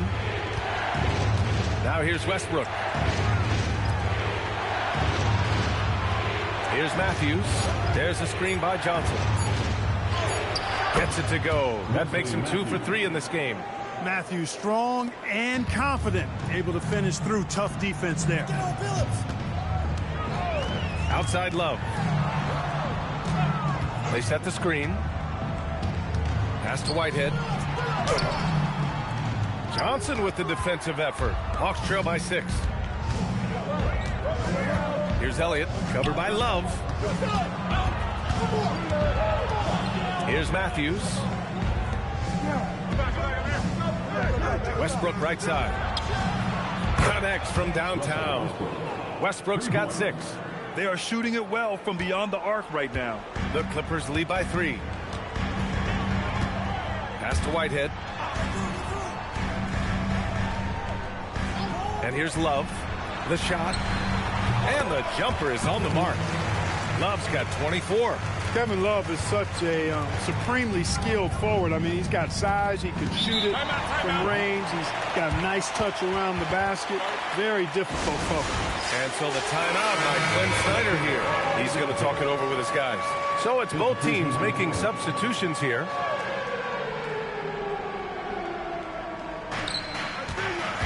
Westbrook, the pass to Smith. And that one comes off the assist by Westbrook. He's got 7. Back-to-back threes, making their defense work on the perimeter a bit. Outside Love.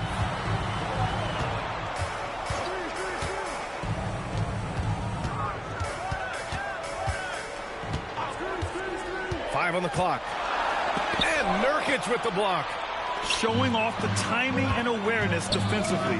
Better think twice before challenging Nurkic. Pass to Elliott. Now Johnson. Nesmith covering. Outside Johnson. For 3, Smith. And Atlanta hits again from deep. Boy, he is fundamentally sound. Tough cover. And so Porter will bring it up for the LA Clippers. They trail by 1. And going against Atlanta, their first meeting on the year. Yeah, we saw how combative yet enjoyable last season's series was. 2 very excellent teams going at it. Exactly. They split the series, Greg. 2 elite teams and conference foes renewing that rivalry tonight. Outside Johnson. Pass to Westbrook. Here's Nurkic. Soft touch off the glass. And it's 6 points for Yusuf Nurkic. And what's working here, each guy is willing to make the next pass. An open look for Porter. The top of the key jumper is on the mark. And the Clippers lead by 2. Atlanta's gone 6 for 12 from deep so far in this game. Westbrook, the pass to Elliott. Fires for 3. He can't hit that time. Los Angeles has gone 2 of 4 from the perimeter in the second so far. Back to Porter. Oh, got a piece of it.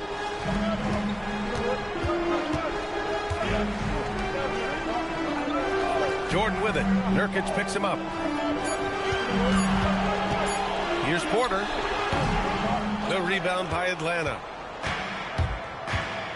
It's a 4-second differential between the shot clock and game clock. Pass to Elliott. Now Smith. Johnson on the wing. Good ball movement here by Atlanta. That shot is off. And the first half comes to an end. We've got a close game going here. It's Los Angeles up by 2. And we'll step away briefly, but get you right back out there for the start of the third quarter, right after the break.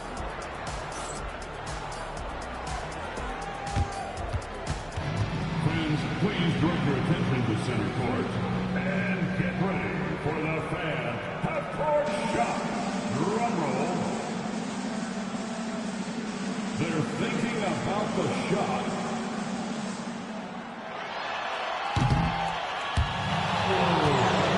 Someone like the leaderboard. One more time. A round of applause for the participants.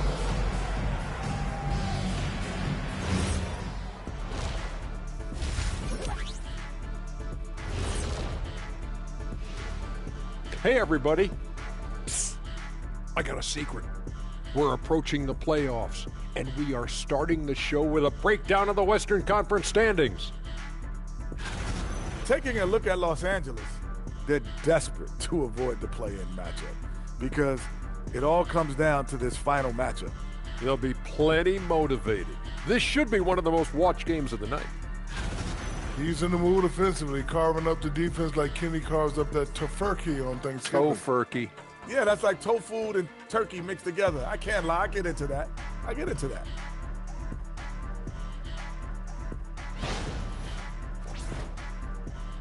Thanks for tuning in. Now we head back to Brian Anderson for the start of the third quarter.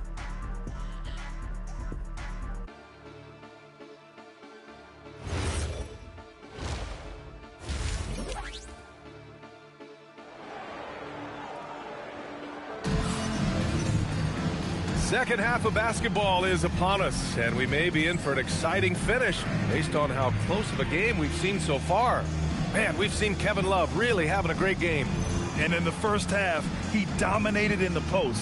He got the looks he wanted and was able to execute. Yeah, you know what? I think he's doing exactly what he has to do. Using his body, shaking off contact, and then finishing at the rim.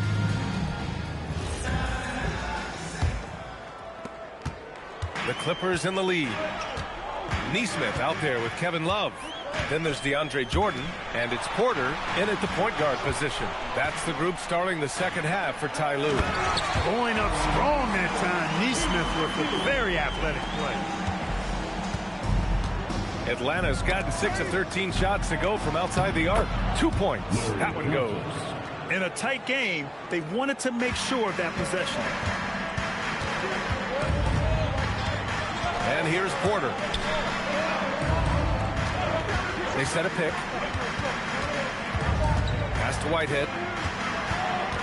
Outside Neesmith. 6 to shoot. Jordan the screen. To baseline Jay. Rebounded by the Hawks. Nurkic has got 6 rebounds here tonight. It's stolen by Love. And with a little over a minute gone by, the second half is underway. Now here's Neesmith. Pass to Porter.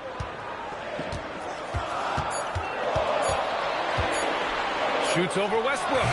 Porter's shot is off. Despite his struggles to heat up and get going, the lead still remains intact. The basket drops, and he gets fouled on the shot. 1 free throw coming his way. So it'll be Russell Westbrook shooting. Aaron Neesmith picks one up. Atlanta shooting their first free throw attempt on the night. One shot. One shot.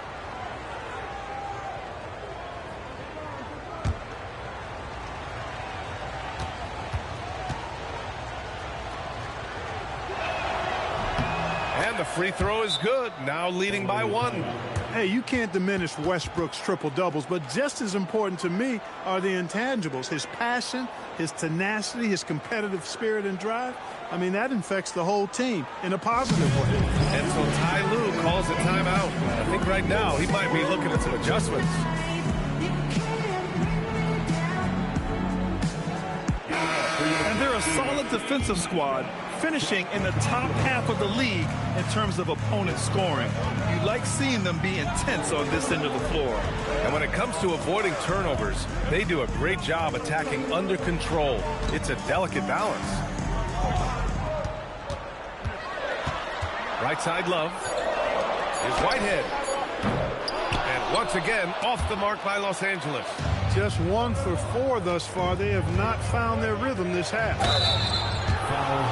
It's his first trip to the line. And so the timeout by Quinn Snyder here. He's going to take a minute to regroup with his players. And these are the best teams this season when it comes to converting points off turnovers. 5th, the Clippers. This is a squad that will tax you for any mistake or loose ball. They know how to snatch the rock and run flat out to make sure they capitalize. No good on that one. He hits the second from the line. For Los Angeles, they've gotten only 1 of 4 shots to fall in the second half. Whitehead passes to Love. Knocks down the triple. Love's got 27 points. Boy, it sure is a lot of fun watching Love bury these outside shots. I mean, when he's hitting from deep, it opens up things for everybody. Outside Johnson. 6 on the shot clock. Nurkic finds Johnson. The 3, Smith. And Atlanta misses again. Yeah, no, he usually makes you pay from that range. Westbrook against Porter. Neesmith. That one drops, and it comes off an assist from Porter. Porter's got 5 assists in the game. Hawks trail by 3. Now Westbrook. He's got 9.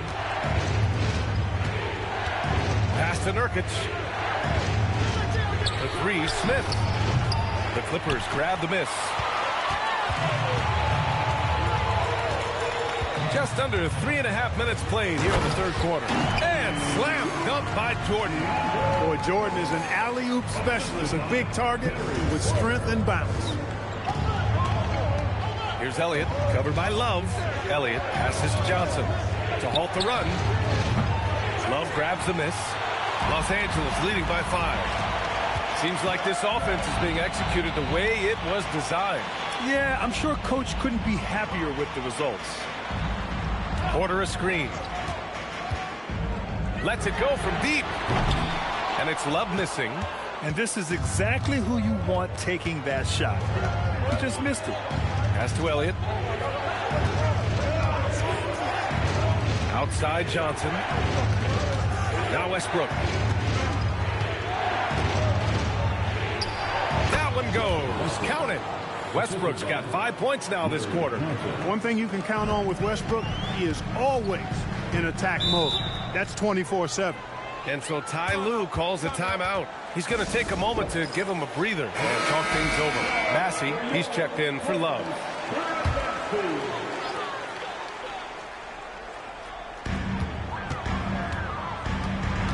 Here's Whitehead, covered by Johnson. Here's Porter. Up and in on the layup. Porter's got 7. They are passing the ball around tremendously right now. Who poked away. Porter with the steal. And he lays it in on the break. And now a 7-point Los Angeles lead. And breaking down some numbers here, the hustle stats for the Clippers. Really a great job in this one, forcing the issues defensively. Great quickness and discipline combined, making ball handlers very uncomfortable. And we also got to talk about the number of points they've scored in transition, just jumping all over the opposition in this regard. And it's Chalmers missing. Now Los Angeles with it. Stringing it together. They've got an 11-2 run going. Massey, the pass to Whitehead. Jordan, the screen. Pass to Porter. Clock at 4. And the Clippers again with a bucket. Scoring well this quarter, picking up steam as he goes. Hawks trail by 9. 1:03 left in the third. For 3, Elliott with the bucket. He has 7. Gotta fight harder to get over those screens. Well, I'm going to credit the screen. I mean, that's a good, strong pick he lays there. Pass to Bassey. Here's Porter. Back to Bassey. Just 5 to shoot. The 3 is up. Porter's shot is off. He managed to knock down 1 triple in the first half, but nothing since then. Here's Elliott, defended by Bassey. Oh, the dunk by Smith. When Smith is shooting the rock like this, with this kind of confidence, watch out now. He can put you to sleep when he starts knocking down shots like that. Now here's Porter. He's got 11.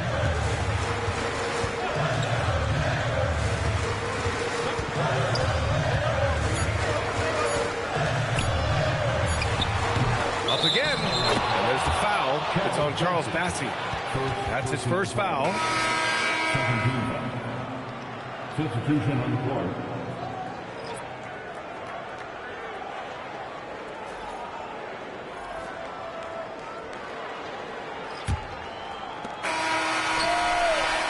The third quarter comes to a close.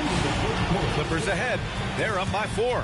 And we're coming right back after this break to get the fourth quarter started.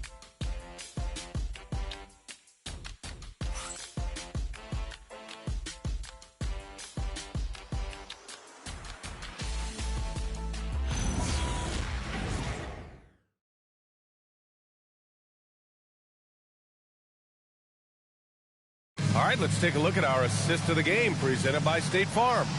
You know, I'm kind of stoked this was a choice because I love this pass. A remarkable find. He put his court vision on full display. Yeah, and with the accuracy to go along with that vision. I mean, he put the ball in the absolute perfect spot. That's how you orchestrate it. And with 3 quarters behind us, we'll start the fourth in what is still anybody's ball game. Fourth quarter on the floor for the Hawks. Wesley Matthews out there with Russell Westbrook. And it's Blair in at the power forward position. You know, so often we see Westbrook with the ball driving or pulling up off the dribble. He can catch and shoot it just as well. And it's Westbrook with the ball for the Hawks. It's a 1-point game. And he gets it to go as they call the foul. He's on his way to the line for one more. Hey, give them credit. They fought hard to get back into it. And now they're rewarded with the lead. A chance to catch up on some numbers here. The scoring breakdown for the Hawks. What a performance for Beyond the Arc in this game. They stuck to their guns, and it's paid off all game. Boy, they showed no hesitation on the mid-range game as well. I thought that was really a big key for them.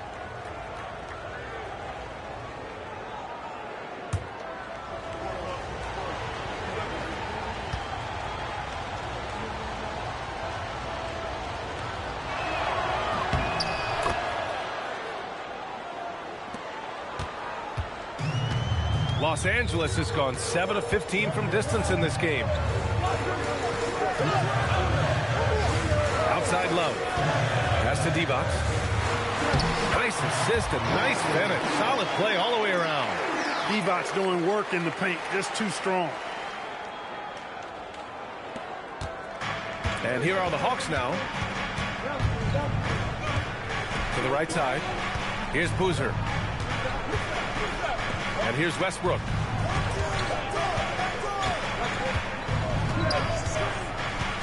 Just 5 on the clock. Pass to Azubuike. Here's Matthews. That three's off the mark. Well, the Clippers shooting has been great this game. 58%. Now Love. Outside, Green. Nice ball movement by Los Angeles. And there's the screen. The three is up. Phillips' shot is off. For Atlanta, they've gone 2 of 3 to open the fourth quarter. Here's Matthews. Oh, and makes it with the kiss. Man, nice to watch Matthews rise up with confidence. Superb at getting good position close to the rim. And timeout called by Ty Lue. He wants their game plan to be crystal clear at this point.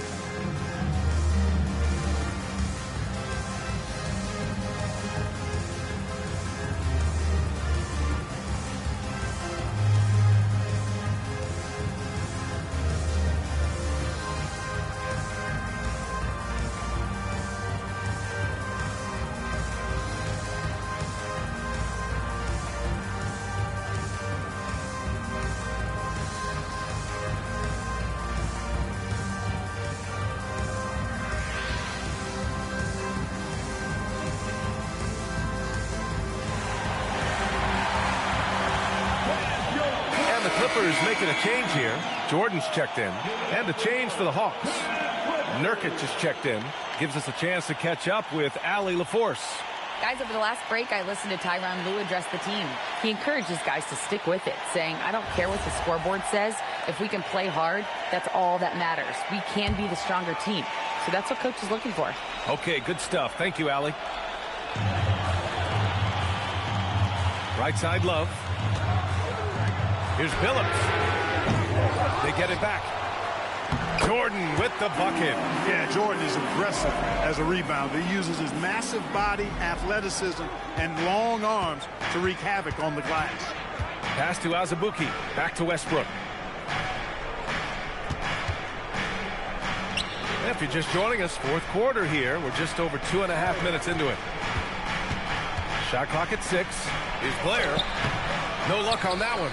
Love with the defensive effort. Here's Green. Banked it in off the glass. And the Clippers lead by 2. Yeah, you know, we all think of Green as a shooter, and he is. But he's capable of more than that. He scores in other ways, too. Sneaky athleticism. Here's Blair. Covered by Love. Pass to Westbrook. Here's Matthews. He buries it from 3. Excellent demonstration there of squaring himself up towards the basket. Matthews knocking it down from deep. And here's Green from the arc. Unable to get that one. He is just so deadly from out there. You expect that to fall. Out to the right wing. It's stolen by Green. Now Los Angeles moving it up. Pass to Love. Here's Billups.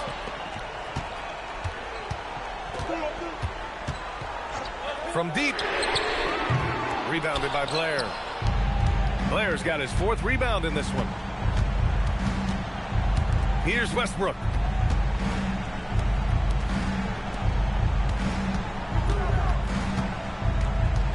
Nurkic outside. Here's Matthews. Allen defending. Now Nurkic. Now Westbrook. And looks like an illegal pick was set. That gets the ref's attention. And that's 2 awful trips in a row resulting in turnovers. The screener was leaning a bit right there. His feet may not have been planted. Pretty obvious call by the officials. Yeah, I agree. You know, sometimes that can be a tough call for the refs to make, but not that time. It was easy there. And timeout called by Ty Lue, rallying his guys to make sure they all know the plan.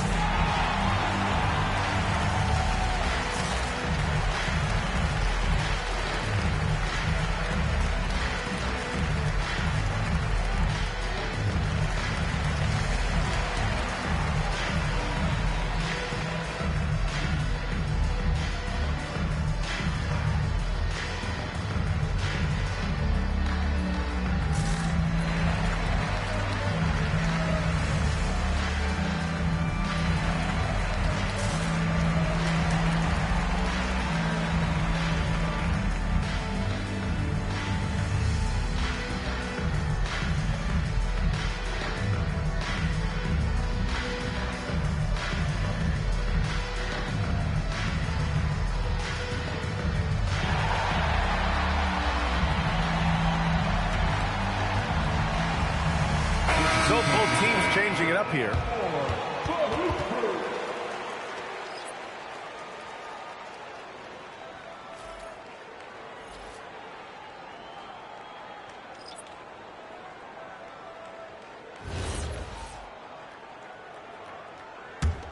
The Clippers trail. Porter with it. Love outside. Beyond the arc. Ooh, it doesn't go. Atlanta's gone 2 of 3 from beyond the arc here in the 4th. And the ball out of play. The Clippers will have it.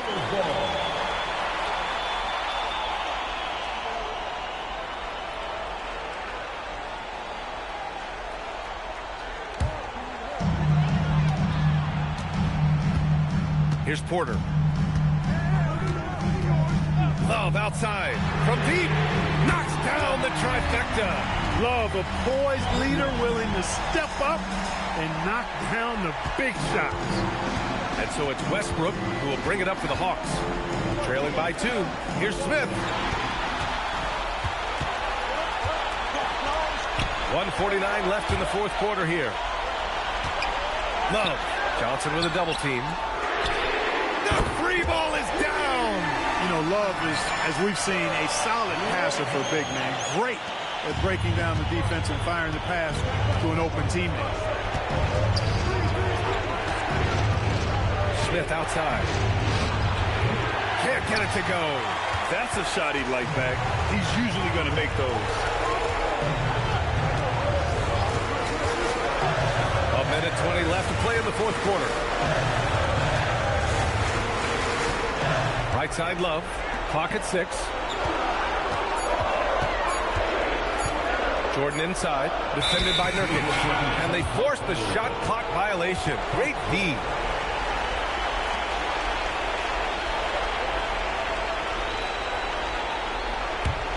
Hawks trail by 5. Smith outside. 54 seconds left in the game. Can't get it. Well, if they score here, they could effectively end this one. Yeah, and their main objectives right now, taking care of the rock and using some time.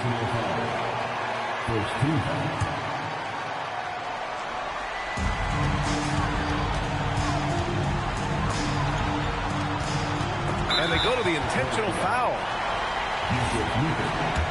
First personal foul. So the first one drops, and that increases the lead to 6. He's off on the free throw, unable to get the second one to drop. It all comes down to this possession. They must get points. It really does come down to this. I mean, come up empty, and it's over. Westbrook connects. No surprise there. I mean, this is who Westbrook is. This is what Westbrook does. Ready to step up in the biggest moment. And now we've got an intentional foul.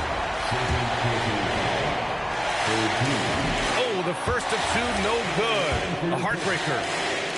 And he's able to hit the second one, and that puts him up 5.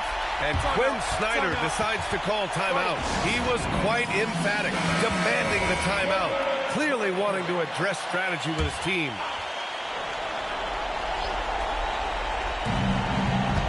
Here's Johnson. Neesmith brings a double.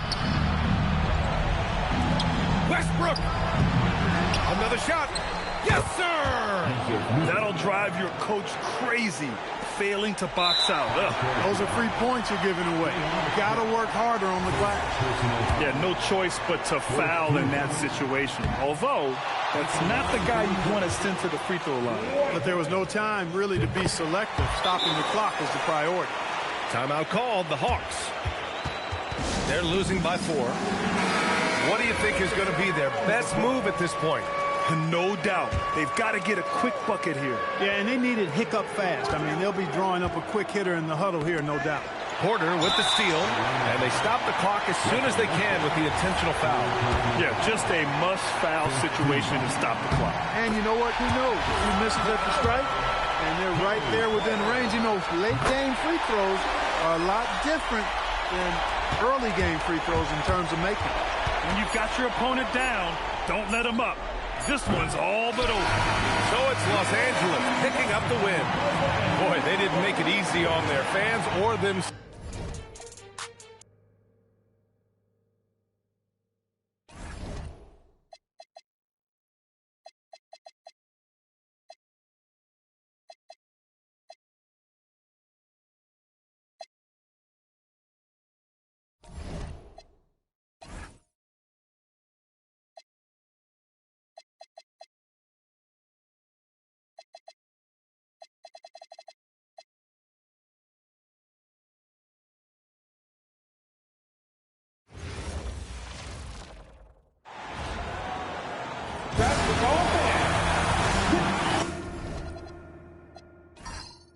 With this being the last game of the season, DB, teams around the league really only have 2 options.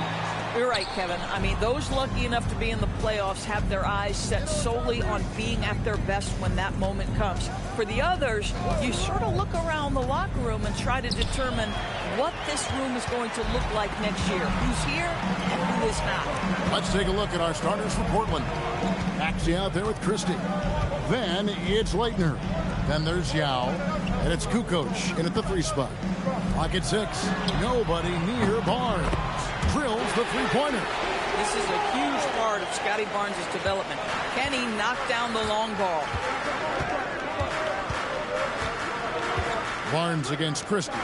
No one near Maxey as he lets it fly. His three-pointer's off the mark. Yao. It's good. And he makes his first shot of the game. And about a minute gone here in the first quarter. And here is Barnes. Looking at his numbers, he's averaging about 6.5 points a game. I'll tell you, that's one he typically will make. The defense gets away with one. Here's Christie. Pass to Leitner.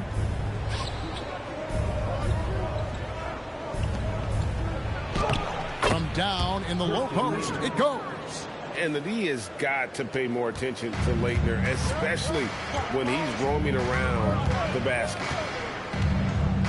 Barnes outside. Wiseman sets a screen for Barnes. That's his second shot and his second basket. He's 2 for 2. And the lack of effort to fight over the screen there makes that an easy shot. You know, we see this all the time. You're basically, as a defender, hoping the man misses rather than putting in the work to get over screens. Now here is Yao in the game against Sacramento. Very impressive. Boy, not a bad beginning. 3 for 4 from the floor. Pretty good start. Here's Barrows. Barnes looking around. The tray. Portland grabs the miss. When it comes to Jaylen Brown, Greg, what qualities does he add to a team? Well, I love how active and physical he is. He poses such a difficult challenge on both sides of the ball. With a Finals MVP award to his credit, you know he's as mentally tough as anyone in our league. What a great start. They've only missed one thus far. Pass to Wiseman. Weber a screen. Here's Barrows. No good on the triple. It's a 5-point game. We're now joined by our sideline reporter, Allie LaForce. Allie, it's all yours. I had a chance to catch up with Darko Rajakovic. We briefly talked about Jaylen Brown and what kind of defensive mindset you have to have against him. And he said, we have to be willing to work just as hard as he is. We have to fight through every single screen, talk to one another, and contest every shot we can. Sounds like it'll be an all-out effort against Brown here in this one. Back to you. All right, Allie, thank you so much for that. Pass to Maxey. Now here's Kukoc. And the Trailblazers, another 3. The ball movement on this run has been fantastic and is a big part of why they've been able to get these good looks. And timeout called by Darko Rajakovic. Looking for a breather and maybe adjusting a thing or two. And let's check out a breakdown looking at some of the stats for him.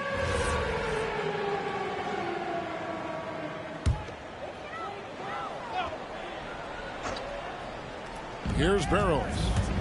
Nothing on the board. Dunleavy the pass to Barrows.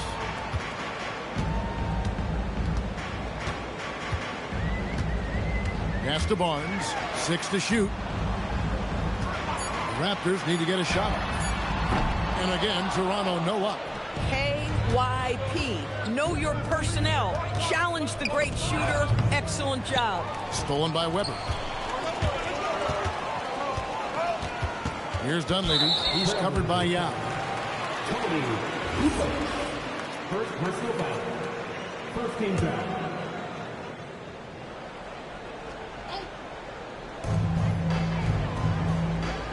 Weber kicks to Dunleavy. Here's Barrows. Barnes outside. Just 5 on the clock. And they've done a nice job controlling the defensive backboard to start this game. Outside, Maxey to the middle. Looks for Yao. Gets it to him. Can't connect from short range. Raptors trail by 10. They need a good offensive possession. Yeah, they've gone a long time without a bucket. Barnes outside. Pass to Weber. Can they get it? And that'll be 2 free throws coming up. Officials on the call with the foul. That's on Yao Ming. And let's get your take, guys, on the scoring breakdown for Portland. Well, they haven't wasted any time getting into a groove from deep, putting up and hitting a healthy amount of three-pointers thus far. Yeah, and in addition, their ball movement has really unleashed their offense. Boy, they've been fun to watch. Here's what Portland's going with right now. Owen comes in for Christie. And quickly in for Maxey. Back to quickly. And Wiseman sends it back. And on a per-minute basis, Wiseman already gets a lot of blocks, and his defensive awareness will only improve with time. That one's off. He starts the game with a miss. Pass to Bowen. Here's Leitner. Now with the ball. Right now he averages nearly 23 points a game, a relentless offensive force. And they're getting their points now almost exclusively from the triple. 4 of their last 5 makes are from beyond the arc. Now here's Mitchell. A 12-point game. Barnes outside. Pass to Weber. And he gets the friendly spin, and that one drops. That's a nice read from Scotty Barnes. This guy understands how and when to deliver the basketball. We've got a 9-second difference between the shot clock and the game clock. Now, quickly. He has yet to score. Here's Leitner. And yes, it's good. Defensively, giving up far too many open rhythm looks. To the inside. And Weber with the basket on the assist by Mitchell. Weber's got 5 points so far. If a teammate's open in the painted area, you give him the basketball. Those are high-quality shots. And as we conclude the first quarter, a one-sided game so far. It's the...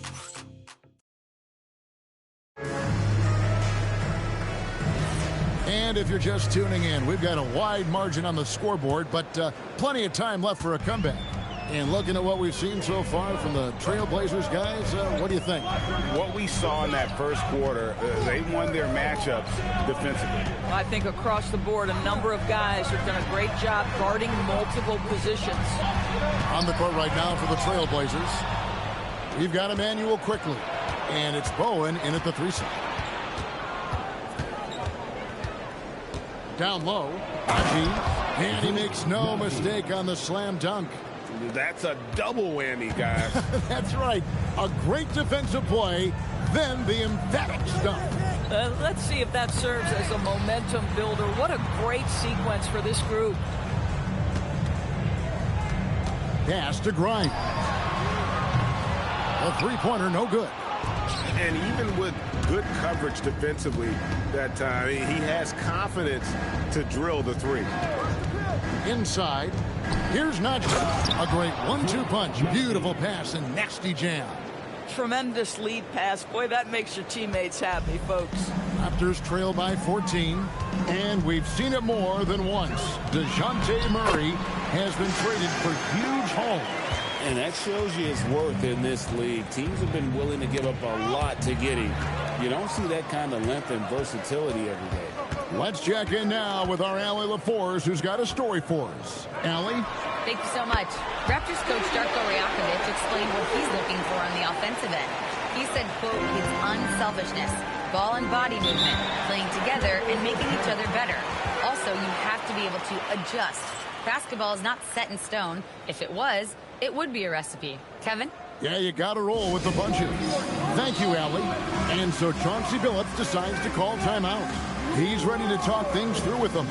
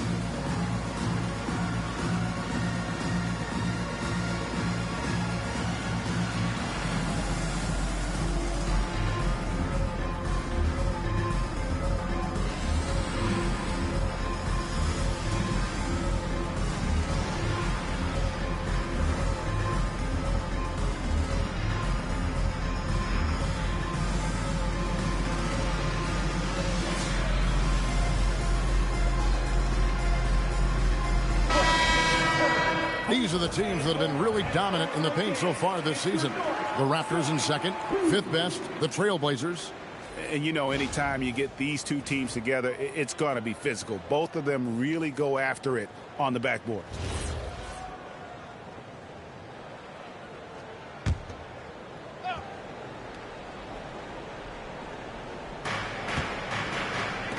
Yao, the pass to Maxey. Here's Christie. 6 points for him. And Maxey with the basket on the assist by Christie. Maxey's got himself going with the triple, his first basket of the game. Pass to Dunleavy. Barnes outside. Here's Barrows. Tried to come right back with the 3 of his own, but it's no good. Here's Christie. Rebounded by Coleman. Taking what the defense gives you, exactly the shot you want, just doesn't go in. Barnes outside. And Greg is a former point guard in this league. Give us your top 4 generals of all time. The guys that could direct the floor and could control a game. Wow, if we're talking traditional point guards, I mean, I gotta go Magic, Isaiah, CP3's in that conversation, Jason Kidd, but I've got a separate list for that hybrid point guard, right, which that includes guys like Steph and Iverson, West, and the great Oscar Robertson. Here's Barnes. Trailblazers knocking down the tray. Over to the left wing. Pass to Dunleavy. Just 5 to shoot. Fires the 3. Tyrese Maxey grabs the miss. It's a +5 advantage for them in rebounding after that one. And here is Yao. Played in with a nice touch off the glass. Yao's got his second basket. The assist totals, Kevin, just continue to grow. They're way ahead in that category. Ball movement has been flawless. And timeout called by Darko Rajakovic. He's going to take a few moments here to check in with his team and regroup.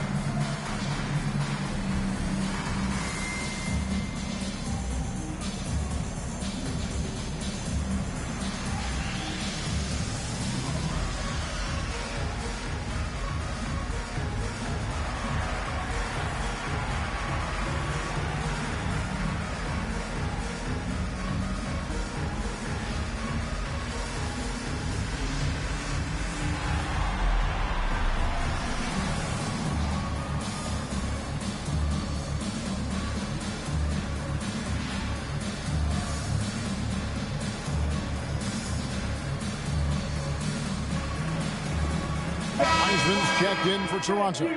Weber comes in for Quentin Grimes. Leitner's checked in for the Trailblazers. Kukoc comes in for Bowen.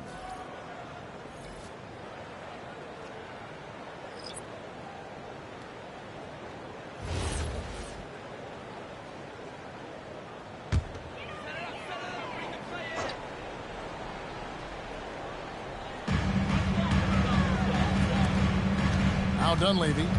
9 points last game out. Pass to Barrows. Good ball movement here by the Raptors. Wiseman sets a screen for Barnes. Now Wiseman. Wide open look. Good, and it's Barnes picking up the assist. Wiseman's got his first points of the game. And how about the confidence from Wiseman on the catch and shoot? He just puts that one up in rhythm. Here's Yao. They double team Yao. Kukoc pass to Leitner. Shot clock at 5. Pass to Yao. And Wiseman sends it back.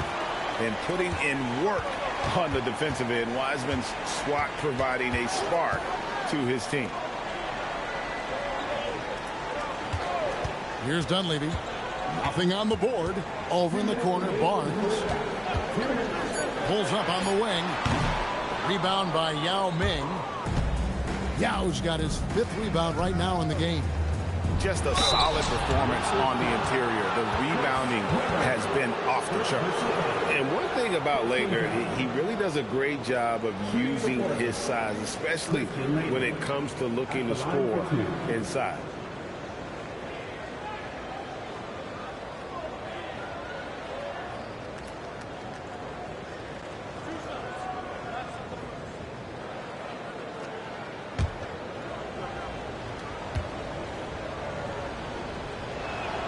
First free throw is good.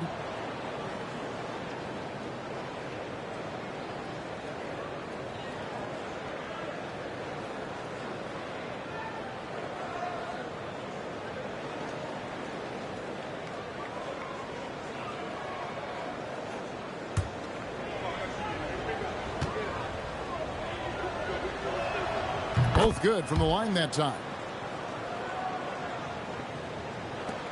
1:49 left now here in the second. Here's Wiseman. It's hauled in by the Trailblazers. Yao's got 6 rebounds in the game. Here's Kukoc. And he tries off the glass, but it's no good.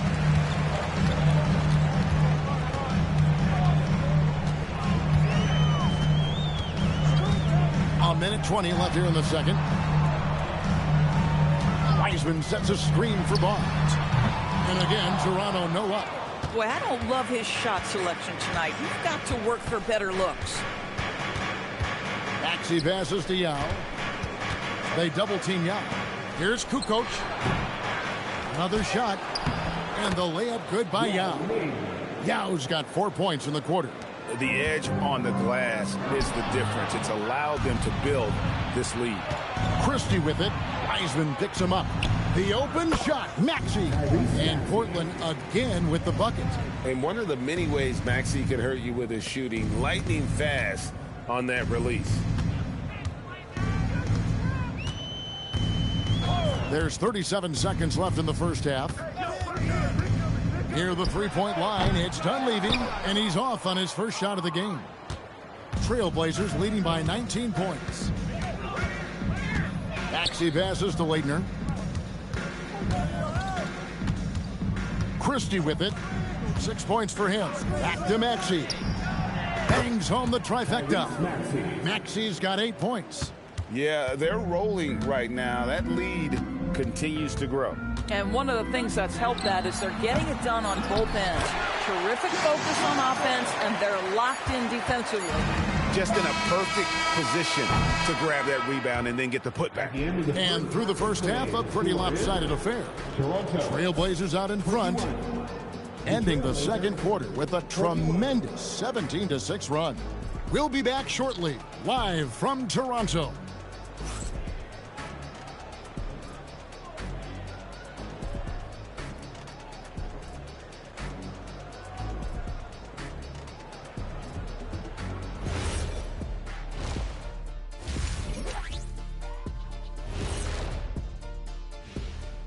Hey, everybody. Psst. I got a secret.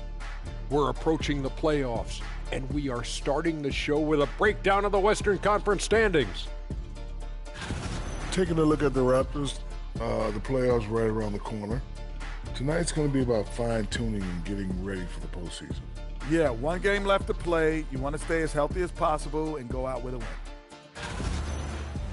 And let's move on now to that first half. Obviously, a lot of work to do for the Toronto Raptors. Instead of rebounding, they're just watching. So annoying. Yeah, we thought this might be a weak spot for them. But come on, man. You got to compete. Thank you for being with us. Now let's send it to Kevin Harlan for the second half tip.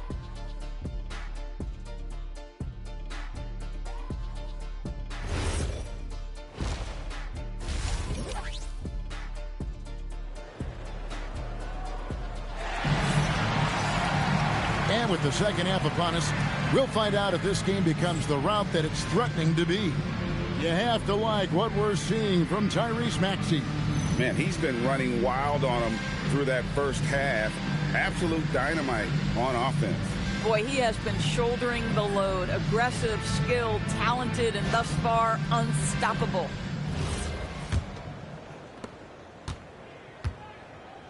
We've got Barnes. Weber is out there with Dunleavy. Then there's Wiseman.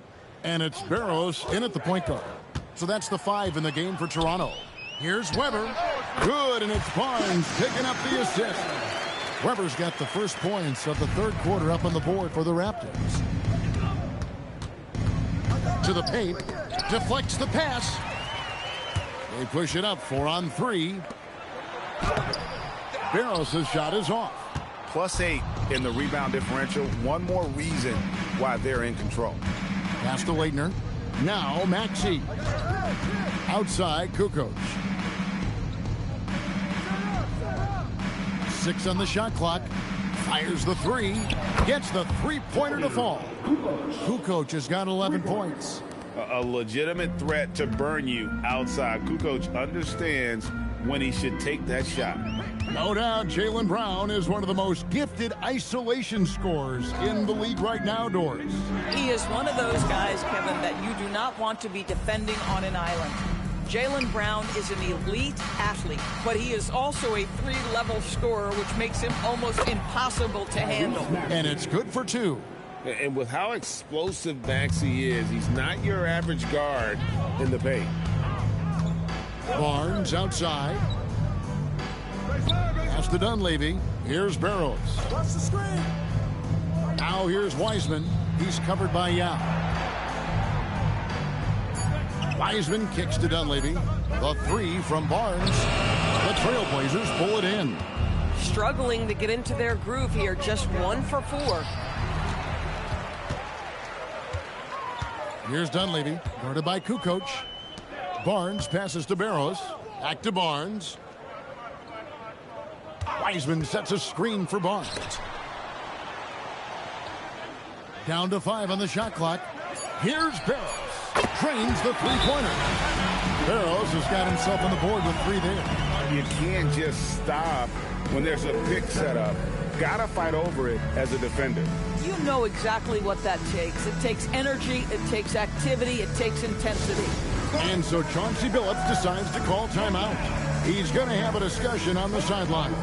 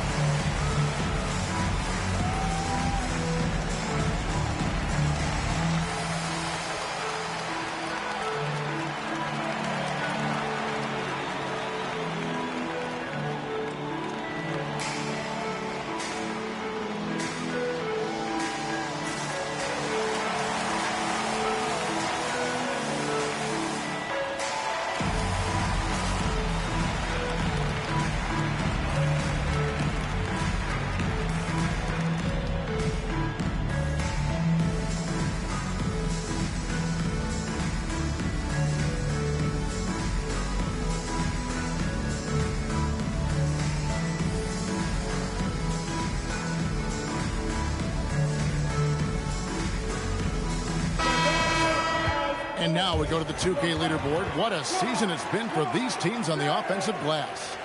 In fourth, the Trailblazers. One of the better rebounding teams in the league, especially on the offensive end. They never take that for granted in terms of whether the shot's going in. And so it's Maxey with it. He brings it up for the Portland Trailblazers. Earlier, they held a 23-point lead. Now here's Kukoc. He's got 11. Now Christie for 3, and Kukoc is good for 3. Kukoc has got 14.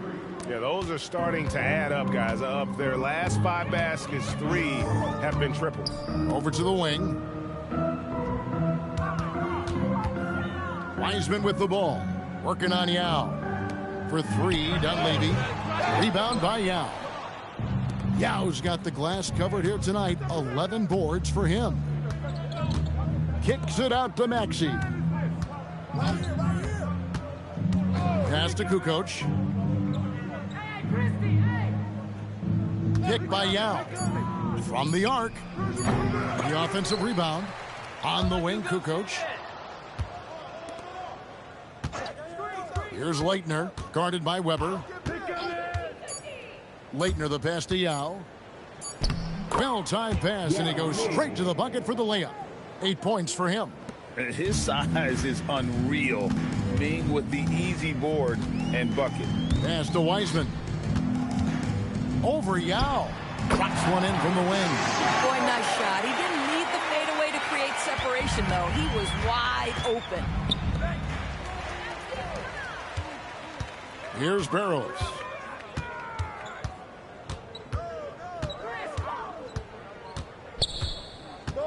And here's Wiseman. He's covered by Maxey, and the shot is good. Wiseman's got 4 this quarter. Boy, despite his efficiency, they just can't get over the hump. Now, here's Maxey. He's got 10. And timeout called by Darko Rojakovic. He's going to take a minute here to get things straightened out. And the lack of rim protection, top of the list. And the question they're going to have to answer to me is it a problem with the scheme or is it a problem with the matchups?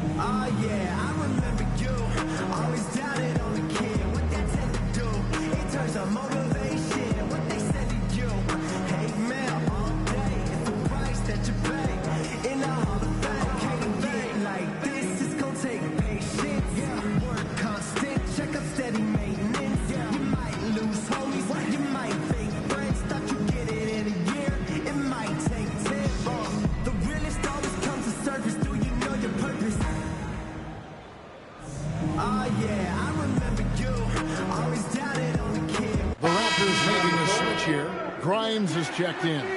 And a switch here also for Portland. Bowen, he's checked in for Yao.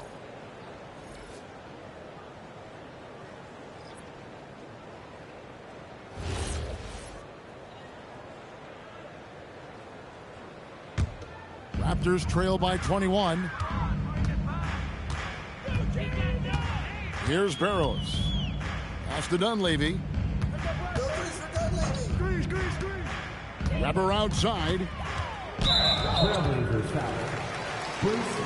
checked in for Weber. First team foul. Substitution on the court.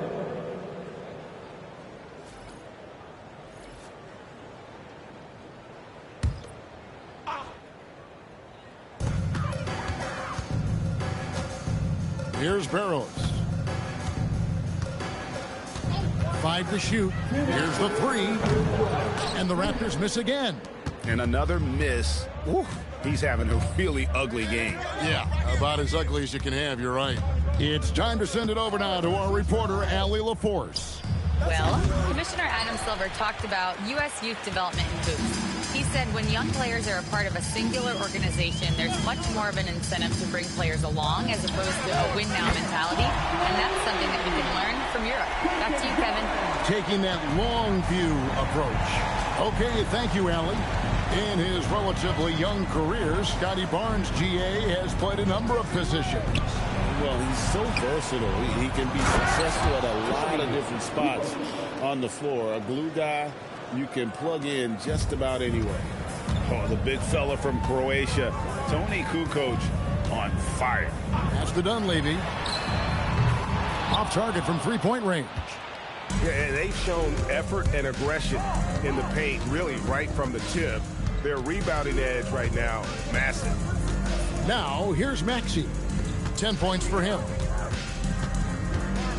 Kukoc passes to Bowen. The 3. The shot, no good.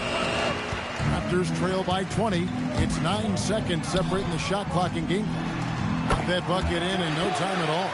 and looking a lot better now, but still a long way to go to get back into this one. Yeah, but this run started with tighter execution at both ends, and that'll need to be maintained for them to have a chance to take the lead. Here's Gatling. Still scoreless. Pass to Christie. Puts it up from 17, and it's Toronto with the rebound. Wiseman's got his 4th rebound with that last one here tonight. And as we end the 3rd quarter, a double-digit deficit will make it tough to come back. Trailblazers lead by 17. And we're just moments away from the start of the 4th quarter. Stay with us.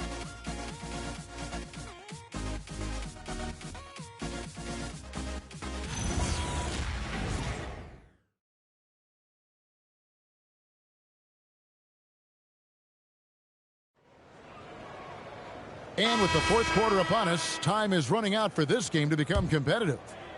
Trailblazers leading by 17. And on the floor for Portland here in the 4th, they've got Bowen.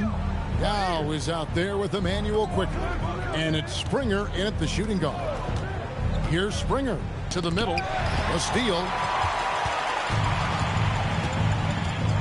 Grimes with it. Here's Mitchell.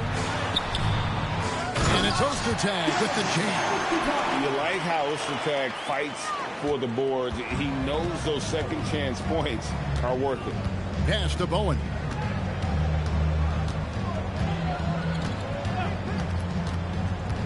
Yao up top.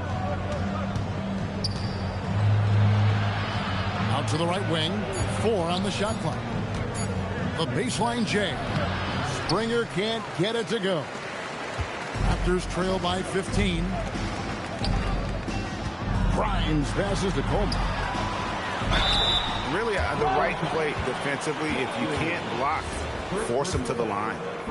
Now let's take a moment to get your guys' take on the scoring zone for the Trailblazers. Well, I've been impressed with the ball movement all game long. They're really looking to just make that extra pass. Boy, the long ball has been another point of emphasis for this group tonight. Their shooters are finding open spaces and firing without hesitation. Parker's checked in for Quentin Grimes.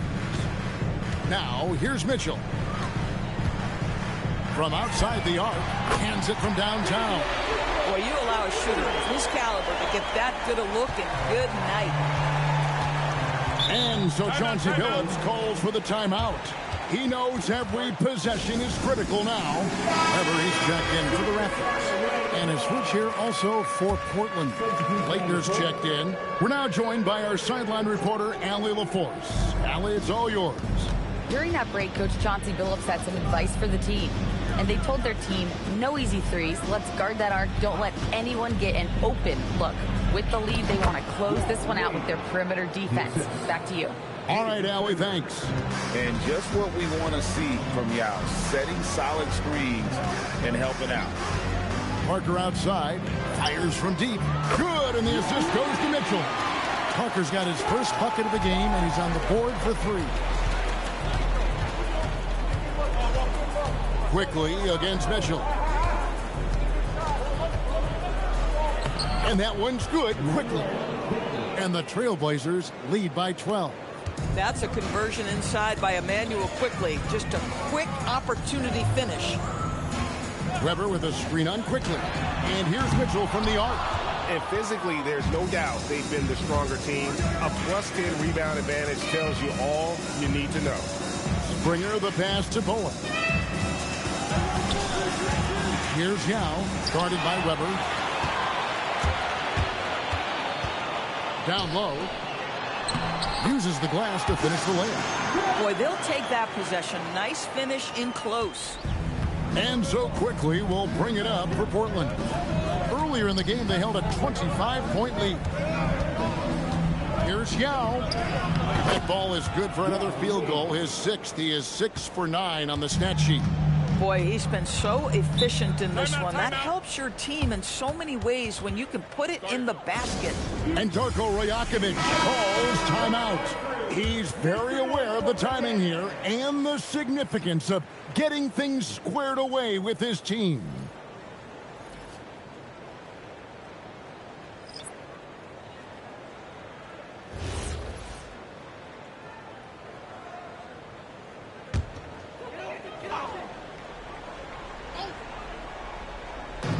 we're about 3.5 minutes into the fourth quarter.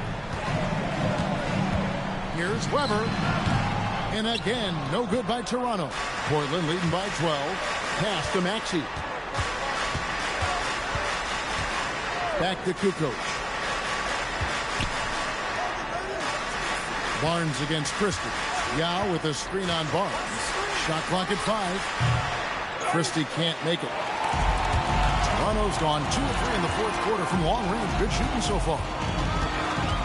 Dunleavy kicks to Barnes. Over in the post. He's covered by Maxey. Showing off the post moves right there. I'll tell you what a good thing that he showed up today, because without him, this thing would already be over. Portland leading by 10. Outside, Maxey. Wow, the raw talent and sheer height of Ming taking over on the interior. DB, we saw a move by the league to let a little bit more contact go. Have they been consistent with that, or do you see some backpedaling at all? I don't see any backpedaling at all. I think Mitch is the point of attack dribble. That first dribble, defenders are really able to attack defensively. Listen, this is a hard thing. You want to bring more physicality back, but you've got to do it carefully. First one falls for him. Keep in mind with Yao, it's not all about size. He's a skilled player in a big body, and that's a lethal combination.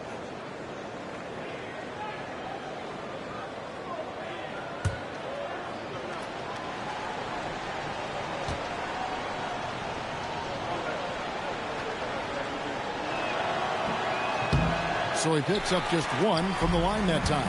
And, you know, he's such a huge figure from a cultural standpoint. Yao is also someone teammates love playing with because of that easygoing personality. And it misses.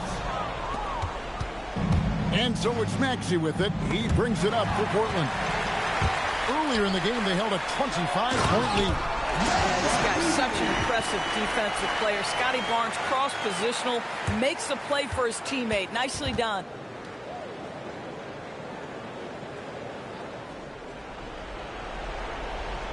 Trailblazers leading by 9.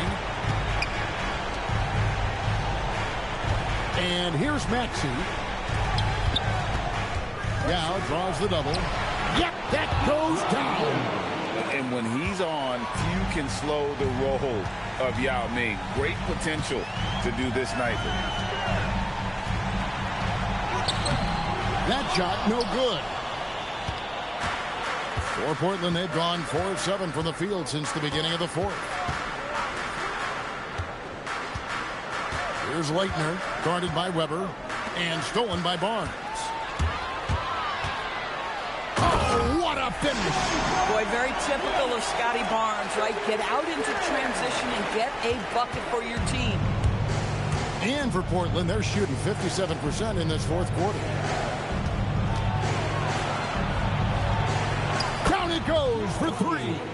And the margin for the Trailblazers. This was a very efficient offense tonight. And they found a way to get their shots to go down. A little luck didn't hurt. A lot of their 50-50 shots fell their way. And with this effort tonight, grabbing their 8th win of the year. And as usual, some excellent work tonight in what was a quality big impact game for Yao. He showed up on the glass in a big-time way, and that really set a tone. Here's Barrows. Following the basket by Tyrese Maxey. Now Maxey. 29 seconds left in the game. And it's out of bounds as the Portland Trailblazers retain possession. And he made the right read on that play, but just couldn't secure the steal. Yeah, the anticipation was there. The hustle was there. Very close to picking that one. Now, here's Maxey. Picked by Yao. Shot clock at 6. And he banks the layup in. He saw the opportunity to put this away and did not turn it down.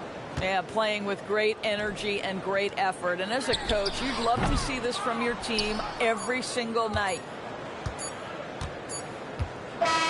And so Portland takes this one, but by a big margin. As always, Allie, we appreciate it. That's it, folks. The NBA regular season.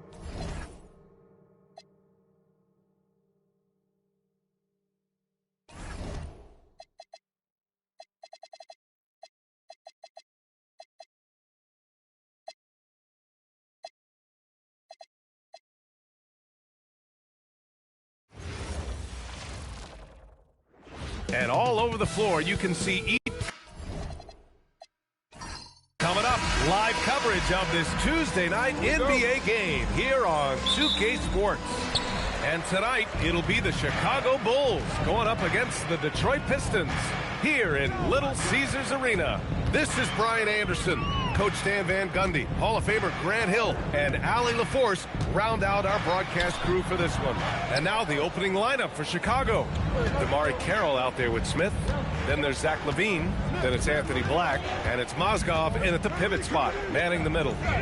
Here's Carroll. And the basket by Mozgov. Will stand the postseason is just around the corner now.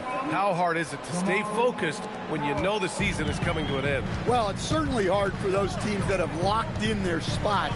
It's very easy to lose focus here in the home stretch. But for those still fighting for a spot, finishing well in the regular season has got to be the priority right now. Here's Carroll. LaVine passes to Black. Back to LaVine. Smith with a screen on Harris. Sinks it from distance. Well, LaVine is a volume three-point shooter for a reason. More often than not, he's going to make that. Harris outside. And again, the Pistons missing. Almost 2 minutes into the first here. Oh, stolen by Harris.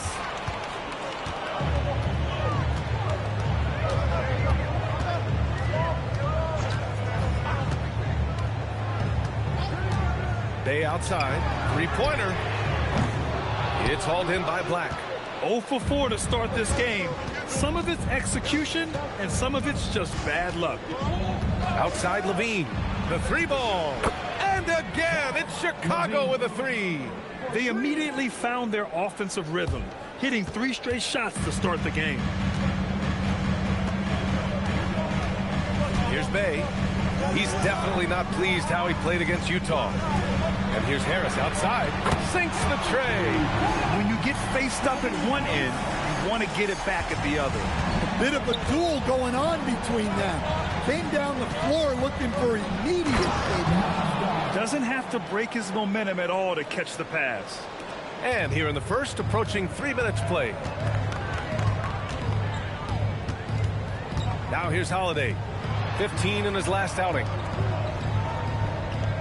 Pass to Harris. Back to Griffin. 4 on the clock. The Pistons need to get one up quick. Offline with a 3. Bulls leading by 7. Carroll, pass to Black. On the wing, LaVine. There's a screen. Takes a 3. The rebound by Detroit. And this game, the first chance they've had to see Chicago. Last year, as expected, they had very little trouble against these guys. Now here's Holiday. Yet to see a basket. And here's Harris outside. No good there. For Chicago, they've gone 4 of 5 so far. Looking sharp. When we talk about Keontae George, what stands out to you the most, Stan? Good question, B.A. I don't know that I'd pick one area. He's good at a wide variety of things. Can handle the ball, pass it, score it, and that gives you flexibility in terms of the guys you put around you. Screen by Griffin. Three-pointer, Holiday. Offensive rebound. Tries again. Gurison, that's good. The defense getting out-hustled on the putback. Can't let that happen. And I can tell you from experience, these are the types of things that drive coaches crazy. Now here's Black. In his last outing, 8 points for him. Mozgov. And it's good. Credit LaVine with the assist. Mozgov's got 6. Their offense looking like a well-oiled machine. And here's Holiday. Right now contributing around 10.5 points a game. Lets the three fly. Smith with the rebound. Bulls leading by 7. 2 minutes remaining in the first. Levine with it. Against Minnesota, he was really on his game. The best thieves in the league. The steals leaders over the last month. Drew Holiday is second. His defensive focus has been superb these last few games, continuously finding ways to strip ball handlers and upset the offense. Here's what Detroit's going with right now. Randall comes in for Bay, and Ayo Dosunmu subbed in for Holiday. And so the timeout by J.B. Bickerstaff here. And we might see some changes. Coach potentially looking to adjust.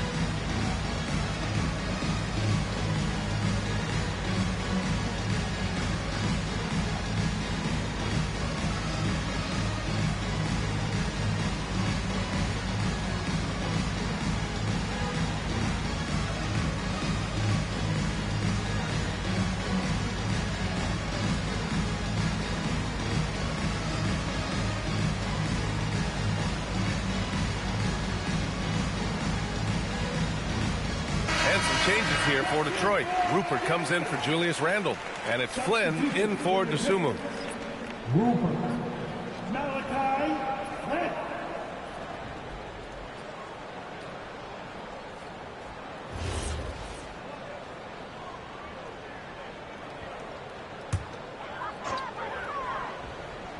We've got 1:55 left in the opening quarter. Down low. Here's Murasan. Chicago grabs the miss. Here's Black with the tip. Rebounded by Flynn. Pistons trail by 7. To the inside. And Griffin slams it in. And that's on the defense right there. Griffin is too good once he gets the positioning he wants. 1:24 left in the first quarter here. To the middle. And he buries his first look. Pounding it inside early and often, setting a physical tone. Well, the Pistons shooting just 25% from the field in the first quarter. Griffin outside. The three. Drills it from deep. Griffin's got his second bucket on the night. A shot that Griffin has worked on. Now you see how effective he is with it. There's the screen. Pass to Levine. Takes the three. Griffin pulls down the board. And so it's Detroit with it. Trailing by 4. Here's Flynn.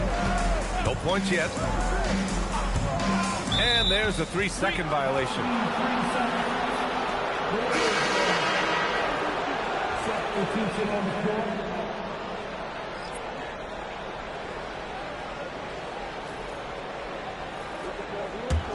Bulls leading by 4. 8-second difference between the shot clock and game clock. Here's Raja, averaging around 6 a game. 2 shots, 2 makes. Off to a good start. Here's the Pistons with the ball. Dosunmu outside.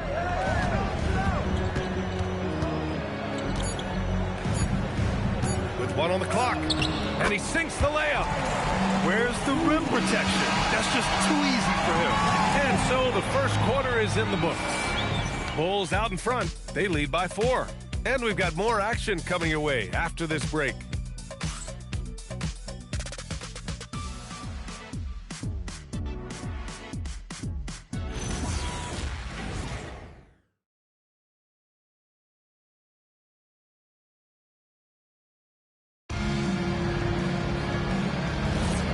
if you're just joining us. We played through one quarter in this one. All right, guys, what do you think about the offensive approach we've seen so far for the Bulls? I have to applaud their ball movement. They're moving the ball around, finding the best looks they can, and keeping everyone involved. You know, another thing that has impressed me has been their numbers of points in the paint, just dominating down there. They're just getting whatever shot they want in close. And so in the game for the Bulls, we've got McDaniels, and it's Johnson in at the shooting guard position. Pistons trail by 4.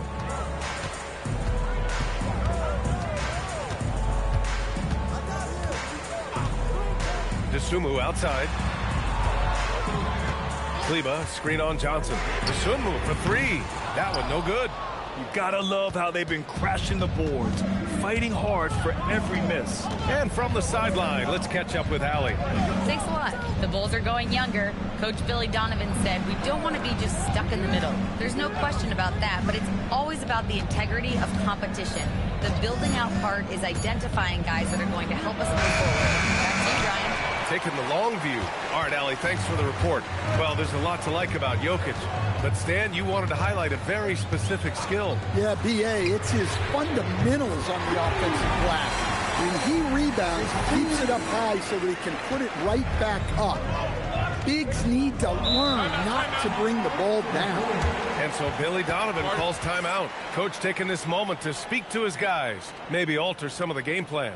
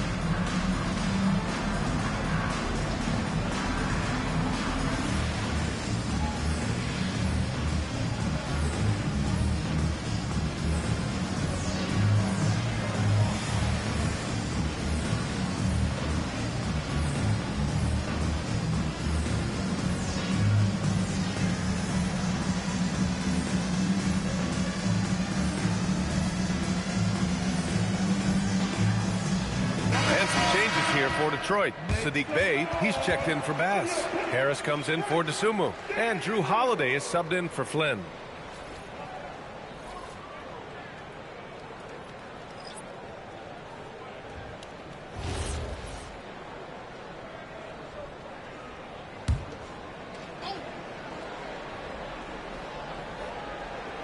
We're about a minute and a half into the second quarter now. Smith with a screen on Holiday. Three-pointer. Felton misses. And so it's Holiday who brings up the ball for Detroit.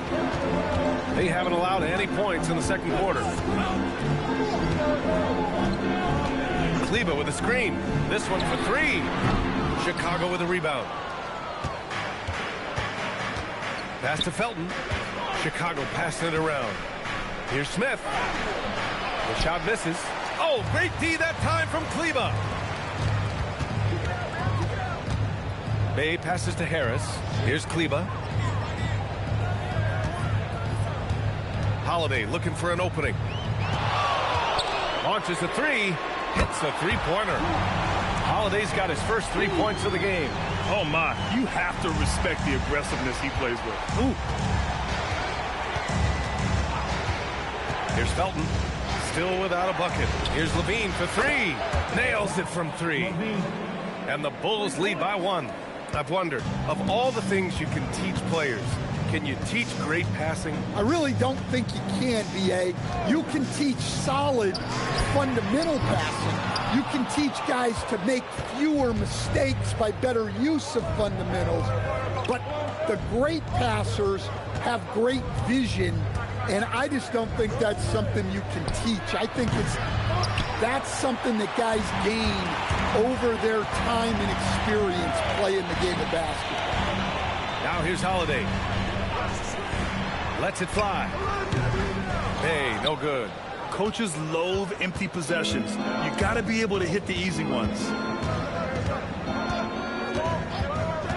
Here's Felton. Kristich. Holiday grabs the miss.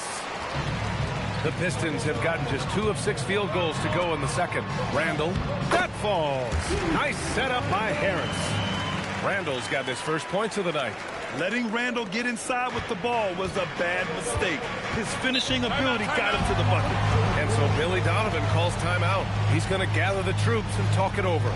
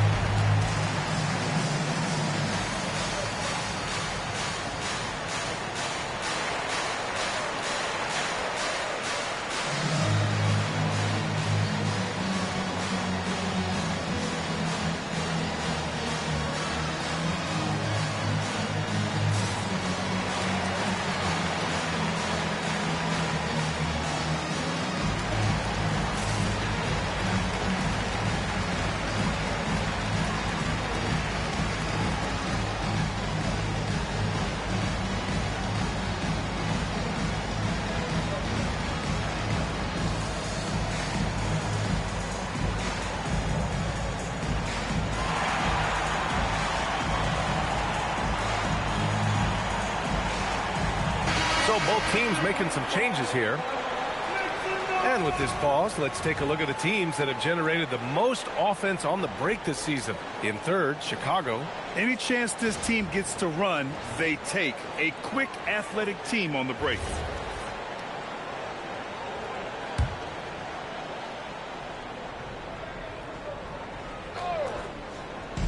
And it's the Bulls with the ball. Outside Levine. And Levine knocks down the 3. And now he's dropped 2 3-pointers in each quarter. The Pistons trailing. And one young guy who's really a good on-ball defender, Anthony Black. Yeah, B.A., that's where he's made an immediate impact. He's a big guard, a smooth athlete, great body control. Really tough to get past him, B.A. And the basket by Holiday. Holiday gives them a steady option with his jump shot. That's a nice asset to have. Now here's Black. He's covered by Holiday. And he got the whistle on the way up. So he'll be headed to the line for a pair. Chicago shooting their first free throws of the game. At the line for the Bulls, Mazda.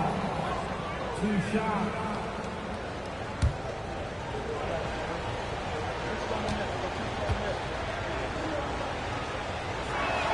And he drops the first.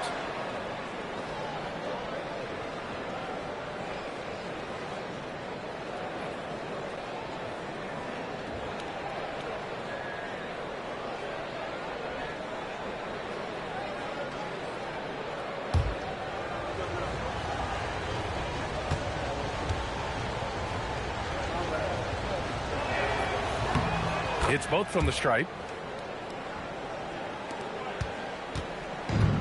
Detroit has gone 2 of 5 from distance here in the second quarter. Outside Holiday.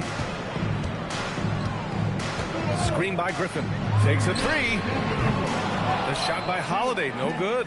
He came out today planning to do as much damage from three-point range as possible. Well, it looks like it's time to change up the plan, guys. Levine gets the bucket. Levine's got 8 points here in the quarter. Well, the defense has got to know, when Levine is getting hot like this, they're in for a long night. Outside Holiday. And the shot is good. Harris making the play. Well, after a bad start, he looks like a different player right now. Pass to Levine. Jacks up a three. Griffin pulls down the board. For Detroit, they've gone 5 of 10 in the second quarter. Down low. Perfect pass to set up the lay-in. Mirasan's got his second basket of the game. These teams have really gone back and forth. Yeah, 5 lead changes already. This one's going to be a battle for sure. Levine, buckets. He's now 6 of 10 from the field. Well, when you look at what he's provided them on the offensive end, it's been an important part of why they're leading. Bay outside.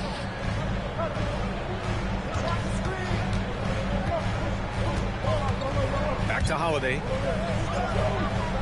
6 to shoot. The 3 is up. And it's Chicago with a board. Finding space on the perimeter, but he couldn't capitalize. Now 5 seconds separating the shot clock and the game clock. Here's Black. He can't get it to go. Ooh, good work defensively by Holiday. You'd like to let the clock run and take the final shot. Yeah, unless it's a gimme, there's no reason to put up an early shot here. And down it goes. 2 points. Holiday's got 10 points. And so it's Drew Holiday making things happen for the Pistons. He put together 10 points in the quarter. All right, Allie's ready to go. She's courtside. Hey, Allie. On the court now with J.B. Bickerstaff. Coach, as we approach the second half, what's going to be the deciding factor? Just maintain. I think there were some things defensively that we left on the table where we gave up some cheap ones because we didn't communicate. So we solved those. I think we give ourselves a good shot going into the half. All right, thanks so much, Coach. All right, Allie, thanks for that. We will see everyone right back after this break, ready for the second half.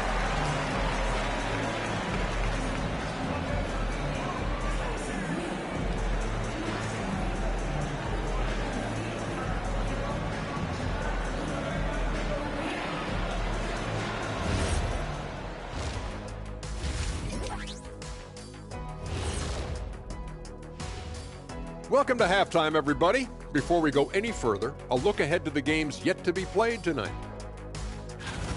It'll be the Suns against the Cavaliers out in Cleveland.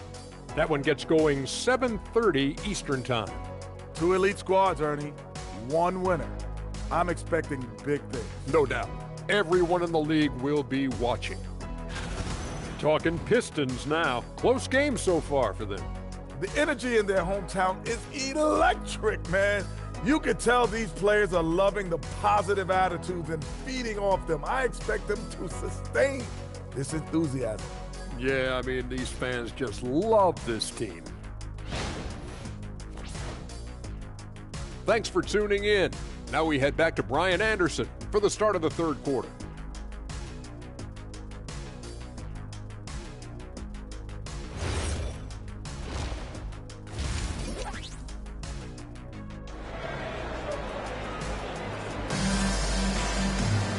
And we've got second half action for you.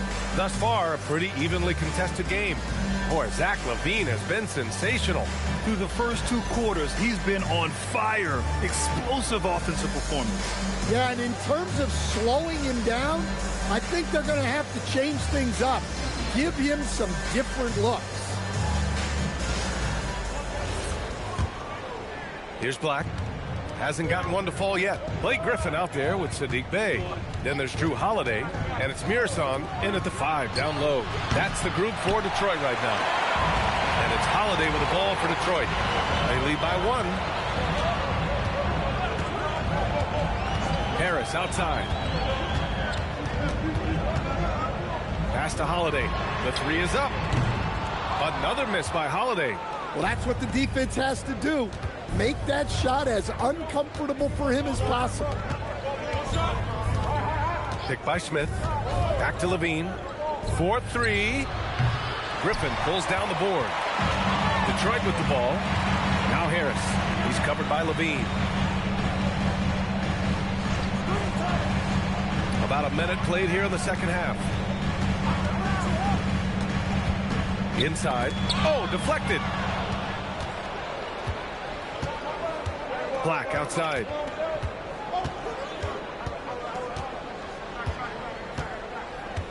Pass to Levine. Beyond the arc. Gets the three to fall. Levine's got 19 points. You can't forget about Levine from deep. Harris against Levine. Hey, from long range. And the shot is good. Harris making the play. Harris has got his 4th assist in this one. Chicago is gone only 1 of 3 from deep here in the 3rd. Pass to Levine from behind the arc. That's miss number 7 out of 14 attempts. Not a great start to the second half. Just 1 for 4. Got to find ways to generate better looks here. Screen by Griffin. Down to 5 on the shot clock. Back to Holiday. Takes the 3. And rebounded by Zach LaVine. Well, clearly it hasn't been his best game offensively, but collectively, they've still found a way to get the lead. Pass to Mozgov. Here's Carroll. Chicago needs to get off a shot here. Ooh, LaVine with another miss. They've come out a little cold after that halftime break. Just 1 of 5 from the field to start the 3rd quarter. Outside Holiday.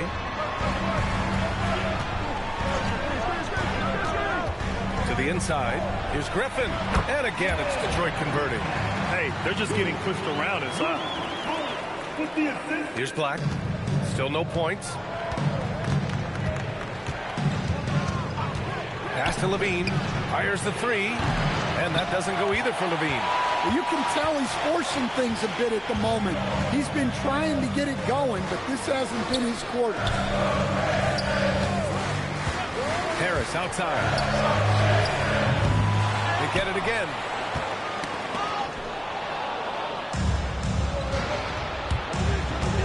Levine passes to Smith. Laid it in with a nice touch off the window. The defense couldn't collapse quickly enough.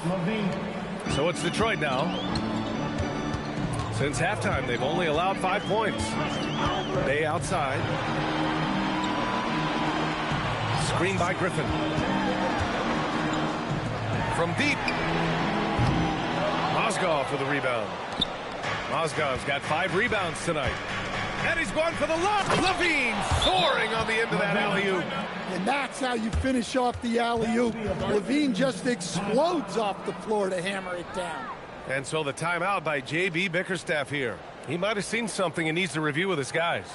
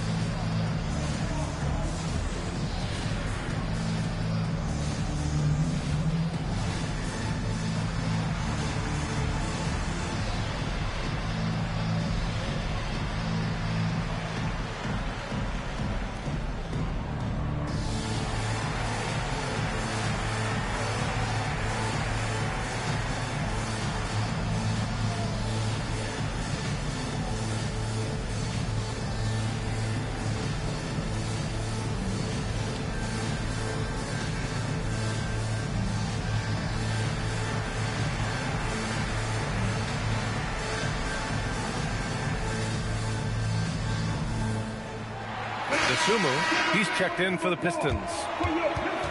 Let's look back on this past month and see the teams who were lights out from three-point range. 5th on the list, Chicago. Well, a hot streak like this breeds confidence, a virtuous cycle. You see shots going down, you take that next one with extreme confidence.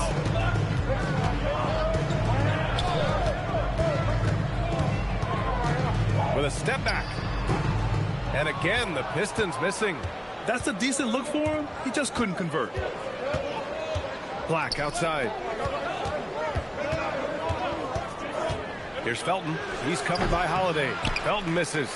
He just couldn't finish the job that time. And too bad, because it was a nice look. Pass to Holiday. Detroit moving the ball around. Screen by Griffin. A zoom move for 3. Chicago with a rebound. Here's Felton. No points so far. Black outside to the paint. 6 on the shot clock. Smith passes to Black. Puts up a 3. And Bay pulls it down. And so it's Bay who brings up the ball for the Pistons. It's a 1-point game. Sumu outside. No good from outside. Defense dodged a bullet that time. Total breakdown. Smith outside. Black outside. The 3. And again, Chicago, no good. And it's Detroit with the ball. And he lobs it up to the rim. Ooh, stolen by Smith. Here's Felton. He's covered by Holiday. Here's Mozgov. And so he draws the foul, headed to the line to shoot a pair. Let's take a look at the numbers for Zach LaVine. And a chance to catch up on some numbers here. The hustle stats for the Bulls.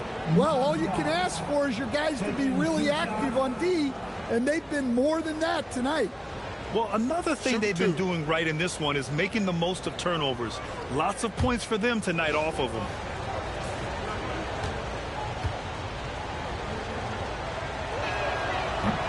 And he makes the first.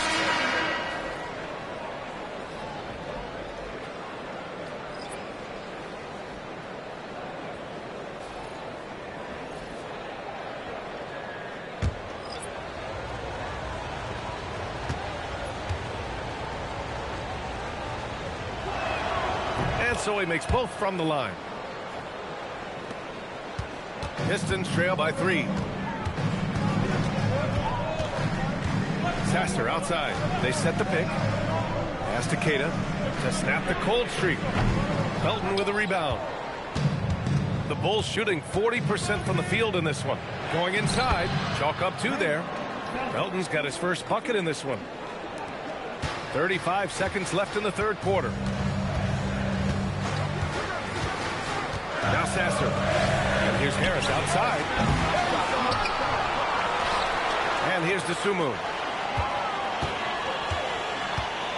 Randall, the pass to Dosunmu. Just 4 to shoot. Here's Sasser. He buries it from 3.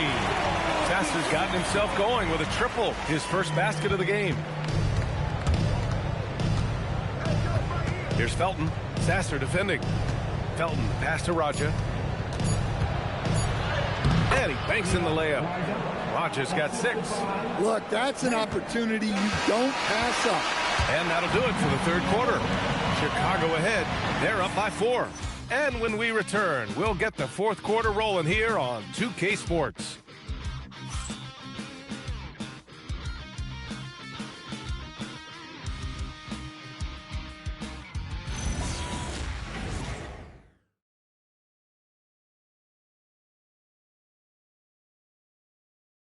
And now we have a moment to reveal our State Farm assist of the game.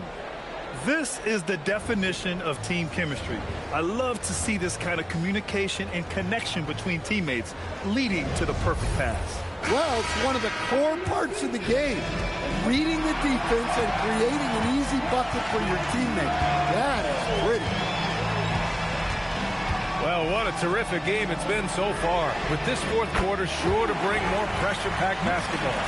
And so in the game for the Bulls, we've got Zach LaVine, and it's Raja in at the 4. Here's Felton following the three-pointer by Detroit. Here's LaVine, and again, it's Chicago.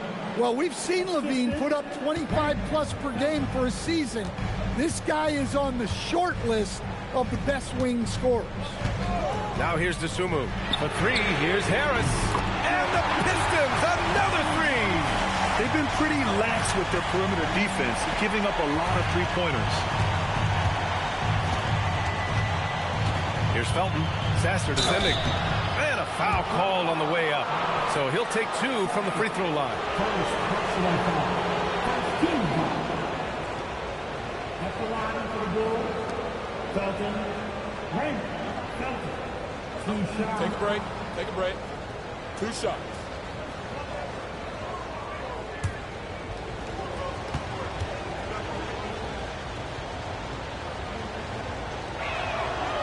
That free throw misses.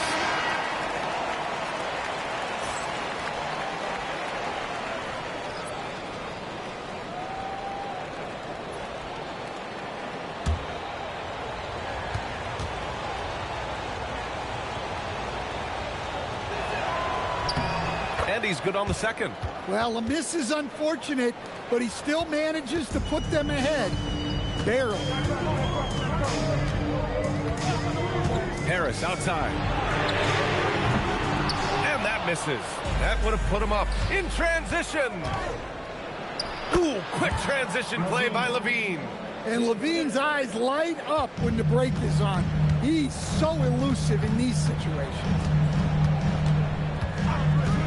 Harris outside. Lets it fly. Chicago with a rebound. Well, you win and lose as a team, so the fact that they're trailing isn't all on him. But with that said, he's had a rough shooting. Here's Webb. Here's Rupert. And again, no good by Detroit.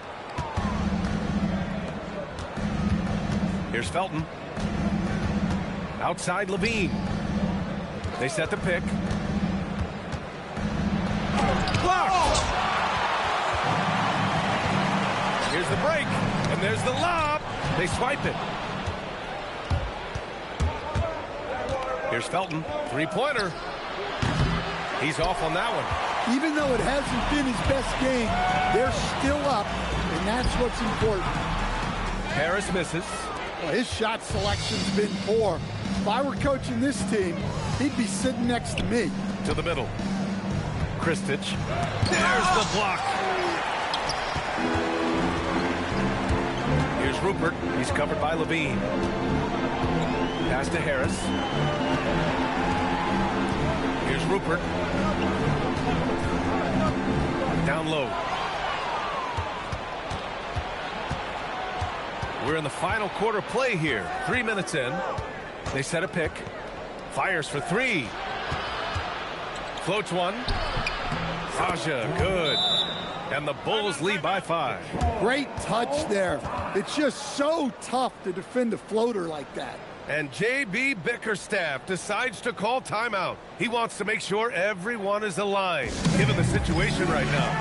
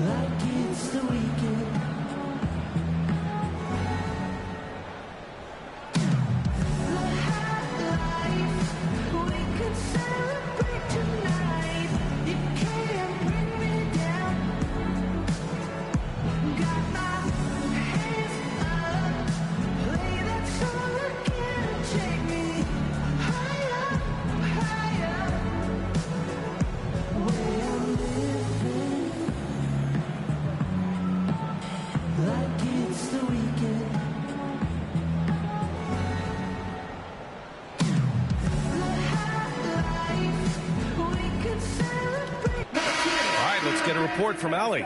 Hey team, I was able to catch the message that J.B. Bickerstaff was giving to his team. He told his guys to up their aggressiveness on the defensive end, saying this game is all about who can get stops right now. I need you guys to bring some more energy on defense. That's how we'll get this win. Guys? All right, appreciate it, Allie. Now here's Harris. Outside Holiday.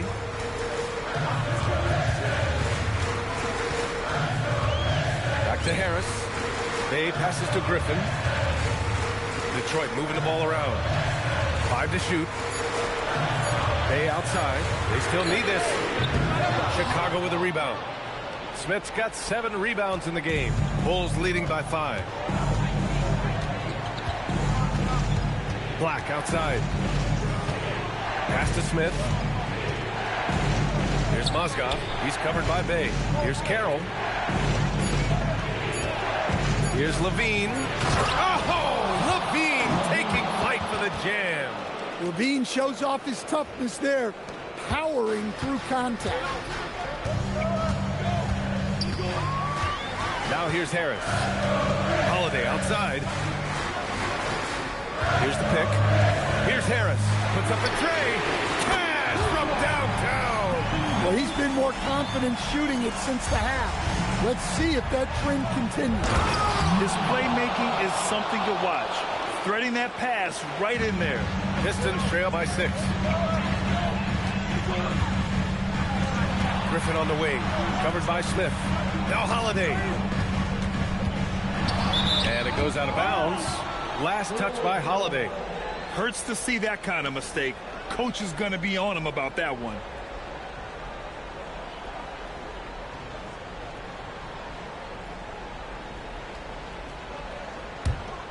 Bulls leading by 6. And here's Black. Levine outside. Buries it from outside. A well-practiced shooter. Levine has complete confidence in his shooting motion. 2 minutes remaining in the game. Griffin left side. Knocked away. Levine with it. Now guarded by Harris. Levine outside.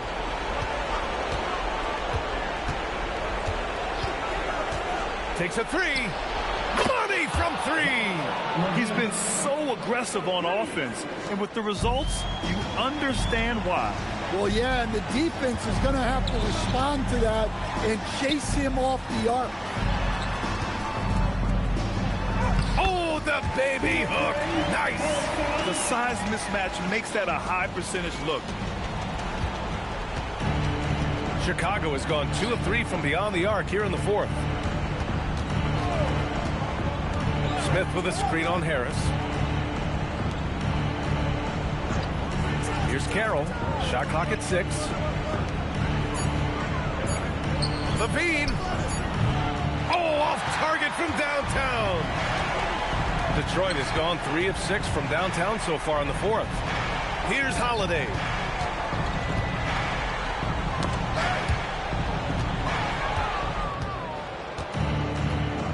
.41 seconds left in the 4th. Black outside. Levine. Booyah! He sinks the triple. Yeah, they blocked out the noise, blocked out the distractions, kept on grinding, and this is their reward. It is always a special feeling winning on the road.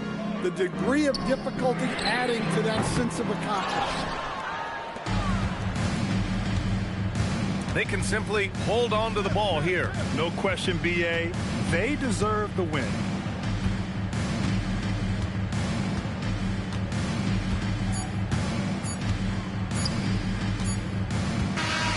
So it's the Bulls winning this one easily.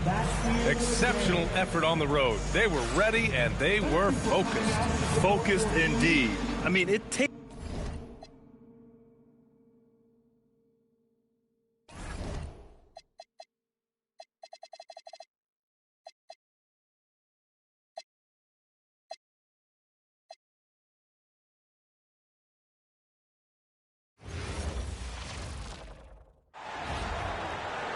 Starting at small forward. Here we are, Jim. We finally reached the final game of the regular season, and what a ride it's been. But for others, they still have something to play for. There is no doubt this is what you dreamt about as a kid. The postseason, there's a lot of work ahead in either case, but obviously, if you wanted one of these playoff berths, you understand this is where legacies are made. Now let's take a look at the Sonics opening lineup. They've got David Wesley, also Martin out there, Dang out there at Podkolzin, and it's Hendricks in at the 4. Here's Wesley. There's a good screen. Pass to Hendricks. And they call the foul, so a chance at the line for one more coming up. Nice effort taking the early lead. Here we go. Always good to see the ball go through the net early. You know there's not a lid on that thing. Here are the Lakers. It's a 3-point game. This game against Seattle is the first time they've met this year. Mullen for 3. Drills it from outside. And this is where Mullen is most dangerous. A consistent three-point shooter with textbook form. Wesley against Richardson. to Podkolzin. Outside Dang. Some nice ball movement here by Seattle. Just 5 on the clock. Here's Wesley. Here's Podkolzin. Goes up and lays it nice and easy. Uncovered at the rim, finding cracks in the defense here early on. Well, with that kind of success, I imagine they'll continue to be aggressive inside. For Seattle, they've gone 2 of 3 here to start out the game. Inside, got a piece of it, and stolen by Richardson. 3 on 3. Outside, Davis. Mullen with the 3, and it's Seattle with the rebound. Well, he's got a great stroke. That one almost dropped. And it's Martin penetrating outside Dang.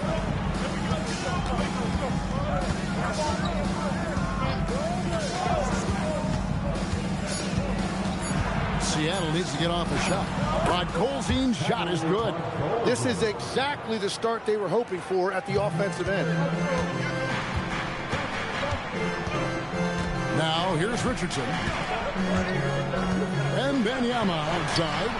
Connects from 3-point range. And when Wembanyama is connecting from deep, he is downright unguardable. This is how special a talent he is. Now here's Martin.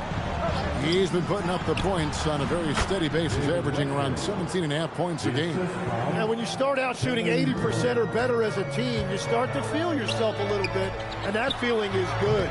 Richardson, no luck. Last game for Seattle, they picked up the W against the Clippers. And you gotta love a team that can maintain its composure on the road. Take good shots and knock them down with confidence. And if you want to see how well coached a team is, just look at their efficiency on offense. That's a testament to great coaching. And the Lakers have possession. Seattle able to drain the 3. And here in the first quarter, with a little over 3.5 minutes played, Martin the pass to Dang. It's stolen by Mullen. Pass to Richardson. Clarkson outside. Offensive rebound. And Wembanyama can't get it to fall, and he's missed the second after making his first. How about this run, Craig, they're on right now? Wow. I mean, they're just getting to their spots and executing. Really keeping things simple. Count it. Wesley's got his 3rd bucket of the night. And this is right around the time when one team might start to pull away. And one thing about this league we know, momentum can change in an instant.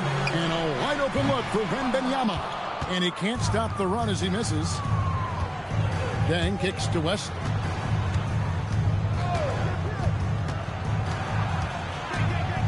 Back to Dang. Hendricks passes to Dang. Now Martin. There's the triple. Here's Podkolzin, and he jams it with authority. And they have owned the paint so far, and the score reflects it. Well, these days, interior offense takes great determination and discipline. Some changes for the Lakers. Wilson, he's checked in for Clarkson, and Bones Island subbed in for Richardson. Achua, he's checked in for the Sonics. Joe Harris comes in for Kevin Martin.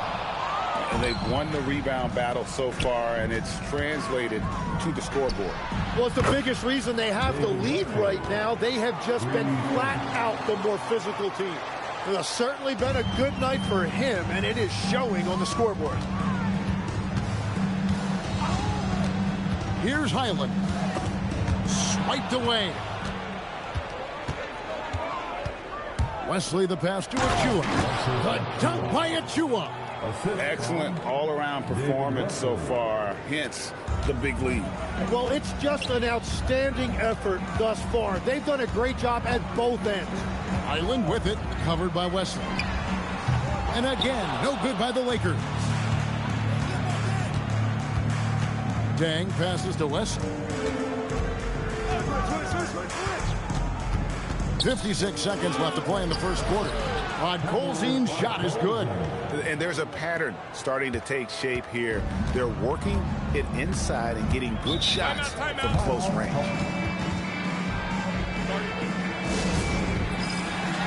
And the Lakers Lakers with some changes. Warnings checked in for Wembanyama.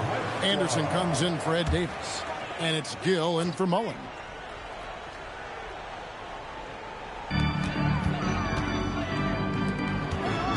There's 45 seconds left here in the first quarter. And the dunk by Mourning. And how about the agility coming from the big man? I mean, that's not something we often see from him. You know, it's never going to be, Greg, a 360 dunk when he goes up with it, but it will be 2 points. We do know that. Well, it's exactly what you want. When he's at the rim with his size, he should be attacking. And Seattle making a change here. Ward's checked in. Pass to Harris. Huertas looking over the floor. Here's Warwick. 5 on the clock. Back to Huertas. Shoots over Highland. Nice shot by Huertas. And the Sonics lead by 16. You're off to a strong start here early. 6 points off second chance buckets. Warning up top. And so it's Seattle in command with a 16-point lead as the buzzer sounds. They have made...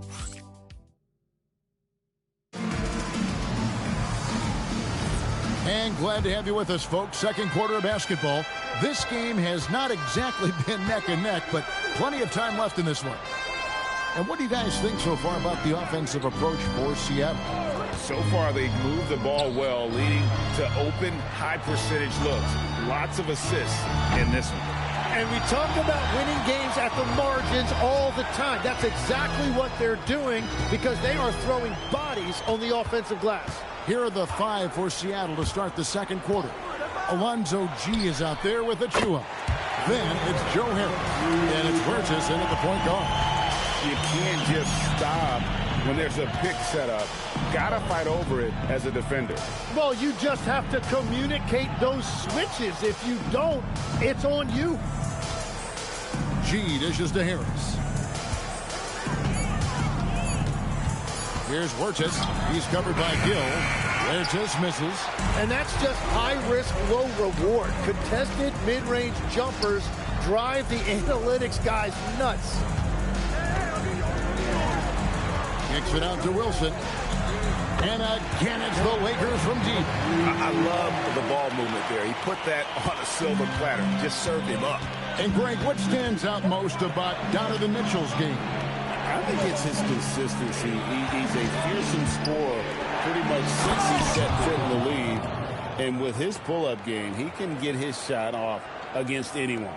What a pass right there. Coaches love seeing guys making it easy for their teammates.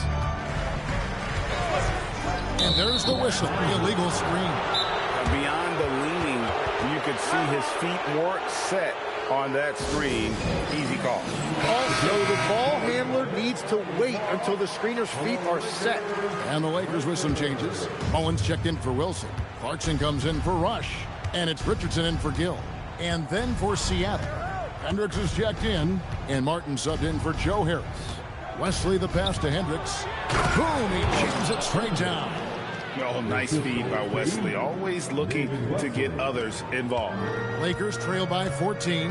Now we'll hear from Allie LaForce, and she's got a story for us. An update. Allie? Thanks. Lakers coach J.J. Redick was vocal, pushing back on those who criticized the state of the game. He said the league is more talented and skilled than it was when I was drafted. That's a fact. There are more players and teams that are excellent. We have parity. This is an awesome game, and we should celebrate it. Back to you. All right, Allie, we thank you very much. And how about the confidence of Martin in his mechanics, able to quickly get that shot off? Outside Mullen. Shot to stop the run. Hits the three-point line. Mullen's got his second bucket of the night. The defense a step slow. You can see the results. Martin against Clarkson. Here's Wesley.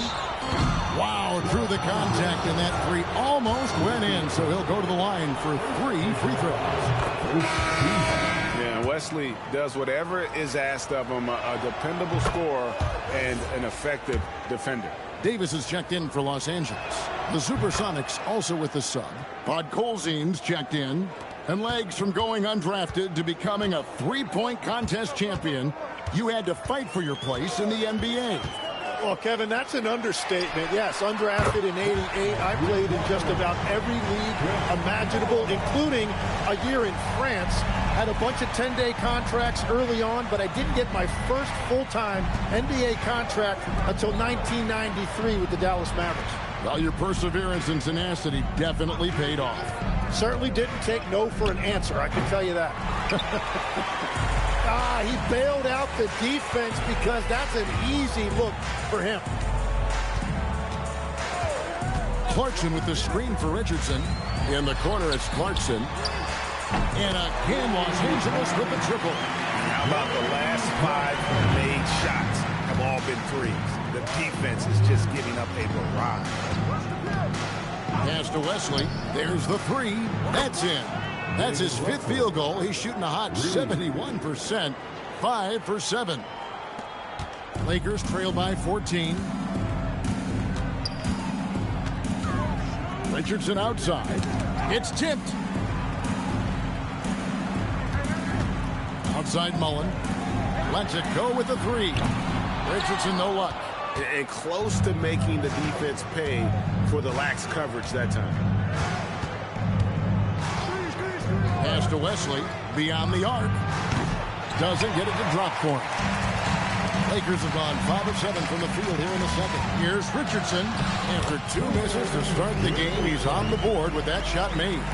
Nice job by Clarkson moving the ball there. His coaches would like to see a little more of that. And Willie Green wants a timeout. Coach needs a moment to talk things over. Victor Wembanyama is checked in for Morning.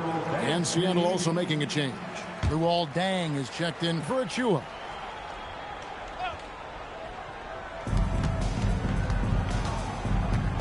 Wesley against Richardson. It's Martin on the wing. He picked up 33 points in their last one against the Clippers in Los Angeles. Pass to Hendricks. Just 3 to shoot. Bang for 3. They get it again. He hangs in there and cashes in on the second chance points. And physically, there's no doubt they've been the stronger team. A +10 rebound advantage tells you all you need to know. Davis with a screen on deck. They get it back. Left side Davis. And Luol Deng gets the whistle that time. That's his first foul. First personal foul. First team foul. 1:11 left to play here in the half. Clarkson outside. Clock at 6. Davis with a screen on Martin. Clarkson for 3. He is just really almost playing for the other team. The shooting has just been poor. Wesley the pass to Martin. Elbow shot. And he gets it to go. Martin's got 5 now. And Martin's almost automatic from mid-range. He's skilled at getting that little bit of wiggle room he needs to release it. Clarkson for 3. There it is, his second make of the game. He's missed 5. And after not scoring in the first, he's finally starting to get into a groove. Wesley against Richardson. Drives to the hoop. And it's Wesley missing. About 3 seconds between shot and game clock. And Wembanyama outside. No good with the triple. Clarkson against Martin.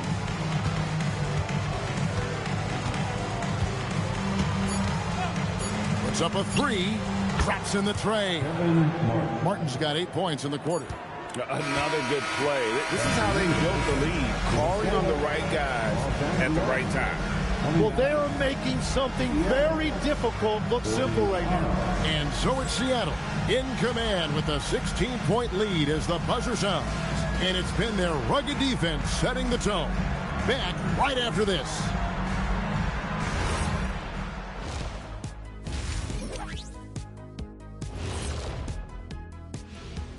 And as we welcome you to halftime. Yeah, their defensive effort uninspiring, like Kenny's acting career.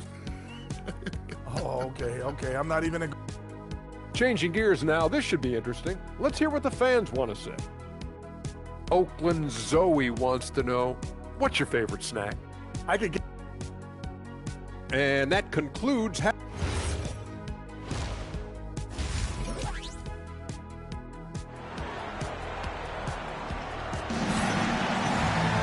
And after a very lopsided first half, we'll see if things play out a little more evenly here in the second. Seattle leading by 16. Victor Wembanyama is out there with Davis. Then it's Mullen. Then there's Richardson. And it's Clarkson in at the 2 spot. That's who's in the game for the Lakers. And Matador defense, that's one of the easiest shots he is ever going to see.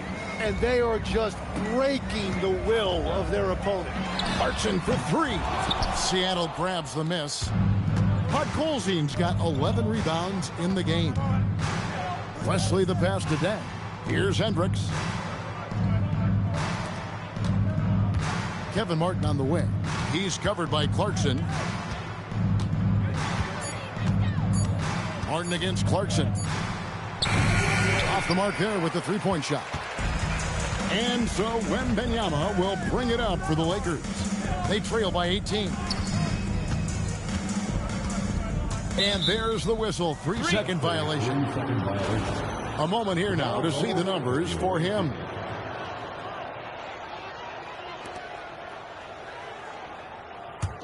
Seattle leading by 18.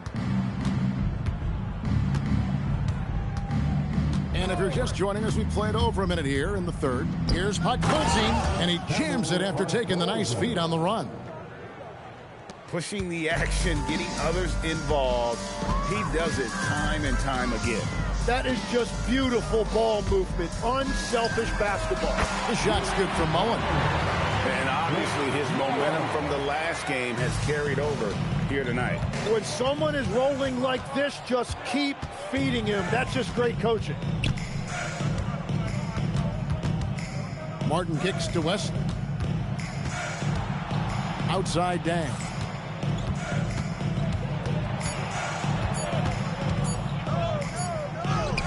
He trains it as the shot clock ticks down. And the Sonics lead by 19. Yeah, that's the third bucket in a row from the paint. This defense needs to clog those lanes in the middle. Outside Mullen.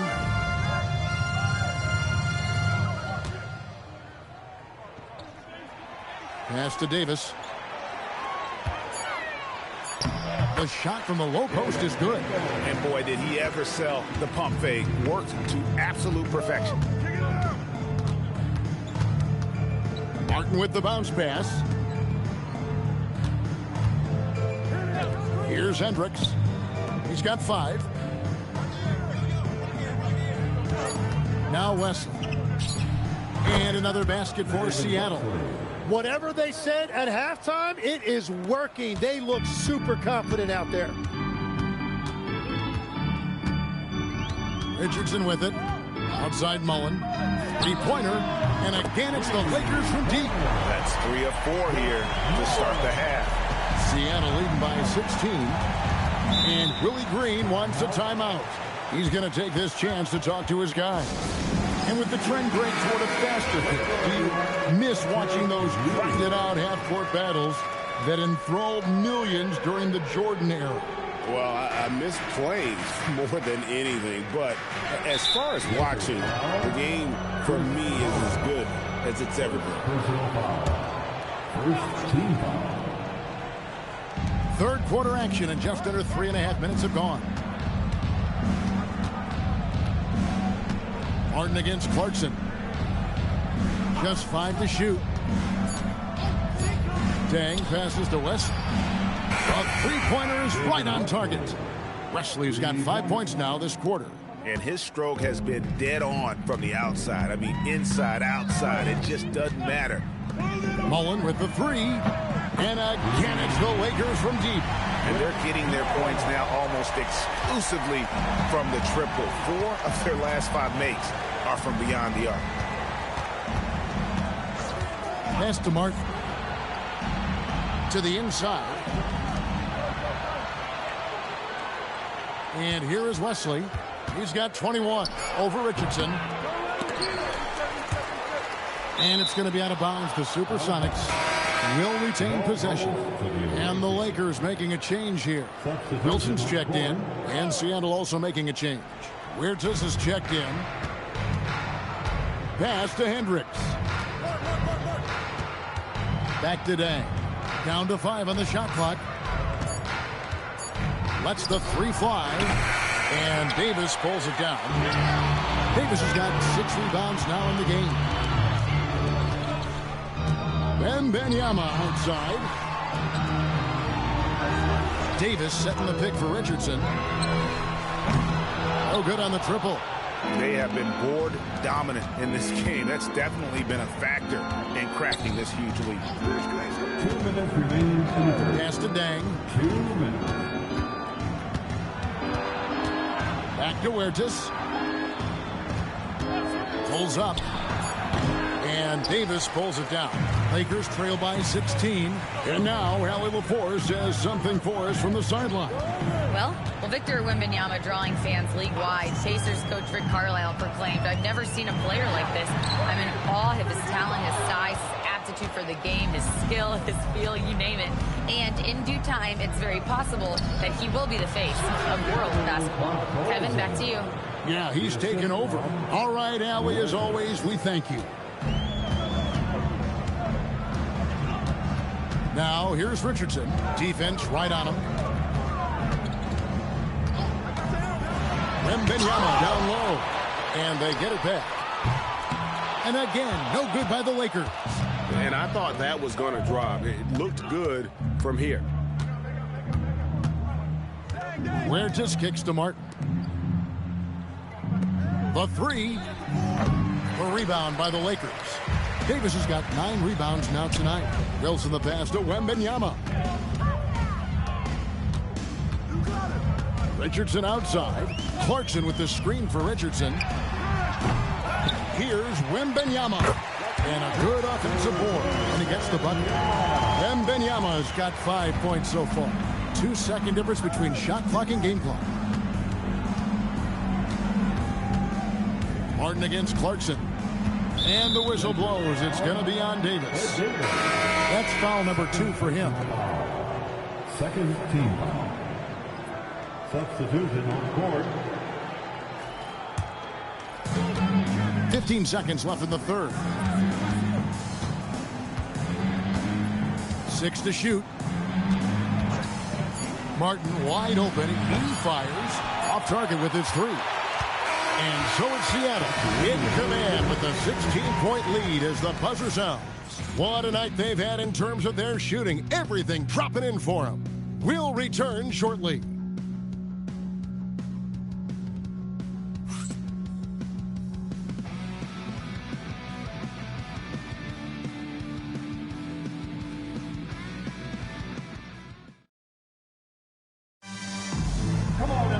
And there may not be a lot of drama down the stretch as we head into the fourth quarter, but stranger things have happened.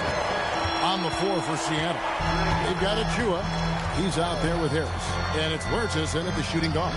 Mullen for 3. That one, no good. And so it's Harris who will bring it up for Seattle. They led the game at 1 point by 20. Pass to Achua. Now Wesley. Down low. Harris outside. Takes a 3. Rebounded by the Lakers. Yeah, he's got to be mad at himself for missing that one, especially considering the defense didn't really affect him. Outside, Mullen. That's good again. His 7th basket, 7 for 10 from the floor. Gets one to go. It's been a great personal night for him, but those mean a lot less if you're losing. Wilson against Harris. Pass to Achua. Some nice ball movement here by Seattle. Here's Huertas. And he can't answer back. The three-pointer offline. And they're winning this game despite his difficulties at the offensive end. Gill the pass to Mullen. Warning a screen on West. Now Wilson from downtown. It's good. The assist that time from Mullen. And perimeter scoring, I have to imagine it was a topic of discussion at halftime. Well, they certainly have the shooters to do it. It's just about finding that rhythm. Davis is checked in for the Lakers. Todd Colzine's checked in for the Sox. And let's go to the sideline. Here's Allen. Hey guys, well, Willie Green had some advice for the team over that last break. He told his guys, quote, do not get complacent. No coasting to the finish line here. Stay on the gas, keep the energy up, and close it out. Coach doesn't just want them to hang on to this lead. He wants them to extend it. We appreciate it, Allie. Thank you. A shot by Wilson, no good. It's a +5 advantage for them in rebounding after that one. Inside, here's Colzine. No stopping him there. Jams it in as he's fouled. Chance now for a three-point play. It's on Alonzo Mourning. And let's take a moment, guys, to get your take on the scoring so far for the Supersonics. I'm in love with how they're moving the basketball all game long, and also their ability to move without the ball. That style just makes it so difficult to defend. Well, and how about the damage they've done attacking the basket? The defense has had no answers for how to slow them down in that area. I love the aggressiveness. 2 shots.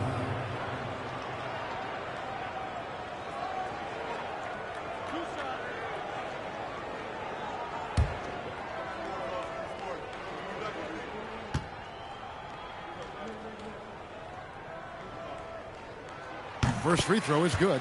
Tim, these days, things are changing for modern NBA big men. Well, there is no doubt when I played, every team had 4 or 5 legitimate post players, and the ball went in to the low post regularly throughout the game. I think now the difference is you have to have versatility in your game. Teams are looking for bigs that can shoot it, handle it, and facilitate. Valuable pieces for sure. Harris looking it over. Wesley against Mullen. Pass to Achua. Here's Wesley. The shot, no good. Mullen with the defensive effort. Lakers trail by 10. Here's Gill. Mourning with the screen. Gill kicks to Wilson. And here is Mourning. With his first shot attempt. And again, the Lakers no good. Sonics leading by 10. Pass to Wesley. Now, here's Achua. The Sonics again can't hit. Wilson against Harris. And the call on the shot that sends him to the line. And you don't ever want to get into the habit of letting the offense get to the rim. Wembanyama, he's checked in for Los Angeles. Richardson comes in for Gill.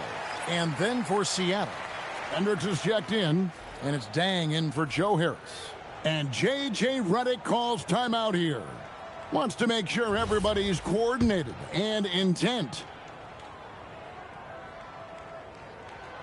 No good on that one.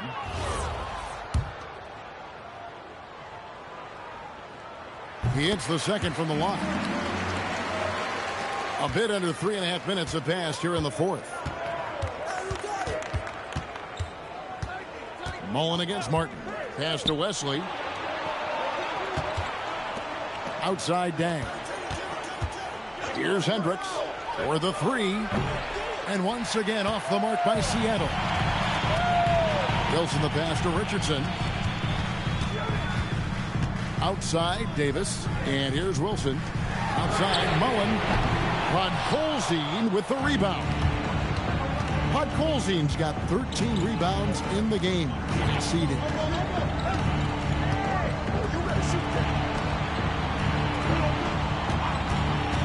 Shoots the three. Throws it down. What an assist! And guys, he's not an easy man to stop when he's got the rim in his sights. Never has been, never will be. He is a determined finisher.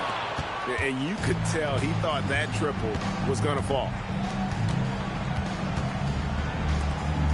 Here's Hendricks. Dang up top. Here's Hendricks. He's guarded by Davis. Oh, softly lays it in. Incredible focus from Martin, not allowing the defense to overwhelm him. Jordan Clarkson, he's checked in for Wilson. And timeout called by Willie Green. There was no hesitating.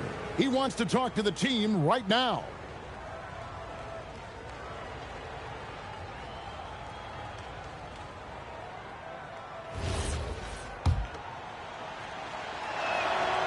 And you can tell Martin's put a lot of work into his shot. He knows that the offensive end is where his value lies. So he wants to be as effective as possible. And it's blocked. Richardson against Wesley. Deflects the pass.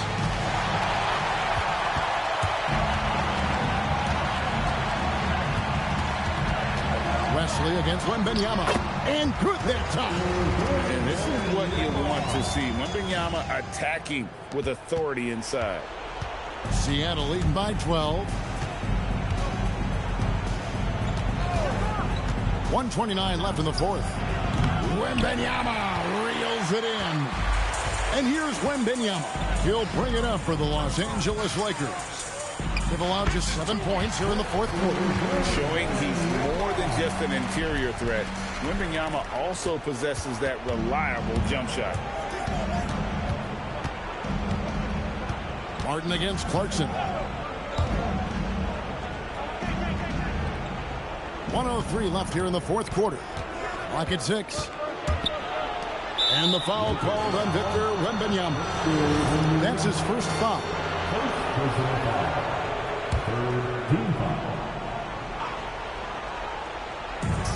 It's a 10-point game.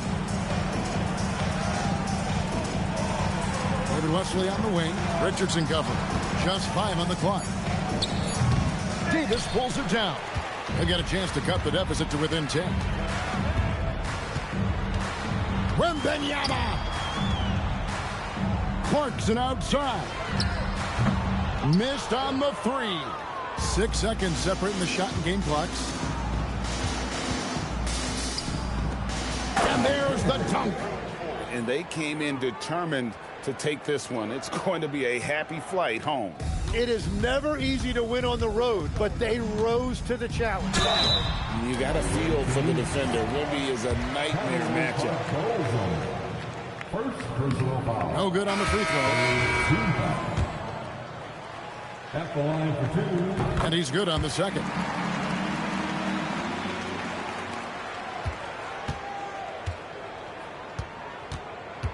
Highland against Adams.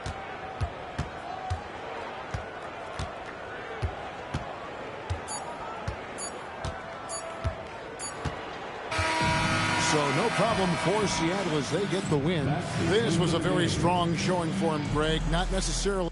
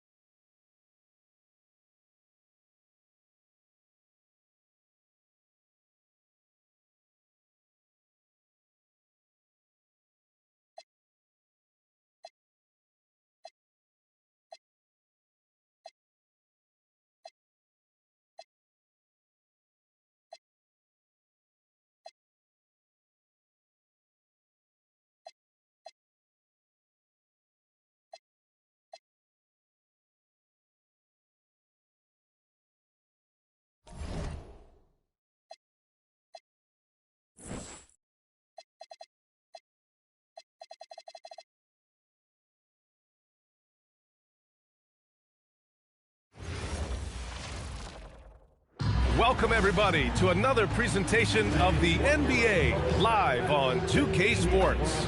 Here with Grant Hill and Richard Jefferson. This is Brian Anderson. And this is it, RJ, the final regular season game of the year. I think overall it's just optimism in general. They both want to end the regular season on a high note with a win, but expect a competitive game tonight. And to look at the starters for the Knicks. They've got Miller, and it's Snow in at the 1 spot. Halliburton outside. Left side, Moody. Miller against Wagner. Clock at 6. Here's Davis. And finished off by Davis. Yeah, smooth pass there. Wagner can make the game look easy. Here's Snow. Has to Dumars. Here's Kemp. Oh, he got him with a pump fake, but he couldn't finish.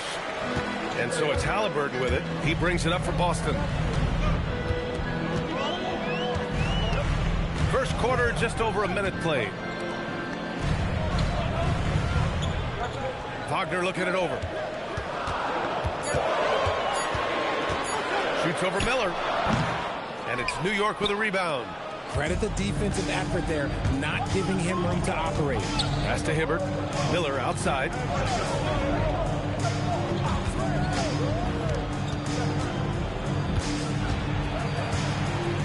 Here's Snow. 19-footer. Excellent D there from Davis. Boston on offense. They're coming off that loss against Denver. You know, in that game, it was just too much disparity in effort level between the two teams, especially on the glass. The core rebounding is something that they'll have to shore up going forward. It puts you at such a disadvantage when you look at the battle of possessions. Halliburton outside. Wagner on the wing. Baines with a screen. Wagner, the pass to Baines. Halliburton for 3. That won't go. Misses his first shot of the game. And even after airtight defense like that, you still just expect him to hit those kind of shots. Pass to Miller. Here's Hibbert, defended by Halliburton. Halliburton comes to help. The score now all even. Nice ball movement there. That's how you break down the defense. Here's Halliburton.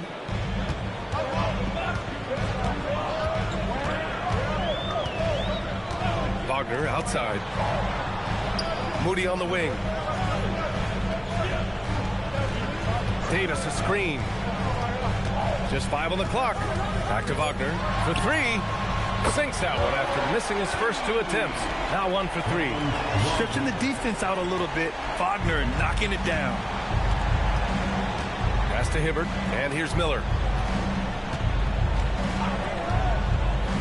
First quarter of play, and just over 3.5 minutes in. Here's Snow. Fires from the wing. The Knicks keep it alive.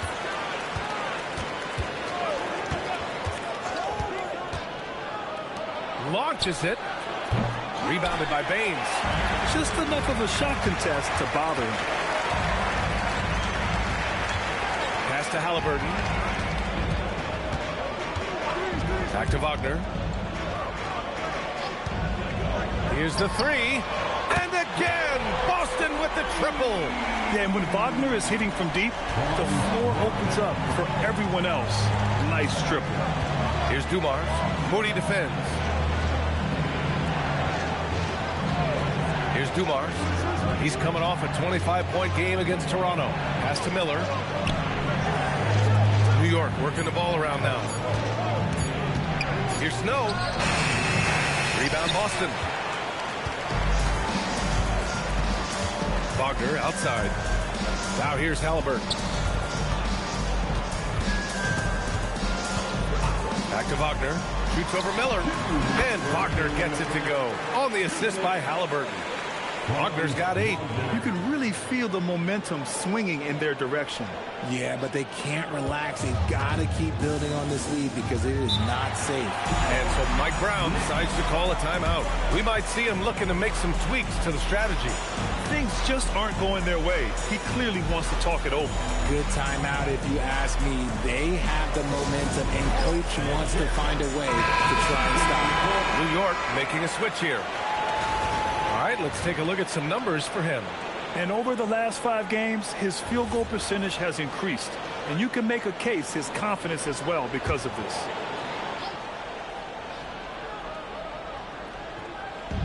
There's a minute 47 left in the first quarter. Daniels outside. Pass to Whitmore. Shot clock at 5. Oh, and there's the whistle on the shot. So 2 free throws for him coming up. New York shooting their first free throws of the night. And he knocks down the first one. At the line for the Knicks, Roy Hibbert, 2 shots. He does not get the second one. Celtics lead by 7. Wagner outside. Right wing. Pass to Halliburton. And here's Baines. Here's Duncan. Off target. That would have pushed the lead to double digits. Knicks trail by 7. Daniels with it. Here's Hibbert. Checked by Baines. And he's going to the line for 2. The official saw contact while he was going up. Baines picks one up, and this is his second trip to the line tonight. Both teams will make substitutions. And he sinks the second. 54 seconds left to play in the first quarter. Up top, Bain, defended by Brown. Bain, the pass to Duncan. Rebounded by Daniels. New York has gone 0 for 2 from outside. Pass to Brown. Here's Whitmore outside. The rebound by Duncan. And the shooter had very little space on that attempt. I'm sure they'll think twice about shooting against him next time. Bain against Brown. Here's Duncan.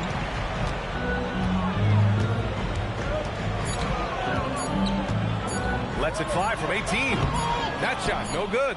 And that does it for the first quarter. Celtics out in front. They're up by 6.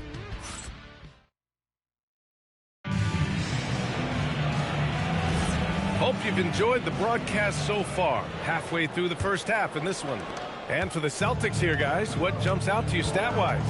It's simple. The main takeaway from the first quarter is they're winning this game with defense.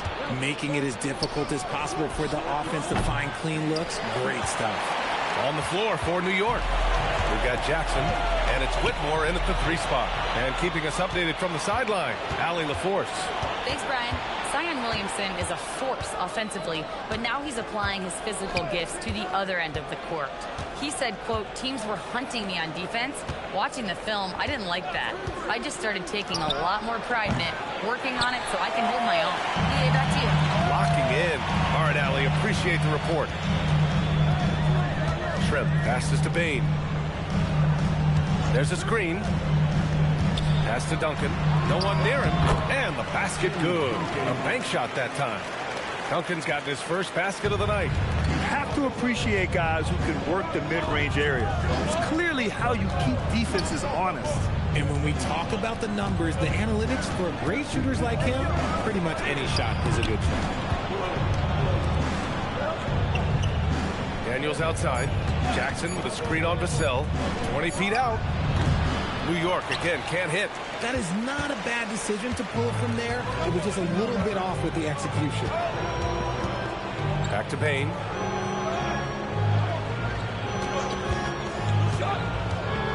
Over Jackson. Bain, no good. Defense kind of rolled the dice there, and I'm a little surprised it ended up going their way with the miss. Jackson finds Brown. Outside Whitmore. Lets it go from deep. It's rebounded by Shrimp. Boston leading by 8. Parker left side. Nice ball movement by Boston. Outside Bain. From the arc. They grab their own miss. Duncan, the pass to Parker. Now here's Bain.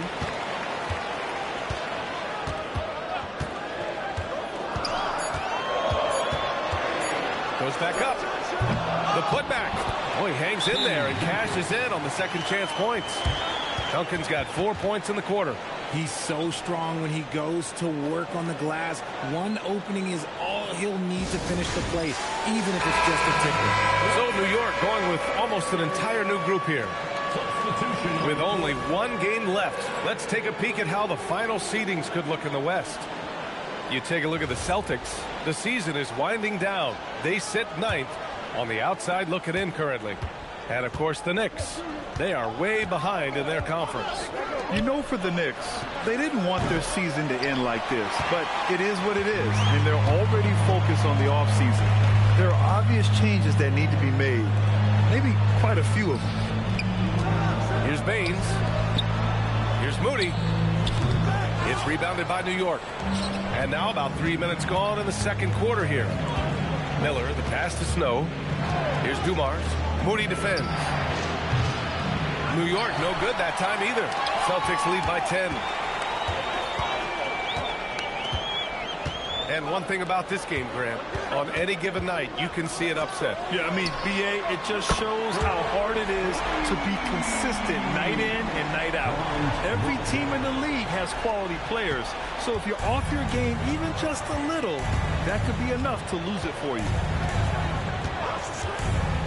They set the screen. Pass to Miller. A shot to stop the run. The shot no good. And so it's Vassell who brings up the ball for Boston.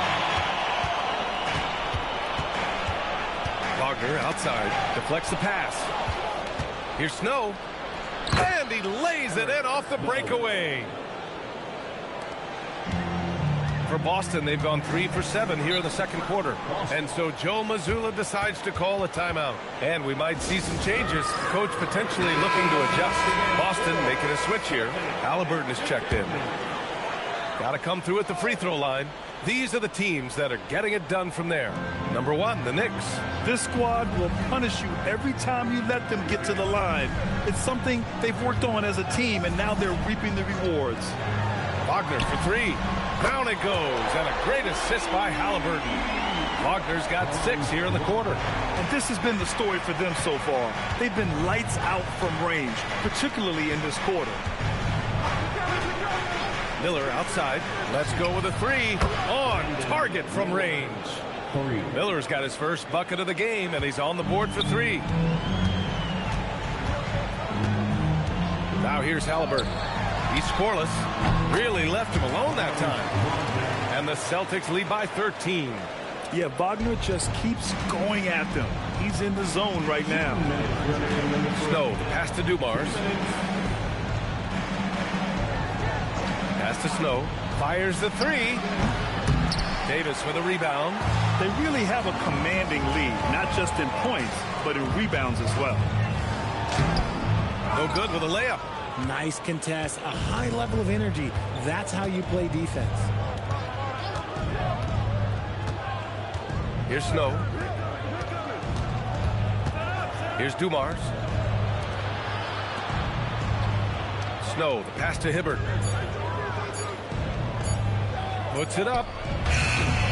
Miller can't get it to go. Celtics lead by 13. Pass to Halliburton. And he's going for the oop here. Now Miller. Right now contributing around 10.5 points a game. Miller, a screen on Halliburton. Back to Miller. There's the triple. Hits the trifecta. Miller's got 6 points in the quarter. And there's a reason Miller was a volume three-point shooter in college, because he's extremely accurate. They get it back, and the basket by Baines. And their intensity has only picked up this quarter, even while holding the lead. 35 seconds left to play in the first half. Here's Dumars. No made baskets yet. Here's Miller. No good there. That would have cut it to single digits. Boston has gone 4 of 8 from 3. A nice percentage. Back to Moody. Davis, a screen. Inside. From deep three-point land. Oh, and the release was before the buzzer, but it's off target. And so it's the Boston Celtics now holding a 12-point lead at quarter's end. Their defensive efforts have paid off, effectively shutting down the opposing offense. We'll be right back.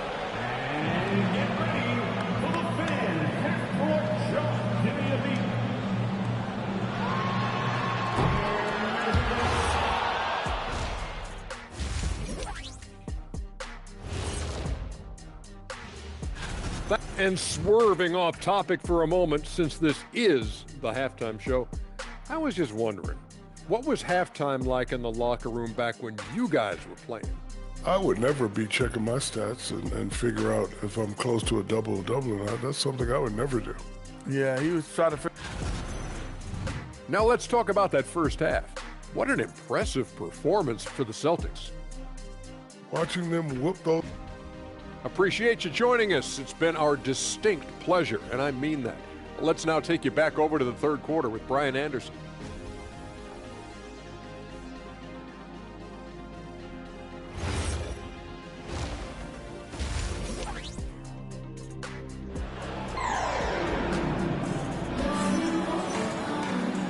And with a big gap on the scoreboard, the second half begins with very different goals for these teams. One side trying to mount a comeback, one side trying to protect their lead. Franz Wagner has been sensational. He's hit shot after shot from deep. He's so locked in right now. If I'm his teammate, I keep feeding the hot hand, especially since he's been on fire from deep also. Franz Wagner out there with Davis. Then it's Moses Moody. Then it's Aaron Baines. And it's Halliburton in at the point guard position. And that's the group for Joe Mazzulla as we begin the second half. Fast break. Here comes New York. Miller, the pass to Kemp. Throw it down on the lob. Oh, excellent work in transition.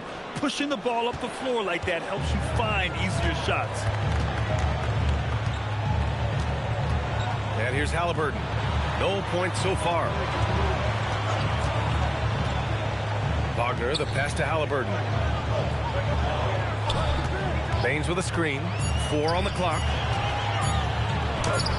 Blocked!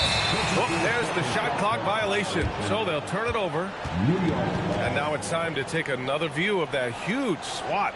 Yeah, obviously he had the shot well anticipated, able to shut it down with authority.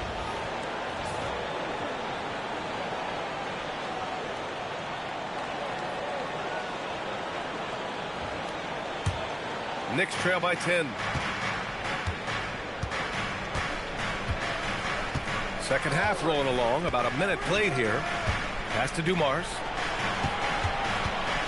Here's Hibbert. Checked by Baines. Hibbert can't hit. And they're up considerably because of their efforts on the glass. Here's Moody. It's deflected. Here's Dumars. Checking his numbers. He's put up a little over 9 points a game. Snow gets the bucket. When he has that much space, he's a pretty good bet to nail the three. Third quarter of play with just over 1.5 minutes gone by. Wagner, the pass to Davis. Oh, and he got fouled on his way up. He'll head to the line to shoot 2. I don't mind that. I mean, they met him at the rim and temporarily prevented the points. First trip to the line for him here. Davis at the line for 2 shots.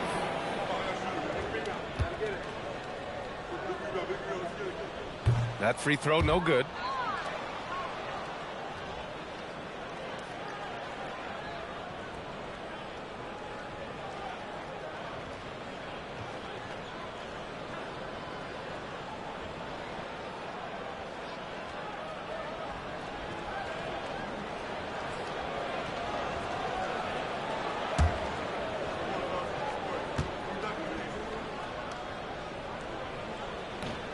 And he misses the second one as well, so 0 for 2 that time. we're just about 2 minutes into the second half now. Pass to Snow. There's the three. And again, New York with the triple. Their ball movement on this run has been tremendous. It's led to a lot of good, clean, open looks. Halliburton with the ball. Still no points. Wagner outside. Baines a screen on Miller. Here's Wagner. That one's good. 7 for 10 now. And Wagner is a very efficient scorer in the painted area. A little over 2.5 minutes off the clock in this final half of play. He was all alone on that one. Miller's gotten his third basket of the night. The defense is nowhere to be found guarding the three-point shot. Now here's Halliburton. Shot on the wing. And the sweet roll that time on the rim. That one falls. Wagner's got 4 points in the quarter. Very consistent tonight at the offensive end. Right there, he helps fuel the fire. Pass to Dumars. The three ball. And the Knicks, another three. A dozen consecutive points off of threes. This defense looks rattled. And Halliburton has got the ball here for the Boston Celtics. They've led by as many as 14. And so Joe Mazzulla decides to call a timeout. Coach taking this moment to speak to his guys, maybe alter some of the game plan. And it's worth looking at the league's top scorers for the past month. These guys have been on a tear. Number 5 is Franz Wagner. And this last month has been truly special for him. He's scoring at will and in a rhythm on offense.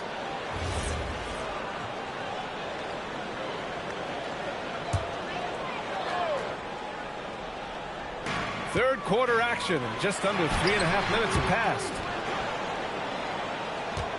New York with the ball.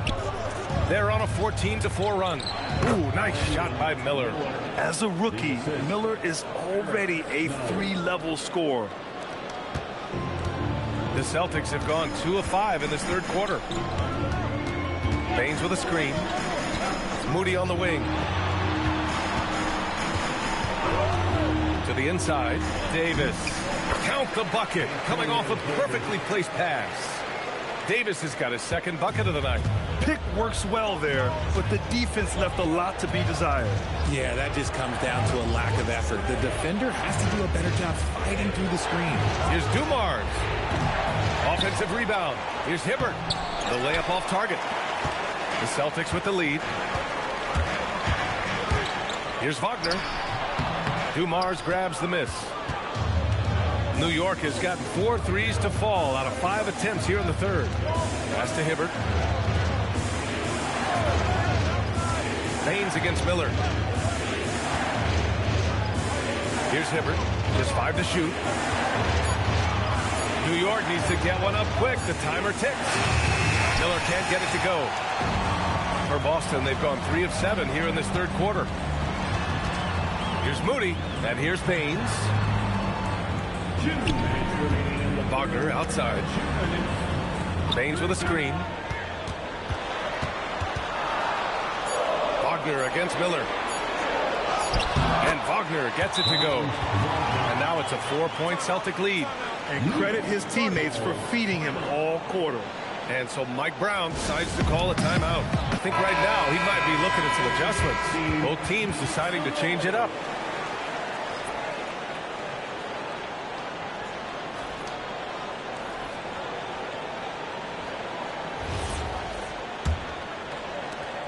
There's 1:47 left in the third quarter. Miller outside. The three. Davis with a rebound. You wonder what the score would be if they weren't controlling the glass. Moody passes to Duncan. And that one is stuffed right through. Just a textbook lead pass right there, putting it right where it needed to be. Here's Miller. Second shot opportunity. Tipped. Miller against Parker. Pass to Duncan. Nice ball movement by Boston. Now here's Parker. From downtown. Down it goes. And a great assist by Halliburton. Halliburton's got assist number 5 here tonight. Knicks trail by 9. Boy, they need something to go to regain some confidence. No question. Way too many empty possessions for them. Pass to King. Oh, there's the alley. Taken away. Now here's Moody, covered by Daniels. Here's Halliburton. Out of bounds. It'll be Knicks' ball. Unforced turnovers will drive your coach insane.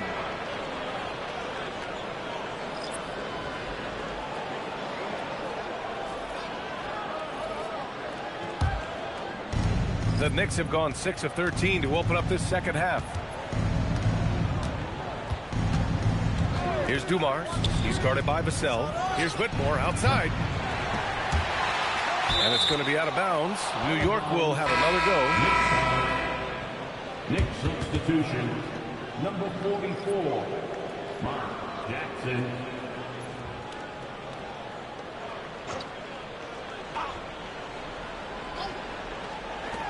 "16 seconds left in the third quarter. Dumars passes to King. And here's Daniels, guarded by Bain. 6 on the shot clock. To win the drought. Doesn't go for him. I think the defender really affected that shot. The third quarter comes to a close. It's the Celtics leading by 9. And we're coming back in just a moment. Get ready for the fourth quarter when we return.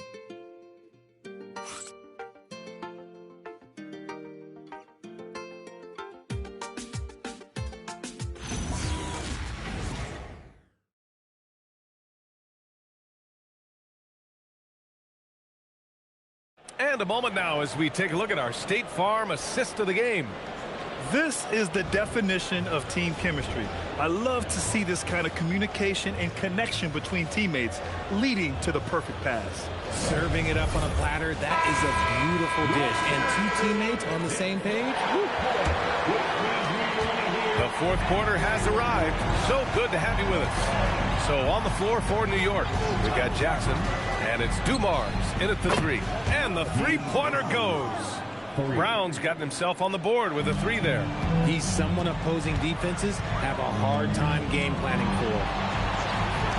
Pass to Shrimp. Uses the glass on the layup. And the Celtics lead by 8. Looks like we're starting to see a pattern here. Not afraid to get in the paint and get wet. Dumars passes to Daniels. Can't get the bucket from 20 feet out. Decent look from mid-range. You almost have to take that shot to keep the defense honest. Here's Duncan. And he floats it in for the easy 2. Credit the sweet setup on that one. They just look so overwhelmed inside. That's why they continue to get attacked. Here's Dumars, defended by Wagner. Brown against Bain. On the wing, Daniels. Over Vassell. Daniels misses. I think he's gone completely dry. Nothing is hitting. Yeah, and the risk now is that he gets inside his own head. Time to take deep breaths in through the nose, out through the mouth, and let the game come to you. Jackson with a screen on Bain. Brown passes to Jackson. And the Knicks miss again. Celtics lead by 10. Bain surveying the D. And he makes no mistake. Slam dunk. Explosion to the rim. Bain not backing down. And Brown has got the ball here for the New York Knicks. And we'll have a timeout called by Mike Brown. Coach clearly has something he wants to say to his team right now. Bain just checked in for Boston. And let's send it over to Allie LaForce. Mike Brown was just reviewing the plan with his team. They took a laid-back approach to the huddle, telling the team, everyone thinks this game is over, so just go out there and let it rip. Let's see what we can do. And I think the players love that message. As always, Allie, we thank you. Lets it fly from 18. And he can't bank that one in.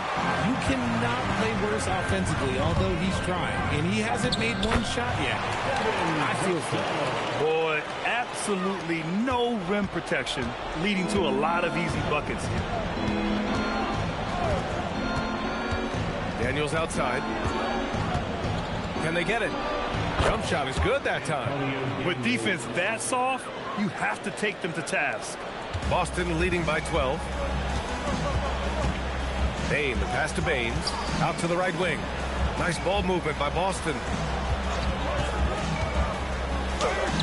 It's blocked. And it's going to be out of bounds. Boston will have another go.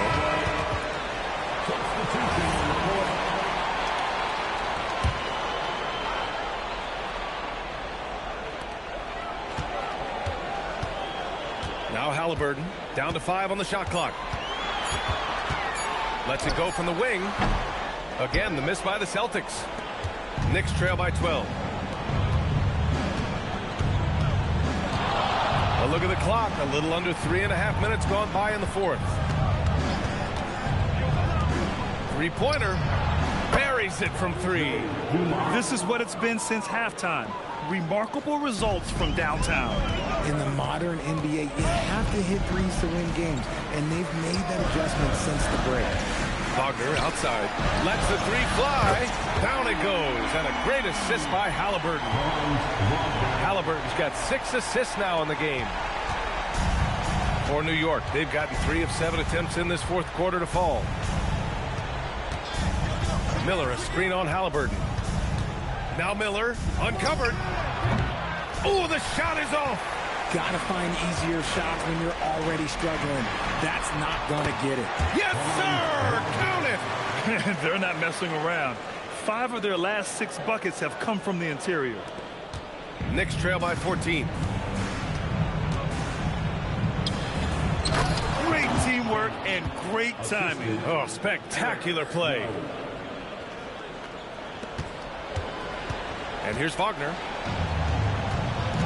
And Joe Mazzulla calls timeout here. He is not messing around, calling them into the huddle.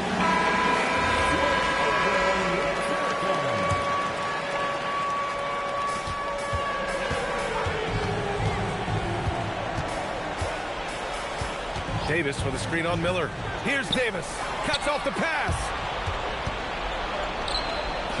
Miller with it. Wagner picks him up. A throwback possession. 2 points. Yeah, I like whenever Miller uses his size to his advantage, especially down near the rim.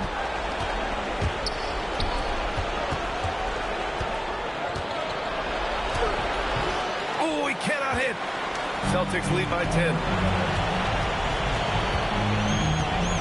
Here's Halliburton.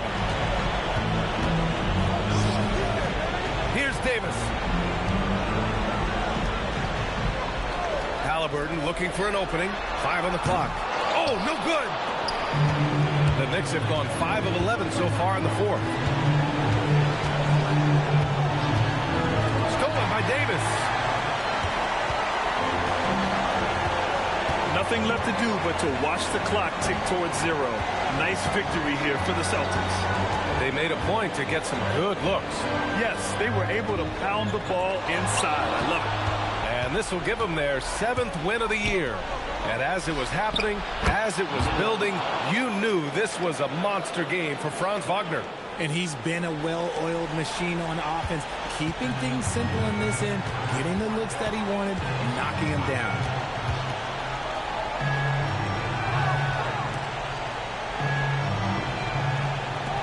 Outside Davis. Moody! Oh, that one's off. Still out of sync. And New York has possession. They trail by 7. Cashes it in! And he commits the intentional foul. No. First personal foul. First team foul.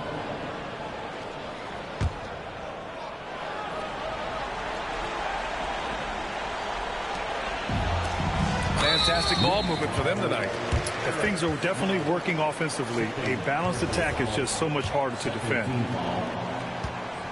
At the line for 2, Tyrese Halliburton. Good on the first, and that increases the lead to 6. I mean, he can do it all. Shoot, facilitate. Great skills for the young Halliburton. Second one is good, getting both at the line, and it's a 7-point game. Huge free throws there to pad the lead, trying to close that door. Now a timeout called by New York. 19 seconds left in the fourth quarter. Guys, what do you think? Trying to extend this one, but it seems futile. With timeouts, it's use them or lose them. So why not go down and fight?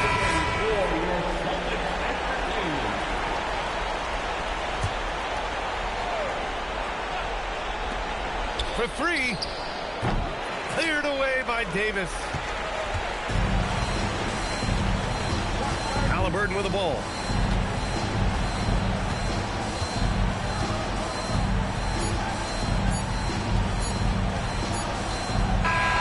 So we see the Celtics get the win here. Boy, a hard-fought game. They did a great job of holding on to the lead at the end. Yeah, get the coffee, because that's the way to close.